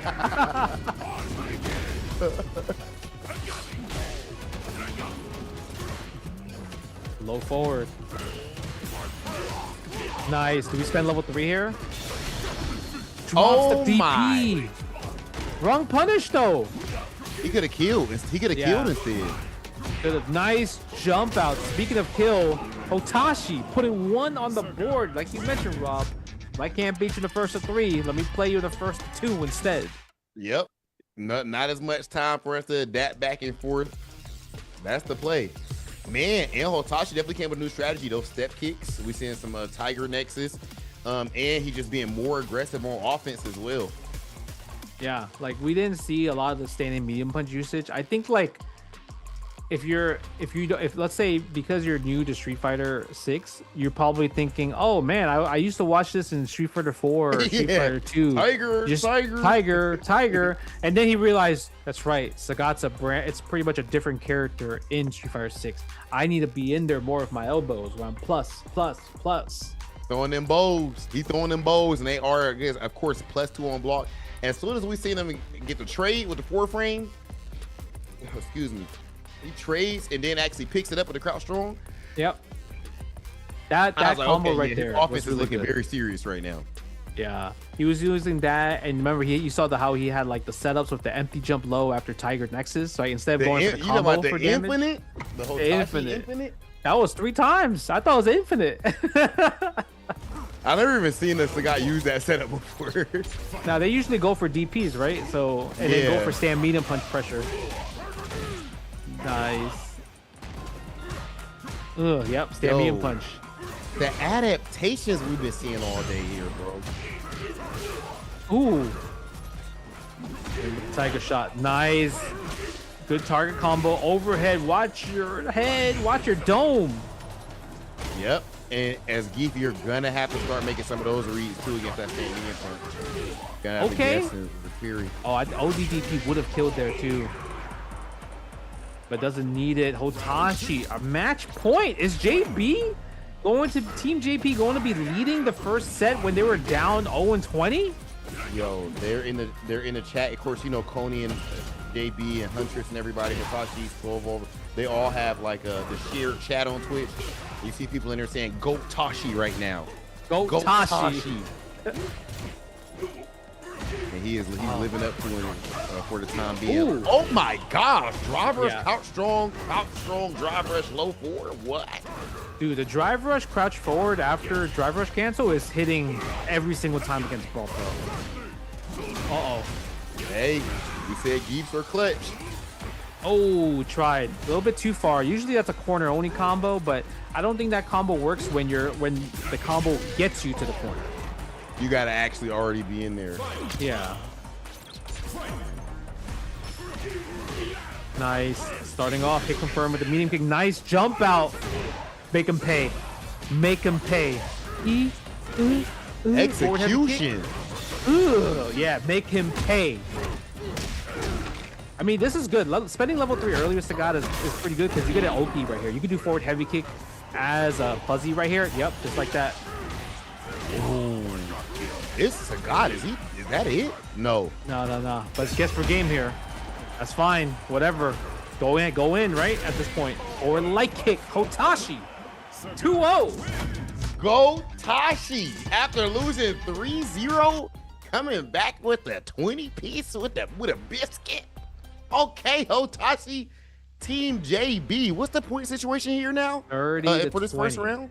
30 to 20, JB leading. Wow. Dude, they're going into this with the lead. Imagine if Coney had lost that 20-point match, bro. Oh, yeah, that would be huge. Like I said, now it's like it gives you confidence, right? I think the Coney win, the comeback, really set the tone for Team JB. Yeah. It really set the tone. At this point, 30 to 20, and that means, so that you guys know, Team Nephew on the next round is actually going to be on the home side. So they'll decide exactly where things are going to go. But man, bro, that was God, like top to bottom. Like, what? Yeah. All the matches were not like guaranteed, right? Like we thought Blood Thunder is always going to be guaranteed to win every single time, but that was down to the wire. We thought Huntress is like little favored against the Jurassic Rabbit. Jurassic Rabbit won. We thought that Coney was guaranteed to win, like no problem, and everyone probably thought so, but Bricky really had it close. He was up 2-0 and Coney had to lock in and go crazy. Brawl Pro, we thought Brawl Pro was going to smoke Hotashi, but Hotashi this time smoked Brawl Pro. It's like everything about it, like it didn't go as planned. And when you think about that, you have to be like, I got to change up my whole thought process now. Because we don't even, at this point for the next round, bro, we don't know. We don't know going into the next round, like when we switch to the home side. I will say it has to be now. Nephew is going to be home, right? Yep. So Team Nephew is going to be home. Now they have info though. They have more info as we check out some of these replays right here. Yo, shout out the Skull Volver, bro. He had a whole new strat with the Charged Fierces. Bro, he was evolving. That's what he did. Skull Volver evolving, that's for sure. But the thing is, Blood Thunder, like he still played as so good, like bro. He's you know, like the way he's supposed, his game plan, he never deterred away from it. He was like, okay, this is gonna be my game plan. It's foolproof. I'm gonna keep going at it. I just need to make you crack. Because eventually, like if you're playing a grappler, like there is a grappler crack mentality, right? Where like eventually like you just start playing unsafe. You start having old habits again because you're you're so thirsty to get in. And I think that's what we saw at the end, where Skull Volver started reverting back to the cartwheels again. Yeah, to Blood Thunder and Coney, two players were like, those are considered the guaranteed points, and they actually were challenged down to the wire. Props to them for clutching it out. Yeah, because that's a lot of pressure being the guy, or being the player on your team that's looked at as the guaranteed W, and you're actually pushed down to the wire. So that was godlike for him to be able to clutch it out in the end there. Yo, Blood Thunder's anti-airs are pretty nice too. That up chain, they're good. Yeah, the up Serpent Lash. Yeah, the up Serpent Lash is really good, and the fact that he combos afterwards is pretty fun to watch too. Because the startup one is pretty. Either the startup one is pretty slow, or like the anti-air and vulnerable frames are like. It's the movement, like, because it moves you forward. So sometimes when you jump at a specific cross-up angle, like it could whiff. They're just gonna go right, but they're gonna go right behind you. Yeah, and then even this match, we're like, okay, Huntress is like favored just slightly, but Jurassic Rabbit played freaking amazing in this set in particular. Yeah, man, people hyped up about the format, like the grand finals format. They're like, this is a dope way to do grand finals. It is dope. It is, right? It is, because it comes down to, like, you can't like be carried. Like, everyone has to put in work. Everyone has to put in team effort, right? So it's team effort thing compared to, like, it could be just like one player that could just always stay in captain. Yeah, I do love that. Actually, we haven't even talked about it yet. What do we think Nephew does? Let me look at Nephew's team again. Now that Nephew's home. So Blood Thunder, Ricky. You gotta put Blood Thunder. Yeah, you gotta put Blood Thunder in the 20-point match. I still would put Blood Thunder, even though it was a close one. I still would probably put Blood Thunder. The thing is, he can also think about putting Jurassic Rabbit, because that was also like a close one as well too against Huntress, right? Yeah. But the thing is, it really came down to Nephew telling Jurassic Rabbit, probably, you need to stop teching throws, right? And that sealed the deal, because Huntress kept going for shimmies instead of going for throws in particular. I wonder. I also wonder if, like, for Blood Thunder, even though the first one was close, I think Geef is one of the characters that might be like better in at least in this case, he might be better in the first of two than the first of three. Yeah, I could see that.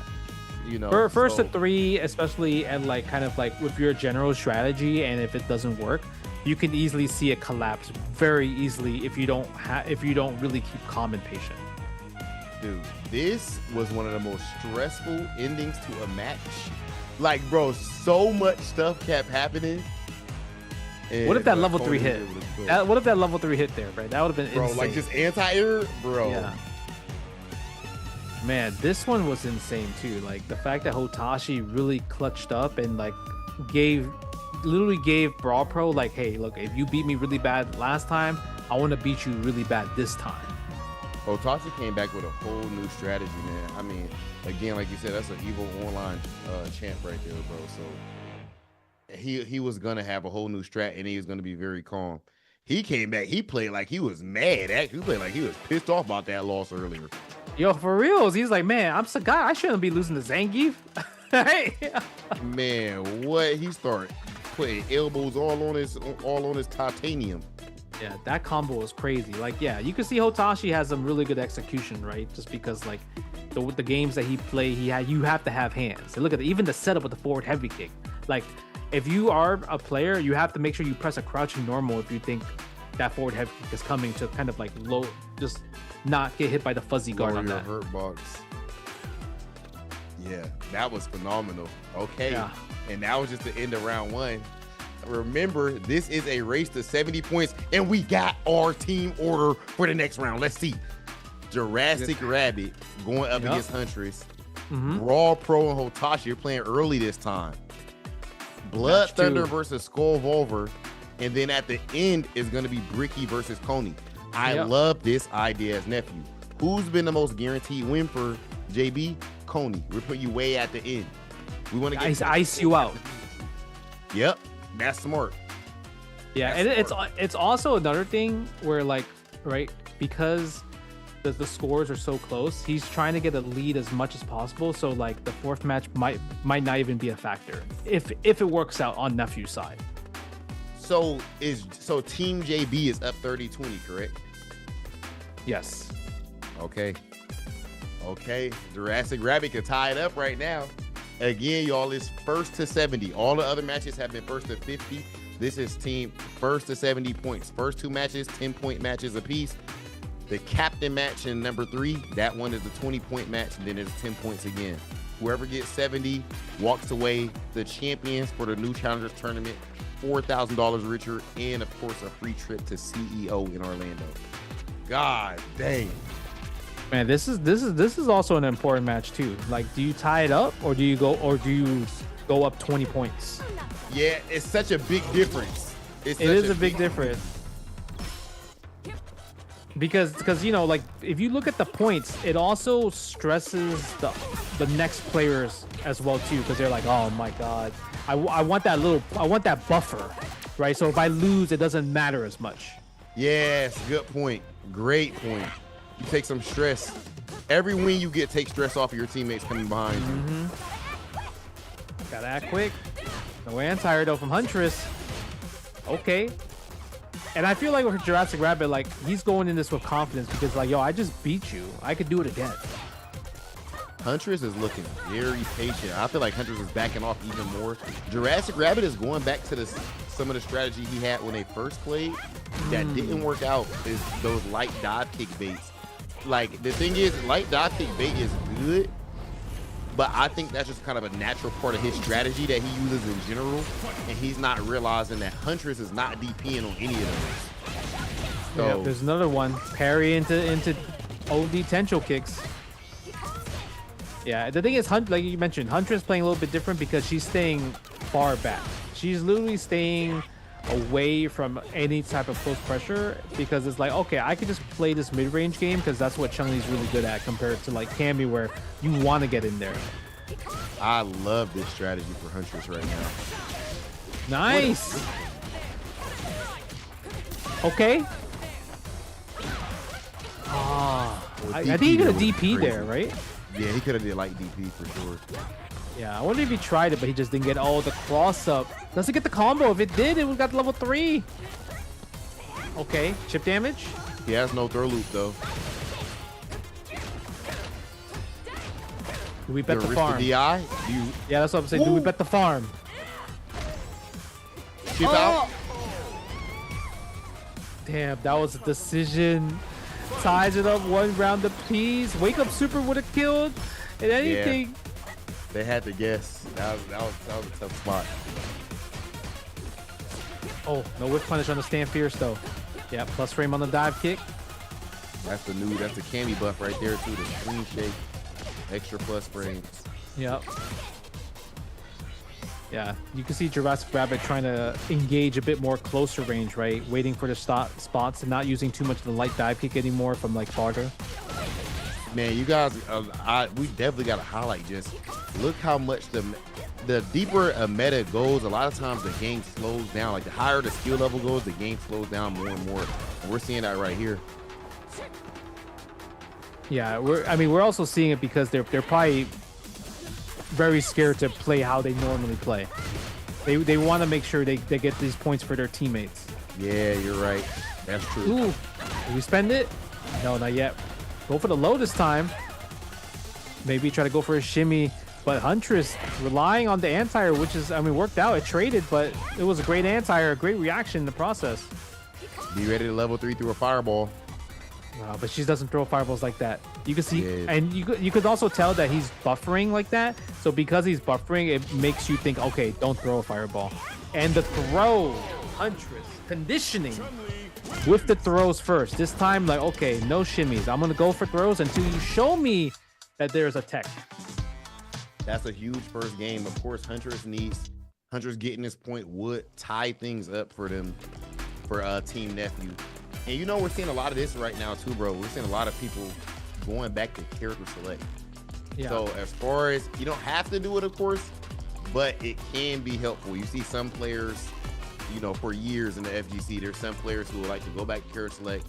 Just, you know, think about it. Actually, Justin, I wonder how, when it comes to your process, like in between games, what are you usually thinking about? What are you trying to take account of in your head?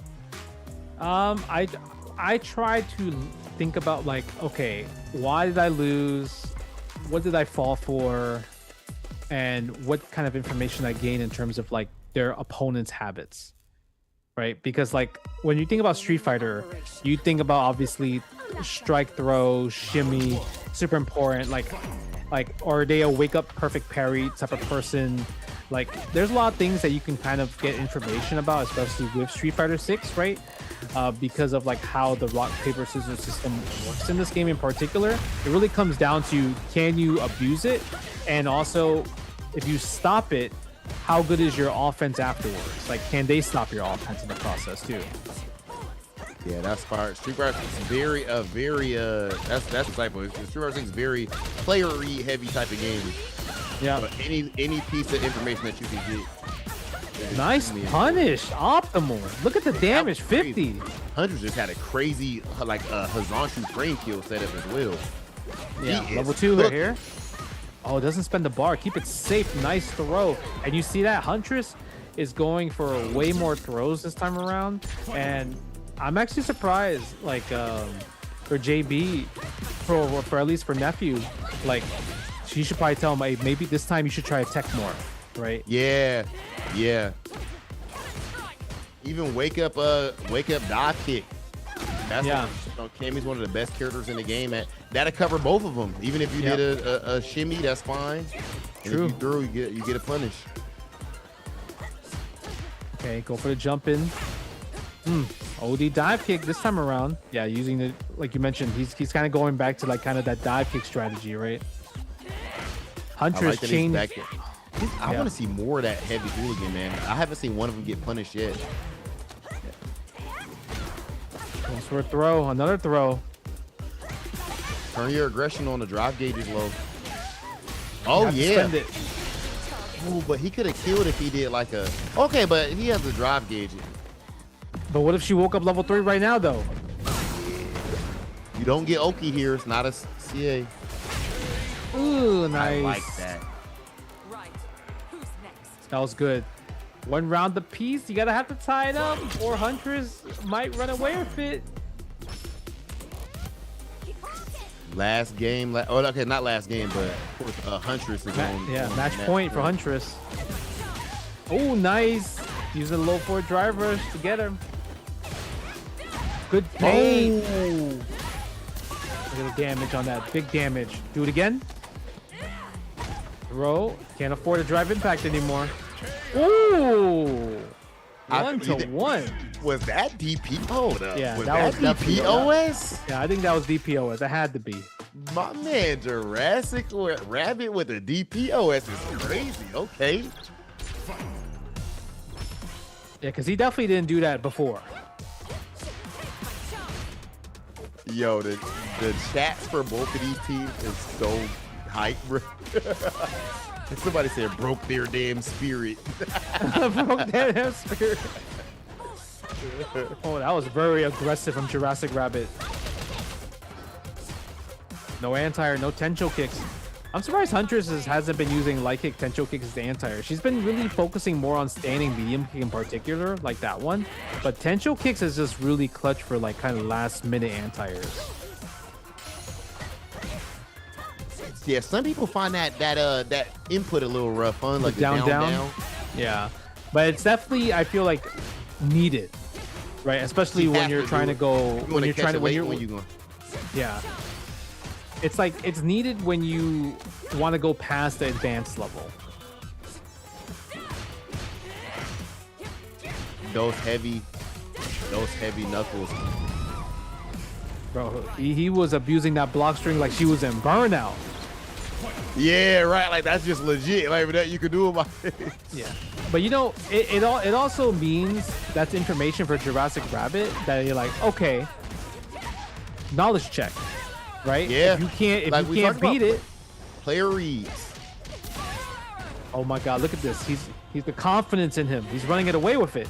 Yep, spin knuckle all day. Heavy. She's not checking it. Why stop? I want to see him go for a heavy knuckle as a throw. They get a free throw off of that. Ooh, could have burned There's out a with like a shimmy. level 1. Oh my god. Bend we it, going you to a gotta final kill. round? Oh my god. That still might not have been.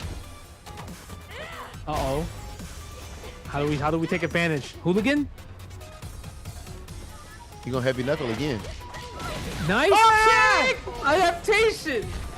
Yo, that's a you check it right there when it matters most. That was godlike. That's crazy. Because now if you're Jurassic Rabbit, you're like, what? What do I use now? Yeah, like can I heavy knuckle a parry this time? Oh, that's hitting though. You dropped. I spend it. Ooh, okay. I like that maximum corner theory before the level 3. That was sick. Yeah, get some drive gauge back as well too. You could throw a fireball here if you want. No, walking forward with it. Attacking the drive gauge.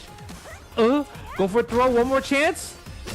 Ooh, standing medium kick anti-air. Wow. 40 points now. Bro, their Discord chat is hype. I just had to listen there real quick. They said, yes, just like that, yes. Huntress, absolutely godlike. Yo, to check the heavy hooligan at the end right there, and then going for the parry against it, that was sick. Man, even the anti-air at the end, like, bro, against Cammy, like it's scary to anti-air Cammy. So that ending in particular had so much meaning, right? Because after that throw, she didn't try to close it out. She waited because she's like, if I throw here and he woke up OD dive kick, I could lose. So she's like, you know what? Let me walk back and play the nooch because I have all the advantage. You don't have level 3, so I don't need to worry about too much. And she focused on defense. Right, and that was extreme. I feel like high level because most other people, they would try to engage into the pressure to try to close it out, right? And then that can kind of fumble into scenarios where you could lose the game afterwards. Yeah, dude, her Huntress patience was insane. I loved her strategy from the beginning there too, backing off, playing at a further range. That one, if they end up having to play again, because there's a good chance that we can go into round 3 here, right? Yeah, there's a good chance we could go to round 3.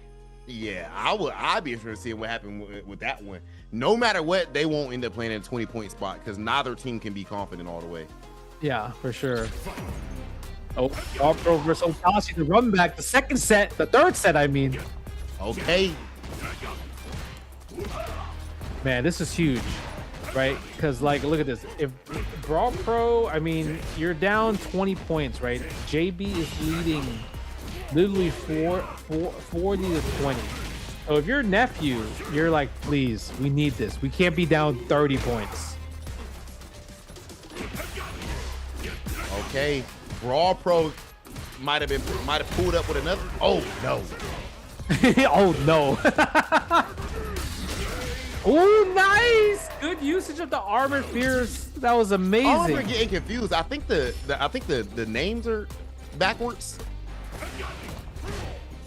Oh yeah, it is. Yeah. It was confusing me for a second looking at the hill. we go. Okay, there we go. We're good. But that was such a good armor fierce right there, because you know, like when it comes to burnout, Sagat has one of the best burnout sequences, right? So the fact that he used armor fierce to stop that, like Brawl Pro, that was genius. That heavy, is it heavy tiger knee or OD tiger? I think it's heavy tiger knee. Yeah, heavy tiger knee. Oh, what? No way. I was about to say. Yeah, but yeah, if you can whip punish that with level 2, like, huh? Dude, we spend it all? Okay, that worked out. You could drive impact. Oh no, the running bear throw. Hit him with the choo-choo train. That's the choo-choo train. Okay, around a piece. Yo, this is back and forth, dude. Like, Brawl Pro and Hotashi be having small knockers. Yeah. Oh my god, look at this. Okay, go for the low forward. Nice, perfect carry right there. Again, the back fierce. I like the combo. He has level 2, so you can't really go too much. Oh, the perfect parry, Brawl Pro. He's good for it. In the corner. Uh-oh. Nice. Gets the DI. How many times? What's the setup? Uh-oh. Almost got a whiff punish right there. Drops the combo. That was huge, but still works out. Brawl Pro in the driver's seat. Chilling back. Good whiff punish, though. Oh my God. Brawl Pro taking game number 1. Yo, it seems this is back and forth each time though, ain't it? Every time. Wow. Because I went what? Brawl Pro 3-0, Hotashi 2-0. Yep. But this time it feels like Brawl Pro is really doing such a great job at like conditioning, right? Guessing right with the perfect parries, but also walking Hotashi down every single time. We keep seeing Hotashi's back to that corner, which the last set we kept seeing the opposite. Look at the tech, great read. Yeah. Ooh, forward light kick. Get that plus frames. It's crazy that we're not even seeing Tiger shots at all. Level 2?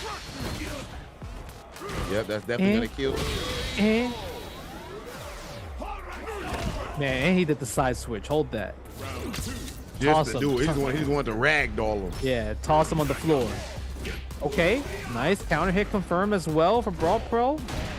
Ooh, punish. SPD heavy. Look at the damage. You gotta guess every single time. All right, guessed right that time though. Big DP. Nice anti-air Brawl Pro. Look at that drive gauge on Brawl Pro. It was at a pixel. Oh, you got the level 3. Whoa. That was brother. That was insane. So you thought I was gonna wake up with it?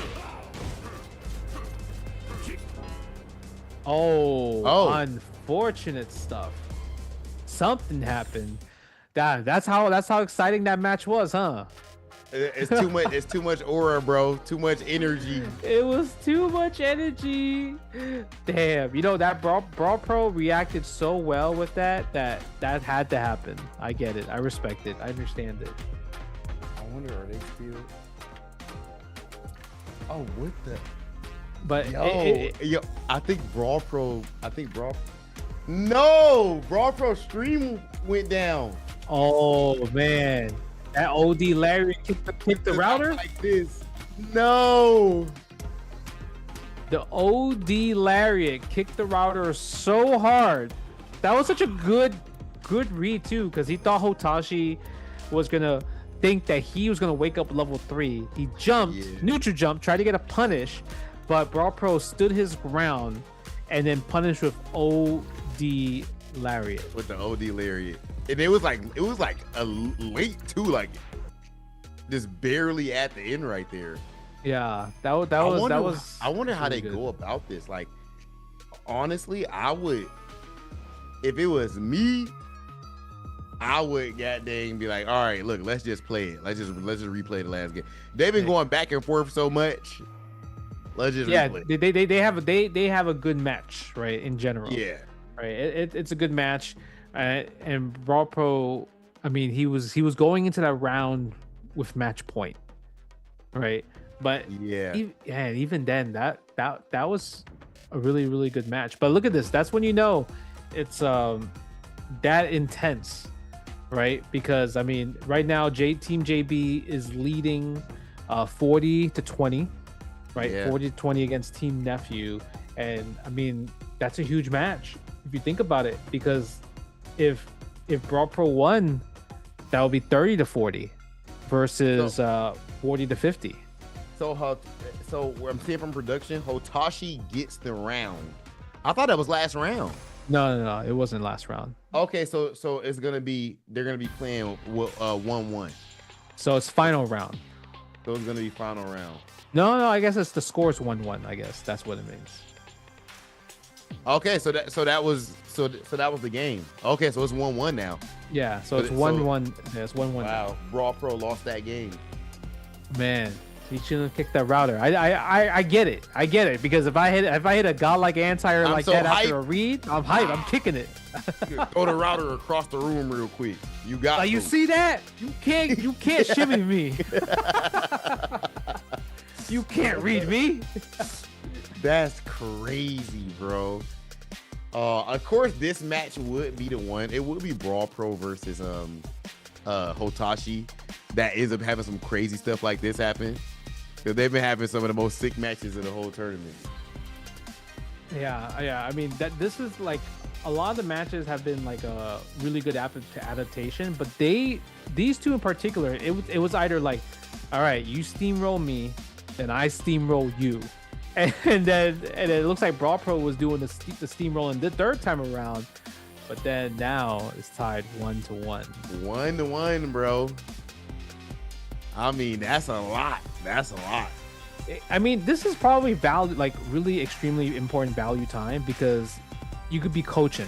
You could That's true. JB could be like, all right, Discord. Hotashi. You know what I mean? This is what you're doing wrong. This is what you stopped doing, because we didn't see Hotashi kind of stopped doing the standing medium punch, right? Just using a lot of it. True. He should be using a lot more stand medium punch and making guess for throws and everything like that.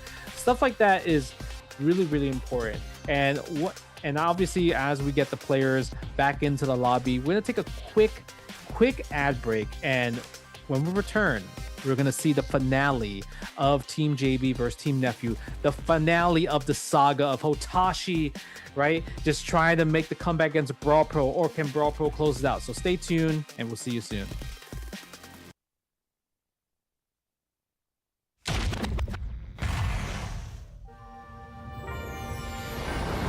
Street Fighter 6 is already entering year 4, but I can sense that we already have new challengers on the horizon.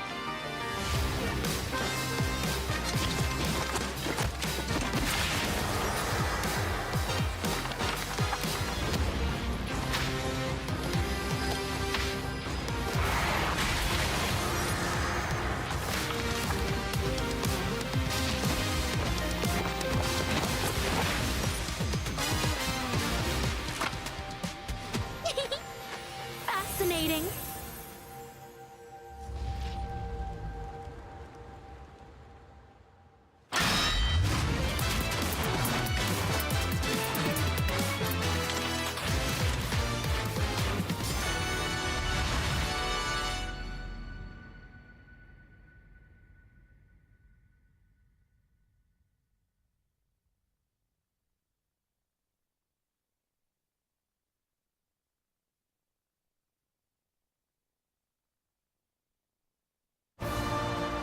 We've borne witness to the Rathalos' return from extinction.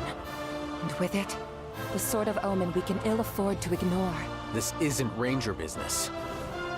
One wrong move, and it can all blow up into a diplomatic incident. 2 centuries ago, our ancestors committed a grave sin. We have to accept these transgressions. And as riders, it's our responsibility to right these wrongs. Come on! Come play with us at Capcom Town. The wait is over. The building is finally complete. Capcom Town Store offers Capcom's PC titles at great value. All the latest titles are coming to Capcom Town Store. Resident Evil Requiem, Monster Hunter Stories 3 Twisted Reflection, Mega Man Star Force Legacy Collection, Pragmata. PC versions of newly released titles are also available on Capcom Town Store. Other Capcom titles like Monster Hunter Wilds will also be available at irresistible prices. A special discount code is available to celebrate the launch. Don't miss your chance to receive a 10% discount on selected titles. Create your Capcom ID today and enjoy Capcom Town Store to the fullest. Capcom's finest classics like Mega Man and Street Fighter II The World Warrior are playable on mobile as well. Join us at Capcom Town today.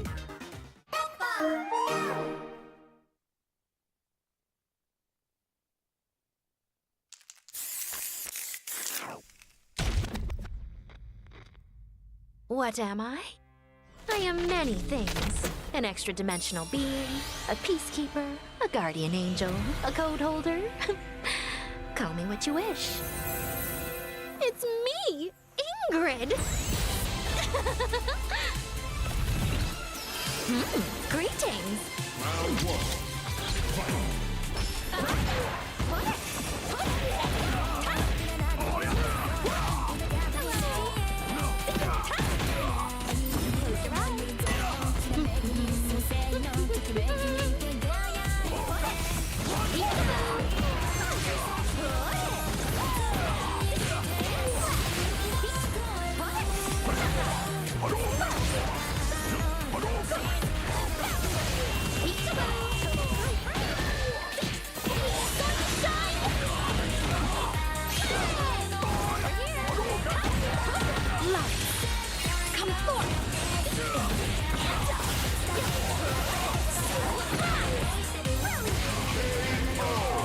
You're a millennia too young to beat me. Ah, right on time.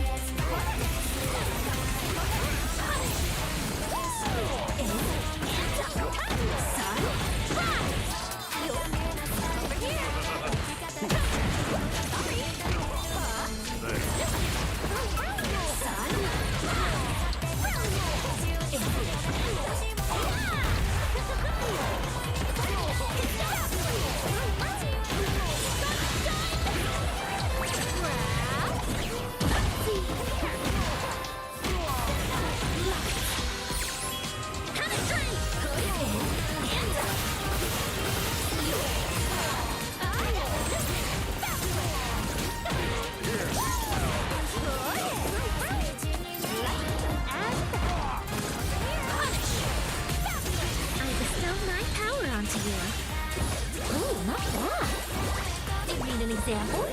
Here. Simple. Oh. Well, I can't say no to this. Off I go.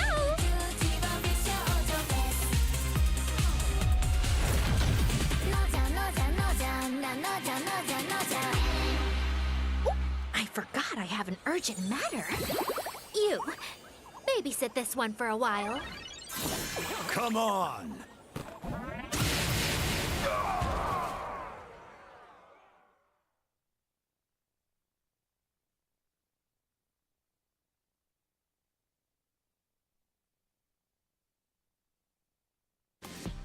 Oh man, the return of Street Fighter 6, the new challenger tournaments. It is too exciting in here as we are in the grand finals. Lot is on the line, Rob TV. $4,000 and a trip to CEO, all expenses paid. How are we feeling right now? Hey man, look, the match has been crazy so far. The Coney match was absolute insanity. That ended up being so close. Yep. And then the one that we're going through right now, that is officially going to be 1-1. So, of course, as you guys just saw, Otashi versus Brawl Pro has been going back and forth. First time they play, Brawl Pro 3-0 destroys Otashi. Yes. They play again in grand finals. Hotashi smokes Brawl Pro 2-0. And this is them running it back yet again. And officially, well, one, it was looking real tight. It was looking close. And then somehow I think Brawl Pro got excited after a godlike anti-air lariat and threw his router across his room, bro. He threw it to the other room and it ended up getting kicked offline. His stream went down and everything. So officially, Justin, we had 1-1 with that match. Sometimes, getting too hype is a problem, but, it's going to be 1-1 and Team JB is still leading 40-20. And here we are going down 1-1 now. All right. You hear that music? Oh yeah, that's hype. Oh, the neutral jump. Here we go. I'm telling you, during that time of just like trying to figure out Brawl Pro's internet, we have to figure out the strategies. Oh, the low parries. Oh, no cross-cut DP there. Good punish. Oh my God. He's in the corner again. Nice parry. Tries to go for the perfect parry. Baits out the perfect parry anti-air as well too. Put a read on VP. Yeah. He's gonna I'm gonna burn out. Or jump forward. He's got to be scared of DI. He's gonna have to jump. There it is. Yeah, there it is. You had to jump right there because like you mentioned, it's unless instead of throwing fireballs, he just buffered super the whole entire time. Yeah, that's true. That's true. Yeah, that's get the plus frames. I like the attempt though. Oh, yeah, headbutt. Peak anti-air. You don't see much of that. No. Yeah, you see Brawl Pro trying to fish for these perfect parries. I like that. Causing the burnout. Do we go for the forward heavy kick again if you're Hotashi? Ooh, and he nice. did. Oh, but he knew. Brawl Pro. This time he knew. That's his low normal. Uh-oh. That could be it. Churn the butter. I don't think this is gonna kill. It's not. Oh, but he has no super.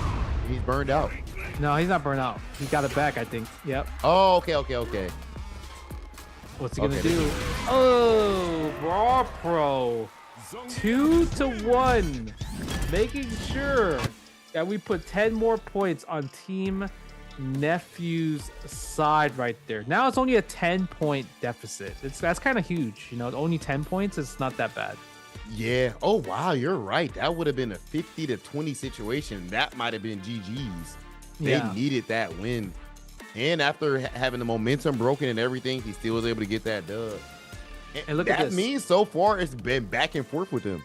It is. But now look at this. Because Nephew's on Team Home, he sets up the order of the matches. So round 3 is his ace. Is who he believes will get him the 20 points, and that is Blood Thunder, who I would say is the MVP for this kind of like bracket, right? In terms of the beginner bracket, 100%. He's been undefeated. I don't think he's lost. No, he hasn't lost to anyone yet. No, he hasn't lost yet. Yeah. So he has to be MVP. Coney is next up under Blood Thunder, I'll say. Yeah, I would say. I mean, if you're gonna rank it per category, I mean, Coney would be the intermediate GOAT, while Blood Thunder would be the beginner GOAT. Okay, we're going like that. Yes. Yeah. Coney's going crazy. But Skull Volver, I mean, he was really close. He was at one point he was close and super close to win the set, the previous one, right? While JB was on Team Home.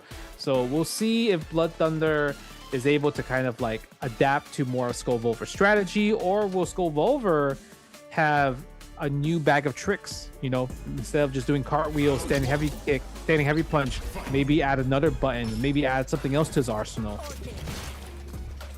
I wouldn't be opposed to seeing maybe a bit of maybe some stand light kick, maybe just a bit more jump. He's very patient. Yeah. See nice, good reaction to the DI for Blood Thunder, and that already tells me that that's one of the things that Team JB is talking about. Is that DI, being ready for the DI. Yeah, and you can see Blood Thunder is actually implemented a new neutral strategy. He's using medium punch Serpent Lash, so that means he's manually inputting it as a poke instead of just relying on fireballs. Right? He's adding more kind of like, do you see? There's this mid-range like scenario. Yeah. Oh, goes for the reset again. It worked out. Blood Thunder adding new cheese. He's like, you're not the only one that's gonna add new tricks. I'm gonna add it too. Add some more obstacle courses. It's crazy to say because Blood Thunder, like you said, has been the MVP of the oh my goodness, what a scoop of the beginner category. But he's looking more comfortable than I've seen him this entire tournament, and that's saying something. Yeah, he's looking very calm. Yeah, just throwing his fireball, chipping away. Look at the time. Only 15 seconds left, right? Like that's hard to do when it comes to Street Fighter 6. Because usually Street Fighter 6 is a lot of explosive rounds. Snowballs. Jump up. Yep. Good punish. Do we spend level 3 here? Yes, we do. I like that level 3. You're up a whole round and you have a lot of time to build more meter. Yeah.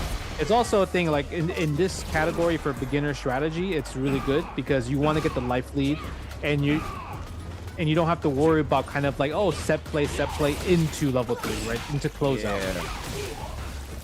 Great point. Ooh, look at that. I'm using the medium. I love the fact that he's using medium Serpent Lash.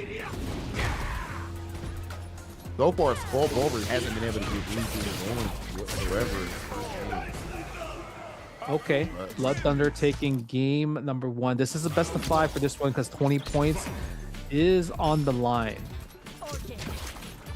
I do want to say it's very impressive to see Blood Thunder using like classic inputs while using modern. Because a lot of times when people are playing modern, you know, like especially if you're getting into Street Fighter, you're only going to use a special move button to do your special moves. So the fact that he's doing it manually, it really shows how much effort he has put in for the new Challengers tournament.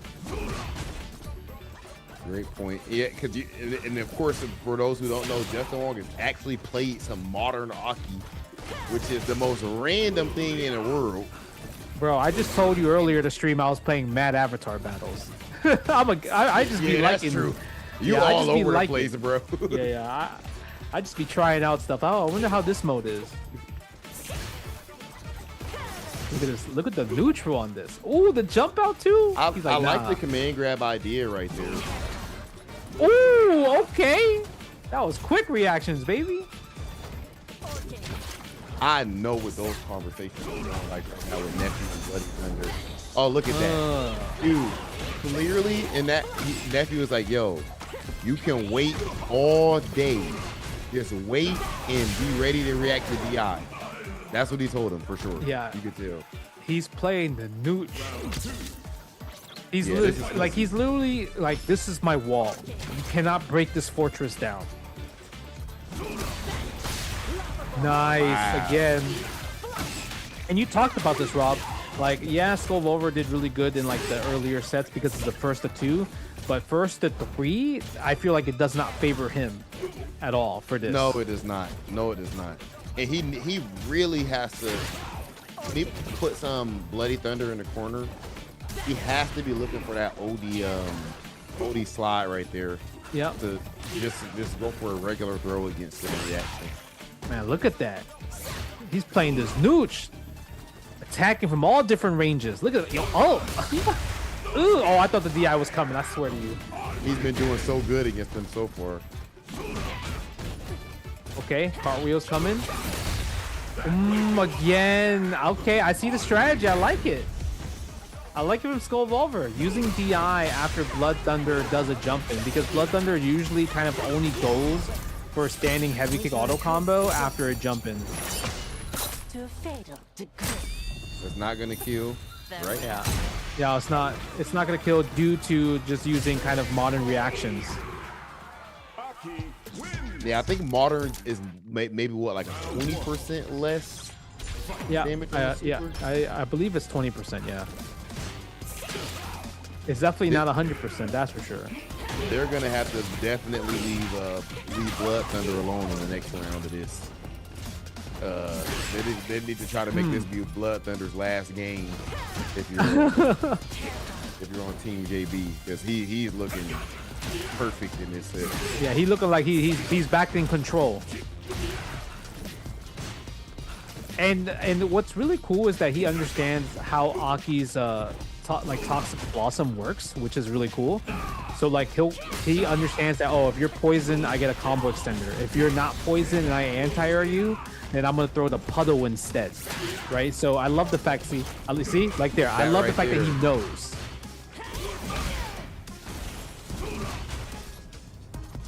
One more. Ooh, nice reaction to the DI. I was gonna say, he's DI-ing that on reaction. Yeah, how old is Blood Thunder? Because that's some young man reaction right there every single time. Yeah. Okay, I like that Skull Diver. Going for the drive rush right there. That was the first time I see raw drive rush as offense from Skull Volver. He went for a drive rush command grab earlier. Command grab, but yeah, checking the this plasma. has to be. I feel like at this level too, this level of experience, it has to be so frustrating dealing with this. Yeah, it does. You remember what it was like not knowing how to deal with zoning yet? Like, bro. Oh my god. He's gonna slide. Oh, that was Okay. godlike. That was good. amazing. Nice.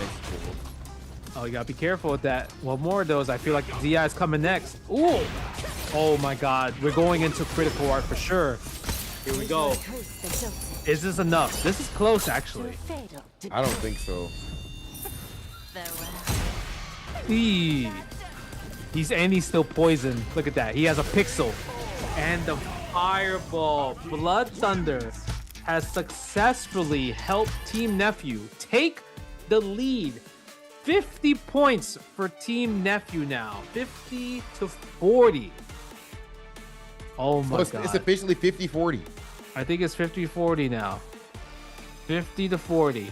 Team Nephew takes the lead. Remember, everyone, this 70. Look how close this is, bro. 70 points. Whoever gets the 71st is your champion, winning $4,000. And of course, punching their ticket in the CEO free trip for the whole team to Orlando to compete as CEO. I mean, wow, the pressure on this next match is crazy. Who is he gonna be? Bricky versus this Coney. Is Coney. Yeah. Because remember, since Coney was the ace in the hole for JB last time, Nephew's like, we're gonna put Coney last. Yeah. So Right, now, so- Team JB has 40, right? Yeah. So They need Coney to tie it clutch up. this out. You know what? If I'm JB, I'm having I need Coney to win right now, and then making Coney play again. Yeah. Well, you would like Coney play in the first two for sure. Yeah, or at least one Right. of the first two. Yeah. Yeah, Either the one. first two matches, right? Because then at that point, the first two matches can be decided off of those two matches alone. Yeah, that's true. That's true. Oh my But God. Coney got to get that. He got to get that dub first, because remember, this person too, he went down 0-2 to Bricky last time. This is not a foregone conclusion. If Bricky wins, though, this really this makes it so hard for JB's team to win. Yeah, that's 60. They wouldn't be able to lose one more game at that, or one more set at that point.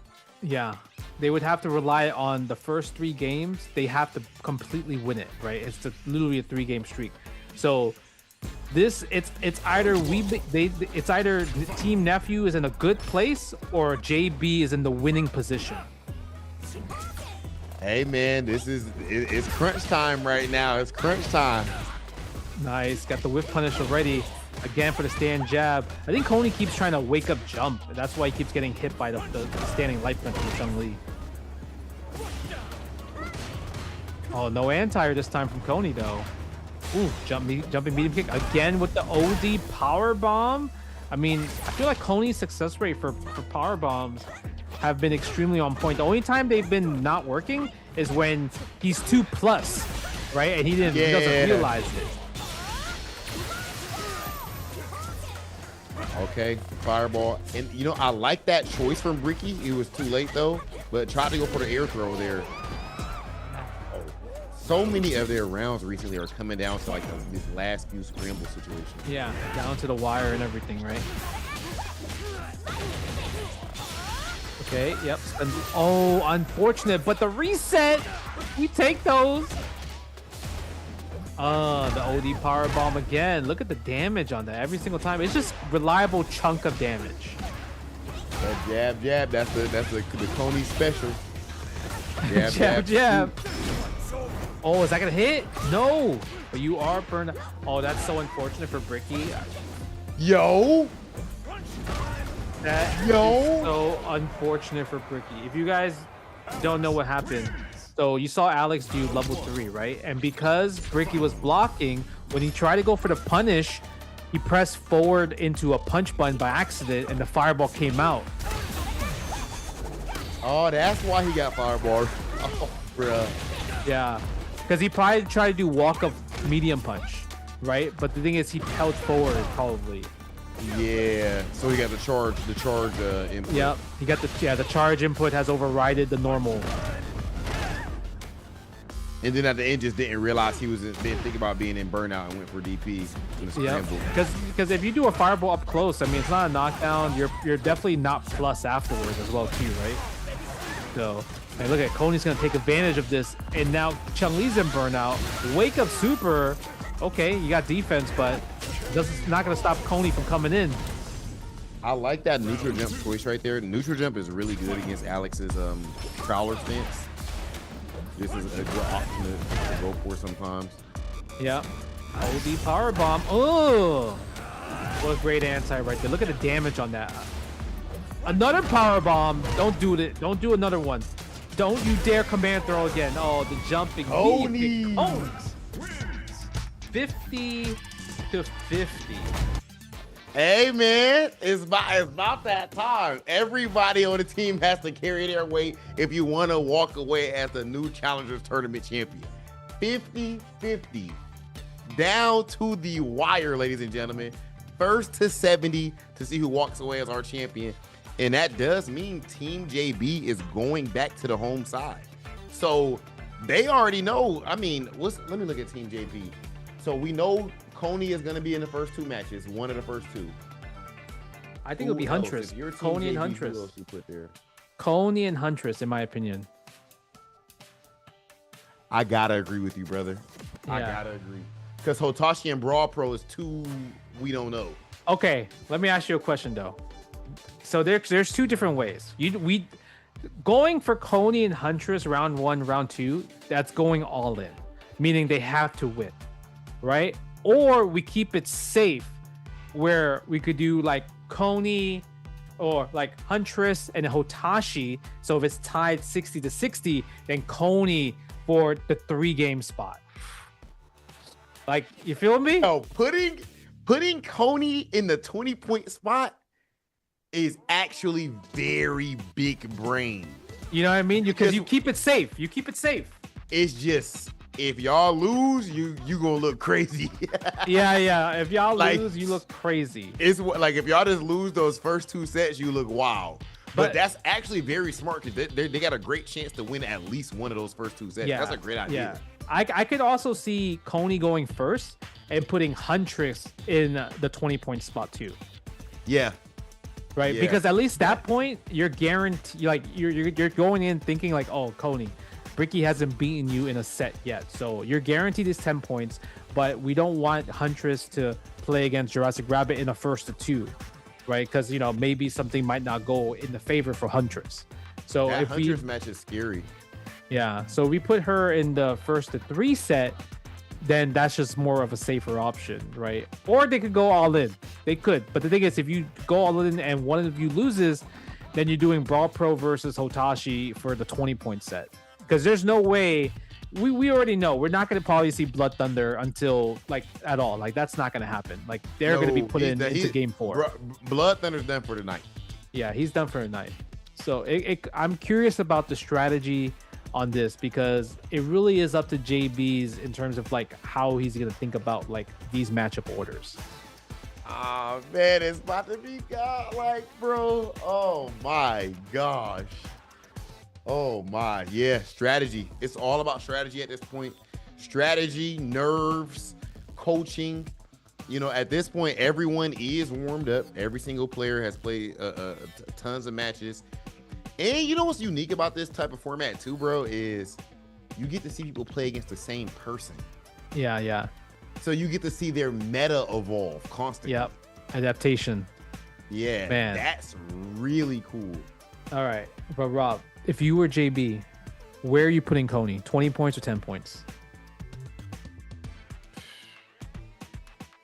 I thought 10, but what you said about the 20 make perfect sense. Oh my goodness. You're going all in. He's going all in. He wants 20-0. He wants 20-0, bro. They're going all in. They're bro, like, we're I think it's closing gonna come down now. to Brawl Pro somehow. I don't know why. I just think it's gonna come down to Brawl Pro versus Hotashi, bro. They've been that match been so godlike this whole time. I don't know. I don't know if Ricky gets Coney or Jurassic gets Huntress. But it really, the first match is the most important match in order to decide if match 3 will happen. Yeah, you're right. Jurassic got pressure. This is the most because they both have beaten each other, right? Coney has been Bricky the whole entire time, right? And at least with Hotashi Brawl Pro, like I would say it's back and forth, but a little bit more towards Brawl Pro. But this matchup, like they both have beaten each other. Yeah, and it's close too. This match is close. Yeah, remember the heavy knuckles and all of that, and like, bro, this is a very tough one to call. Wow, JB went all in, bro. He went all in. He didn't play the safe route. He's a Rashid player, so it makes sense. I get it. Yeah, he charged the mixer right in your face. Yeah, not the fire of the tornado. He throwing the Yasar early in round 2. Just straight do it. Yeah. Oh wow, dude, the pressure. This is it being this close. This is the thing, bro. To me, in tournament, like especially you in grand final or something, you damn near rather get smoked than like lose. Like when you were so close, it hurts more. I hate losing when I could have won. If I get smoked, like last hit or something. Yeah, last hit, last round. If I get smoked, I'm like, yeah, I couldn't control that. I got bodied. Let's see. Oh, okay. We changed it up. We had the dive kick after the target combo. That's another thing that like you kind of have to have knowledge check, right, to understand how to deal with that. Yeah, you got a DP right there. A DP or stand light. You can stand light punch it. Or even the OD dive. Yeah. Well, I like that walk. That's a confident walk up right there. Okay. New answer. Stand light punch against the hooligan. That's a new answer. Yeah, it is. Oh, Chun-Li stand light punch is good. Okay. We're seeing a lot of stand light punch now. This is new. And it's great in this matchup too. The check this time around. No more heavy spin knuckle. But the thing is, Huntress is showing a lot of like different answers, but Jurassic Rabbit is leading the game though. Oh, you're right. It felt, momentum wise, it didn't feel like that. Yeah. Let's see who's gonna get the low forward first. I feel like it's gonna come down to it for both sides. Which button into drive rush is gonna seal the deal? Dude, neither.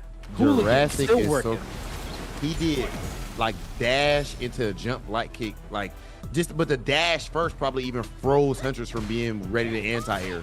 Yeah, just a very, very awkward type of player in a good way. Nice. Jurassic Rabbit. Oh man. DP? No, doesn't go for DP. Goes for Oki instead. Burned yourself out. Okay, that's been working mileage right there.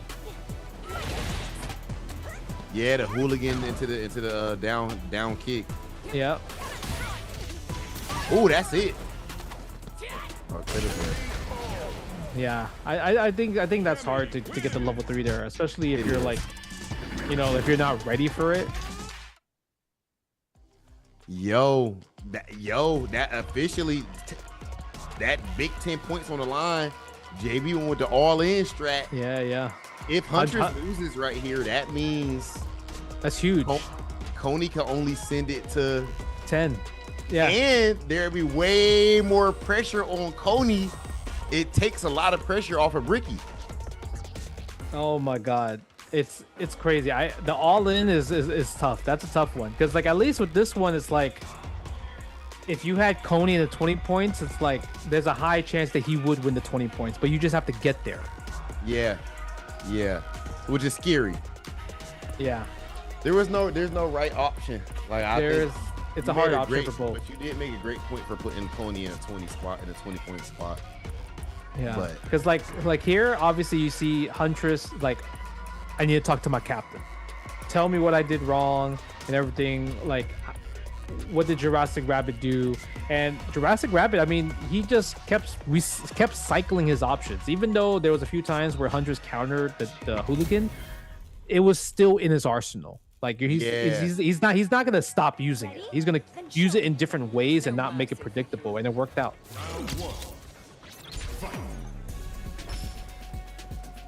Okay, let's see. And the jump-ins, I think he realized also the jump-ins like I can play a bit in the air a bit more instead of just only the ground.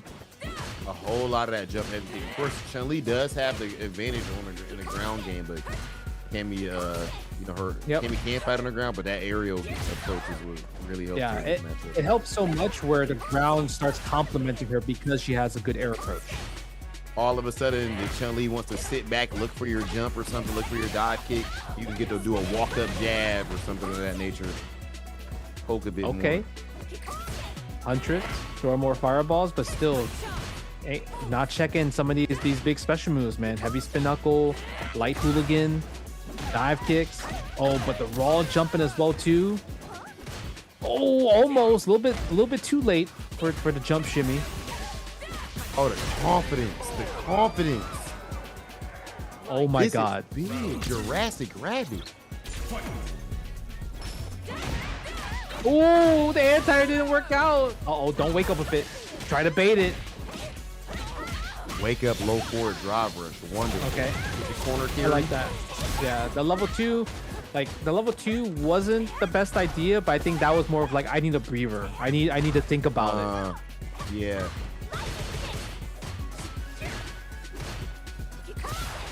Yeah, throw the fireball. Watch out for the jump. The fierce? Hold on. He was looking good. Did we spend it? Do it again. Why not? One more. Yeah, no way you check DI right here with this under this pressure, right? Oh, the drive. Oh my God. Drops the combo. We get the overhead anyway. Oh my God. That was insane. Phenomenal. This is an important game right here. If Huntress ties it up, our confidence comes back, right? So if you're Jurassic Rabbit, you need to close it out now. Yeah, all the pressure will switch over to Jurassic Rabbit side. Wake up low 4 again. Don't try to shimmy me. Good tech. Might be information for next time for Huntress when she gets a knockdown. Again, the hooligan. Again, the forward throw. DI hooligan, OD hooligan. Oh my goodness. Level 3? No, level 3. I would have went for it. Oh, the trade. Stay like it. Drive rush. Oh, back throw. We DI here. The trade again. Drive rush. You know, Rob, you were talking about it. Man, we don't really see just raw drive rushes at this level. And guess what? At the end, they used it to clutch it out. And Jurassic Rabbit took your advice, giving up Nephew another 10 points of now they're back in the lead. Drive rush, jab, in the throw. Bro, that was such a high level option to choose in that spot because you're thinking about, yo, he's been going for DI. He went for DI recently, doing a lot of hooligan in the end game. And just to switch jumps, the regular jumps. Here comes a drive rush. Save it for nationals. Yeah, that's the definition of save it for nationals. I didn't do this all day. And now when it matters most, drive rush, jab, throw. Man, and look at this. Now it's going to be up to Coney versus Bricky. And I mean, if Bricky is able to, I mean, right now, obviously Coney has Bricky's number, but imagine if Bricky kind of conquers the demon.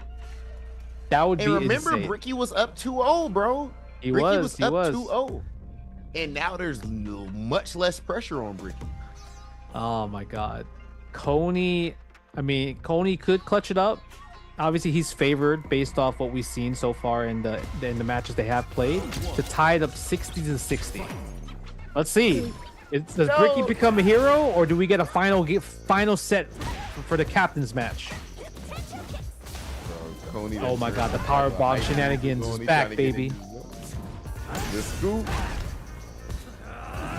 Bro, that's 2 throws, bro. Yeah, where's your health? Where's your health? Alex damages insanity. Oh my God, the Coney has such a unique and viable strategy. Big DI. Nice, good combo as well too. Overhead, drive impact again. Watch out for the potential kicks. I think he tried it. I like that. I really like that option from Bricky. But Coney, so confident, bro. Even under this amount of immense pressure. If I lose, we go home. If I lose, it's over with. And he's still playing this confident. Look at the DIs, the command grabs, and everything. It really comes down to like Coney, like he's not hitting for light change. He's making sure that everything like does a chunk every single time. Yeah. If he hits you, it's gonna drive rush check into the reset scoop. He checked the drive rush. Watch out, don't jump. Ooh, go for the stomp into the knee. Oh yeah, no, my God. He's cooking. Oh no, he's cooking. Oh, he's cooking. Send us to the last set. This is what the Street Fighter gods needed. I'm telling you. They blessing us right now. And you see how Bricky is even trying to do drive rush button as well, to just like raw drive rush. So like he's trying to adapt, but Coney is just so explosive with his damage choices. Ooh, goes for the sweep too. The sweep is hitting so many. No, he hasn't missed on a sweep yet. Now the Kermit's hit his person, but all of these sweeps are hitting in this set. Another stomp. Now Bricky is scared to go for the air-to-air. Oh yeah, but now look, you're burnt out. Coney's probably one OD power bomb away. That's it, level 3. Just do level 3. That's not gonna kill you. No, that's not enough. He didn't go for it. Oh, he pressed the button. Oh my God. Watch out. Chip Don't damage is available. Dude, he could have just did raw level 3. He did. He might not have known. This is only the second level, right? When it comes down to it. But Bricky finding a way to survive. Even there, level 3 could have burned him out. Nice. Oh, again, the DI. There it this time is. with level 3. For the Get the burnout real fast. Hit him with the Kurt Angle. Ugh. Okay. Imagine. Imagine. Crazy. Oh no! The power bomb lives on. Guess what, Rob? It's 60-60. Yo, they're popping off. They say yes, yes. It's 60-60. 60-60 is crazy, bro. You cannot write this stuff. You could not make it up, bro. First to 70 points, and it's down to the final wire, and it's the captain's match, first to 3, right? Team JB, representing Team JB is Hotashi, and Team Nephew is going to be Brawl Pro. And you know, we talked about it, you know, they've been going back and forth here, but Brawl Pro right currently has the advantage in terms of just score count. Sagat versus Zangief. Bro, how does it just come down to this? And these guys been back and forth the whole time, bro. First to 3, and it comes down to a first to 3. Like it happens to come down to a captain match. We get the long set, the long haul. Oh man, come on. Come on. I normally would be like, I feel like for Zangief, like we said, Zangief usually prefers a shorter set. But the last time they played a first to 3, Brawl Pro wins 3-0. Yeah, you know? yeah. So what strategies do they bring this time? Man, I feel like Hotashi was doing a great job at using kind of like the pressure with medium punches, right? It really comes down to, can Hotashi eventually just stop, I would say, not like, I don't want to say flowchart offense, but like predictable offense, because Brawl Pro is really good at perfect parrying those scenarios, right? Once he sees that, oh, you go for this string, he's going to try to perfect parry it, and we see that perfect parry is kind of like what Brawl Pro's strong suit is, right? And in terms of getting momentum. I mean, even the fact that you see how he was perfect parrying those fireballs? Yeah. I'm like, his perfect parry is better than some of the pros, in all seriousness. Like, if he gets the fireballs, that's actually insanity. Yeah, I feel like if I'm Hotashi, I would use more forward just forward light kick in neutral, just while Zangief's walking you down. Yeah. And right? you know, and if anything, that'll make him sit still to respect it, and you get other stuff off. Yeah. So using more, and it also stops the charge armor, the charge standing fears from Zangief as well too. So you can stop the armor. So if you could do that, that helps a lot in terms of the nooch. Hotashi letting it be known in the chat that he needs a minute. He said, "I apologize. I need a minute." brother. This is cinema. Take your time, okay? Bro, We ain't rushing $4,000 on the greatness. line. What? A whole trip for your squad, for the whole team, bro. You gotta play with your whole team on your back. Like, this is it. And for both teams, you gotta say everybody pretty much did their job for it to be 60-60. Yep. Everyone pulled their weight.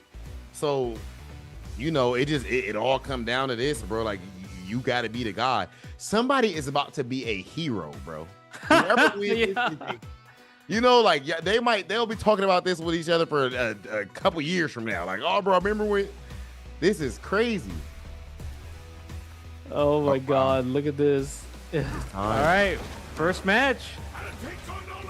That time, ladies and gentlemen, Street Fighter 6 New Challengers Tournament, 60-60. Whoever wins this match walks away. This first of three walks away as our champions. $4,000 and the whole team going to CEO in Orlando. There is a step kick right there in the neutral. Oh, but misses the target combo. No punish though from Brawl Pro. That is -8 on blocks, that target combo. Oh, I like the parry attempt. But the thing is, we talk about it. Hotashi is kind of in the corner a lot, right? Brawl Pro is really good at walking people down. The DI, we don't really see that from Brawl Pro a lot. It's like that. Again, that's gonna kill. No, he doesn't go for the double drive rush. Double drive rush would have killed there. Right. Yeah, tiger shot. Gotta defend. Hotashi, what are you gonna do? Nope. Whiff punish on the whiff heavy punch right there. Great parries to get some drive gauge back. Avoid burnout. My man Brawl Pro is really good at weighting you down and getting the anti-air down. That's for sure. He's putting that. Yeah, he loves to pressure Hotashi in that corner. Kind of just put mental pressure on him and make him crack and hop out of the corner. Yep. And Brawl Pro's on point every time. Okay. Yeah, see, the thing that Hotashi was landing a lot is the low forward drive rush. See that right there? That's hitting him every single time. So he needs to really be abusing just drive rush cancel into low forward. I like how Hotashi did not spin a level 3 to kill, but now he's dealing with the consequences of saving his meter. There might not be a next round, and there is not going to be. Could have killed. That is a common situation in fighting games, a common situation in Street Fighter 6. You have to decide, am I going to spin this level 3? Decided not to because you want to save the resources. Game 1 for Brawl Pro. That was for the loyal fans out there, man. Oh my God. Hey, perfect parry. It was perfect parry back throw again, bro.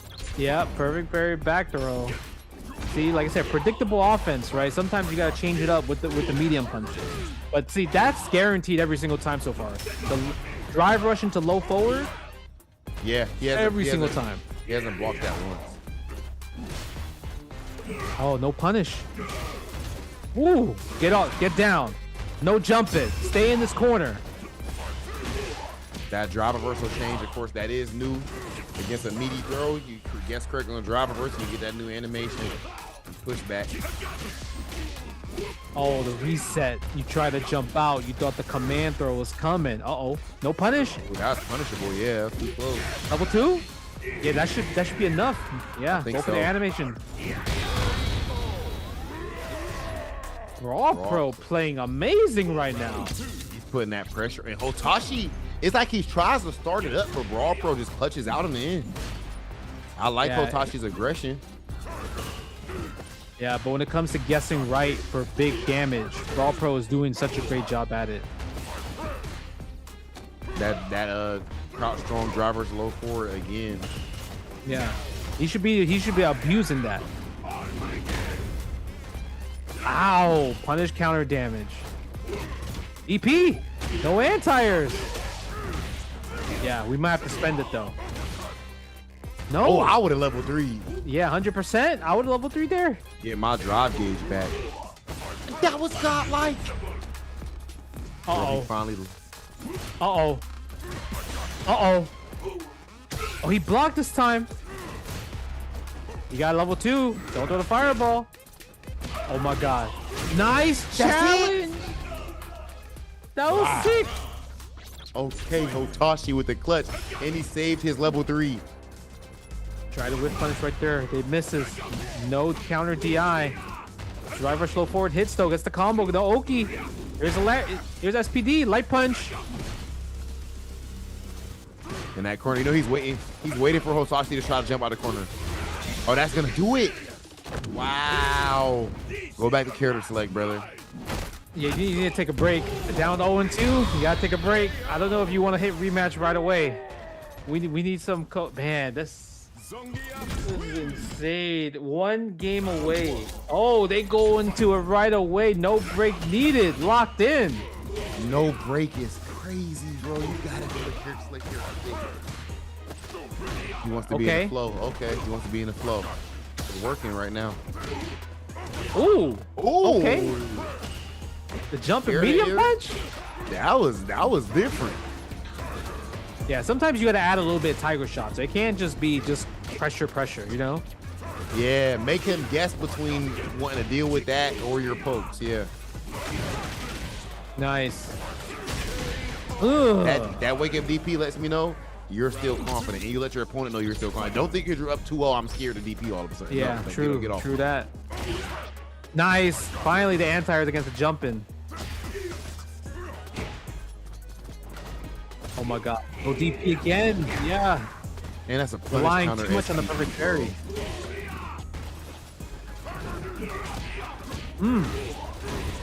Okay. Nice tech on the throw right there. At the tiger shots, make him jump so you can do DP super. There's a step kick. That's plus.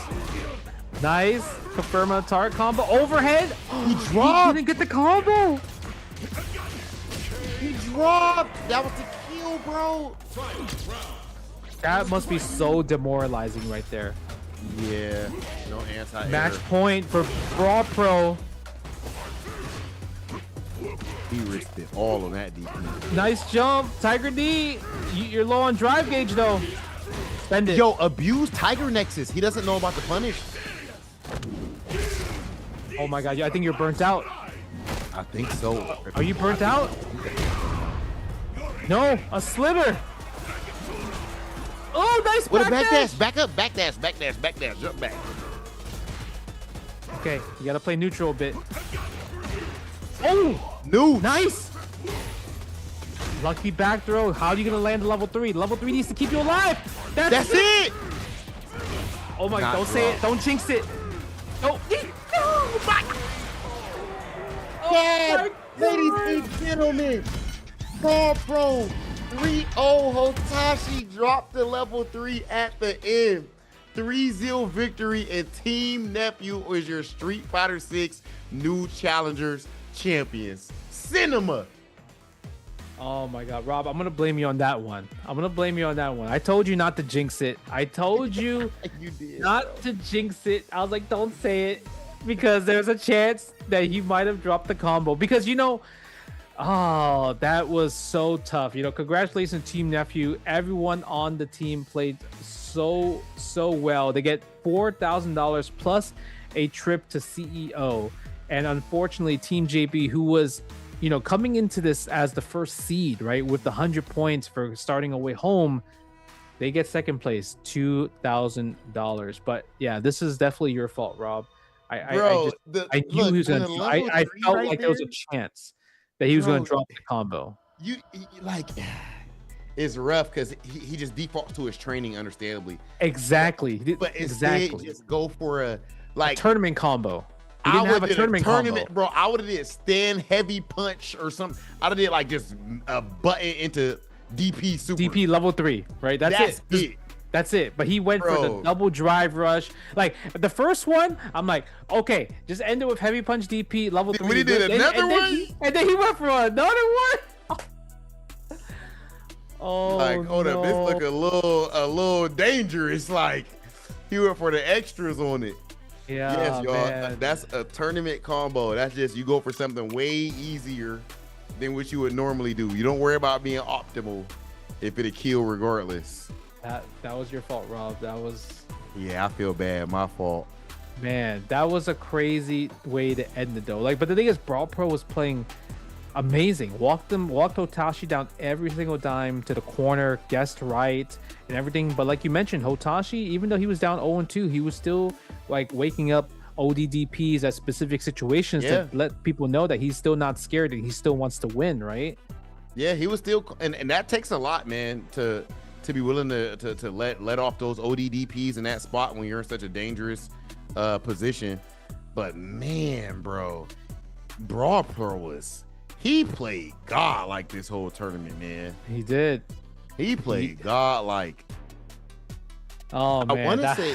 I mean, and then they were back and forth too. How about him not being rattled after Hotashi beat him 2-0? That 2-0 was a wash. Yeah, it was tough, man. See, that's the drop combo. Unfortunate stuff right there. That's the winning sequence, Brawl Pro. Bro.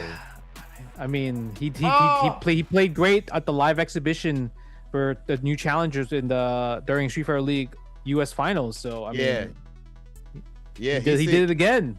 He did. That was absolutely godlike. What about the strategies at the end, bro? So Team JB going for the two. Imagine if I'm telling you, I would have put either Coney in the 20 or Huntress on the 20. Or Huntress in the 20. Yeah, because at least with that one, like the first three would have been kind of more, like, I guess stable, but putting Hotashi there when knowing the current like track record, I feel like it's tough.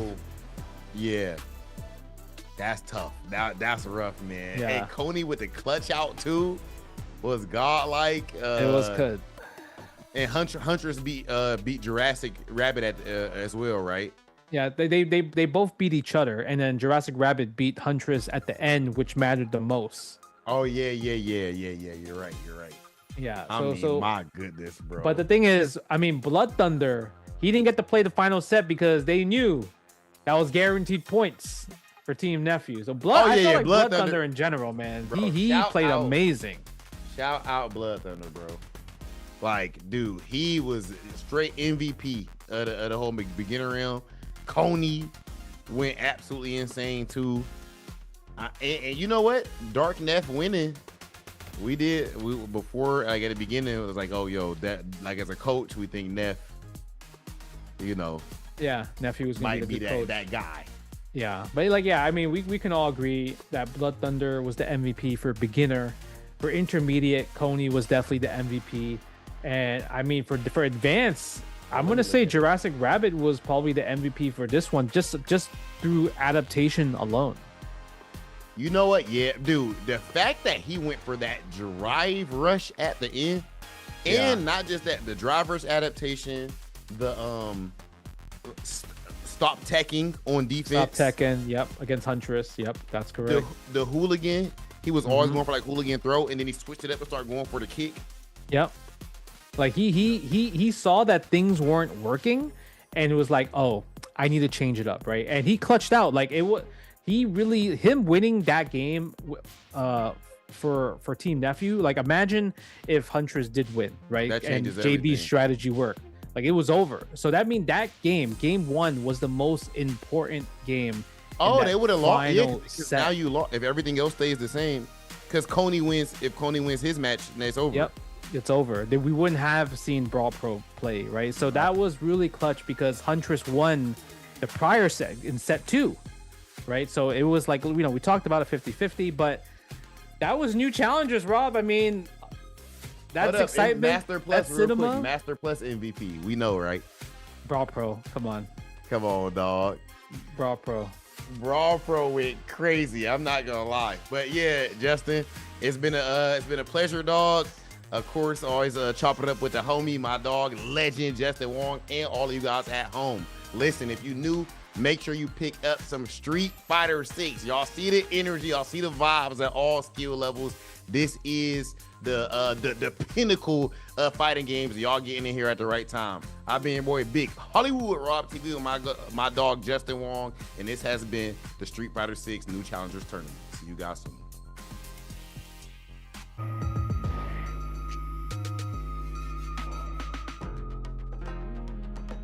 No, that was fire. All right, appreciate you, Shy Glees. Yeah. Shit, Justin. Good shit, man. That was fire. That was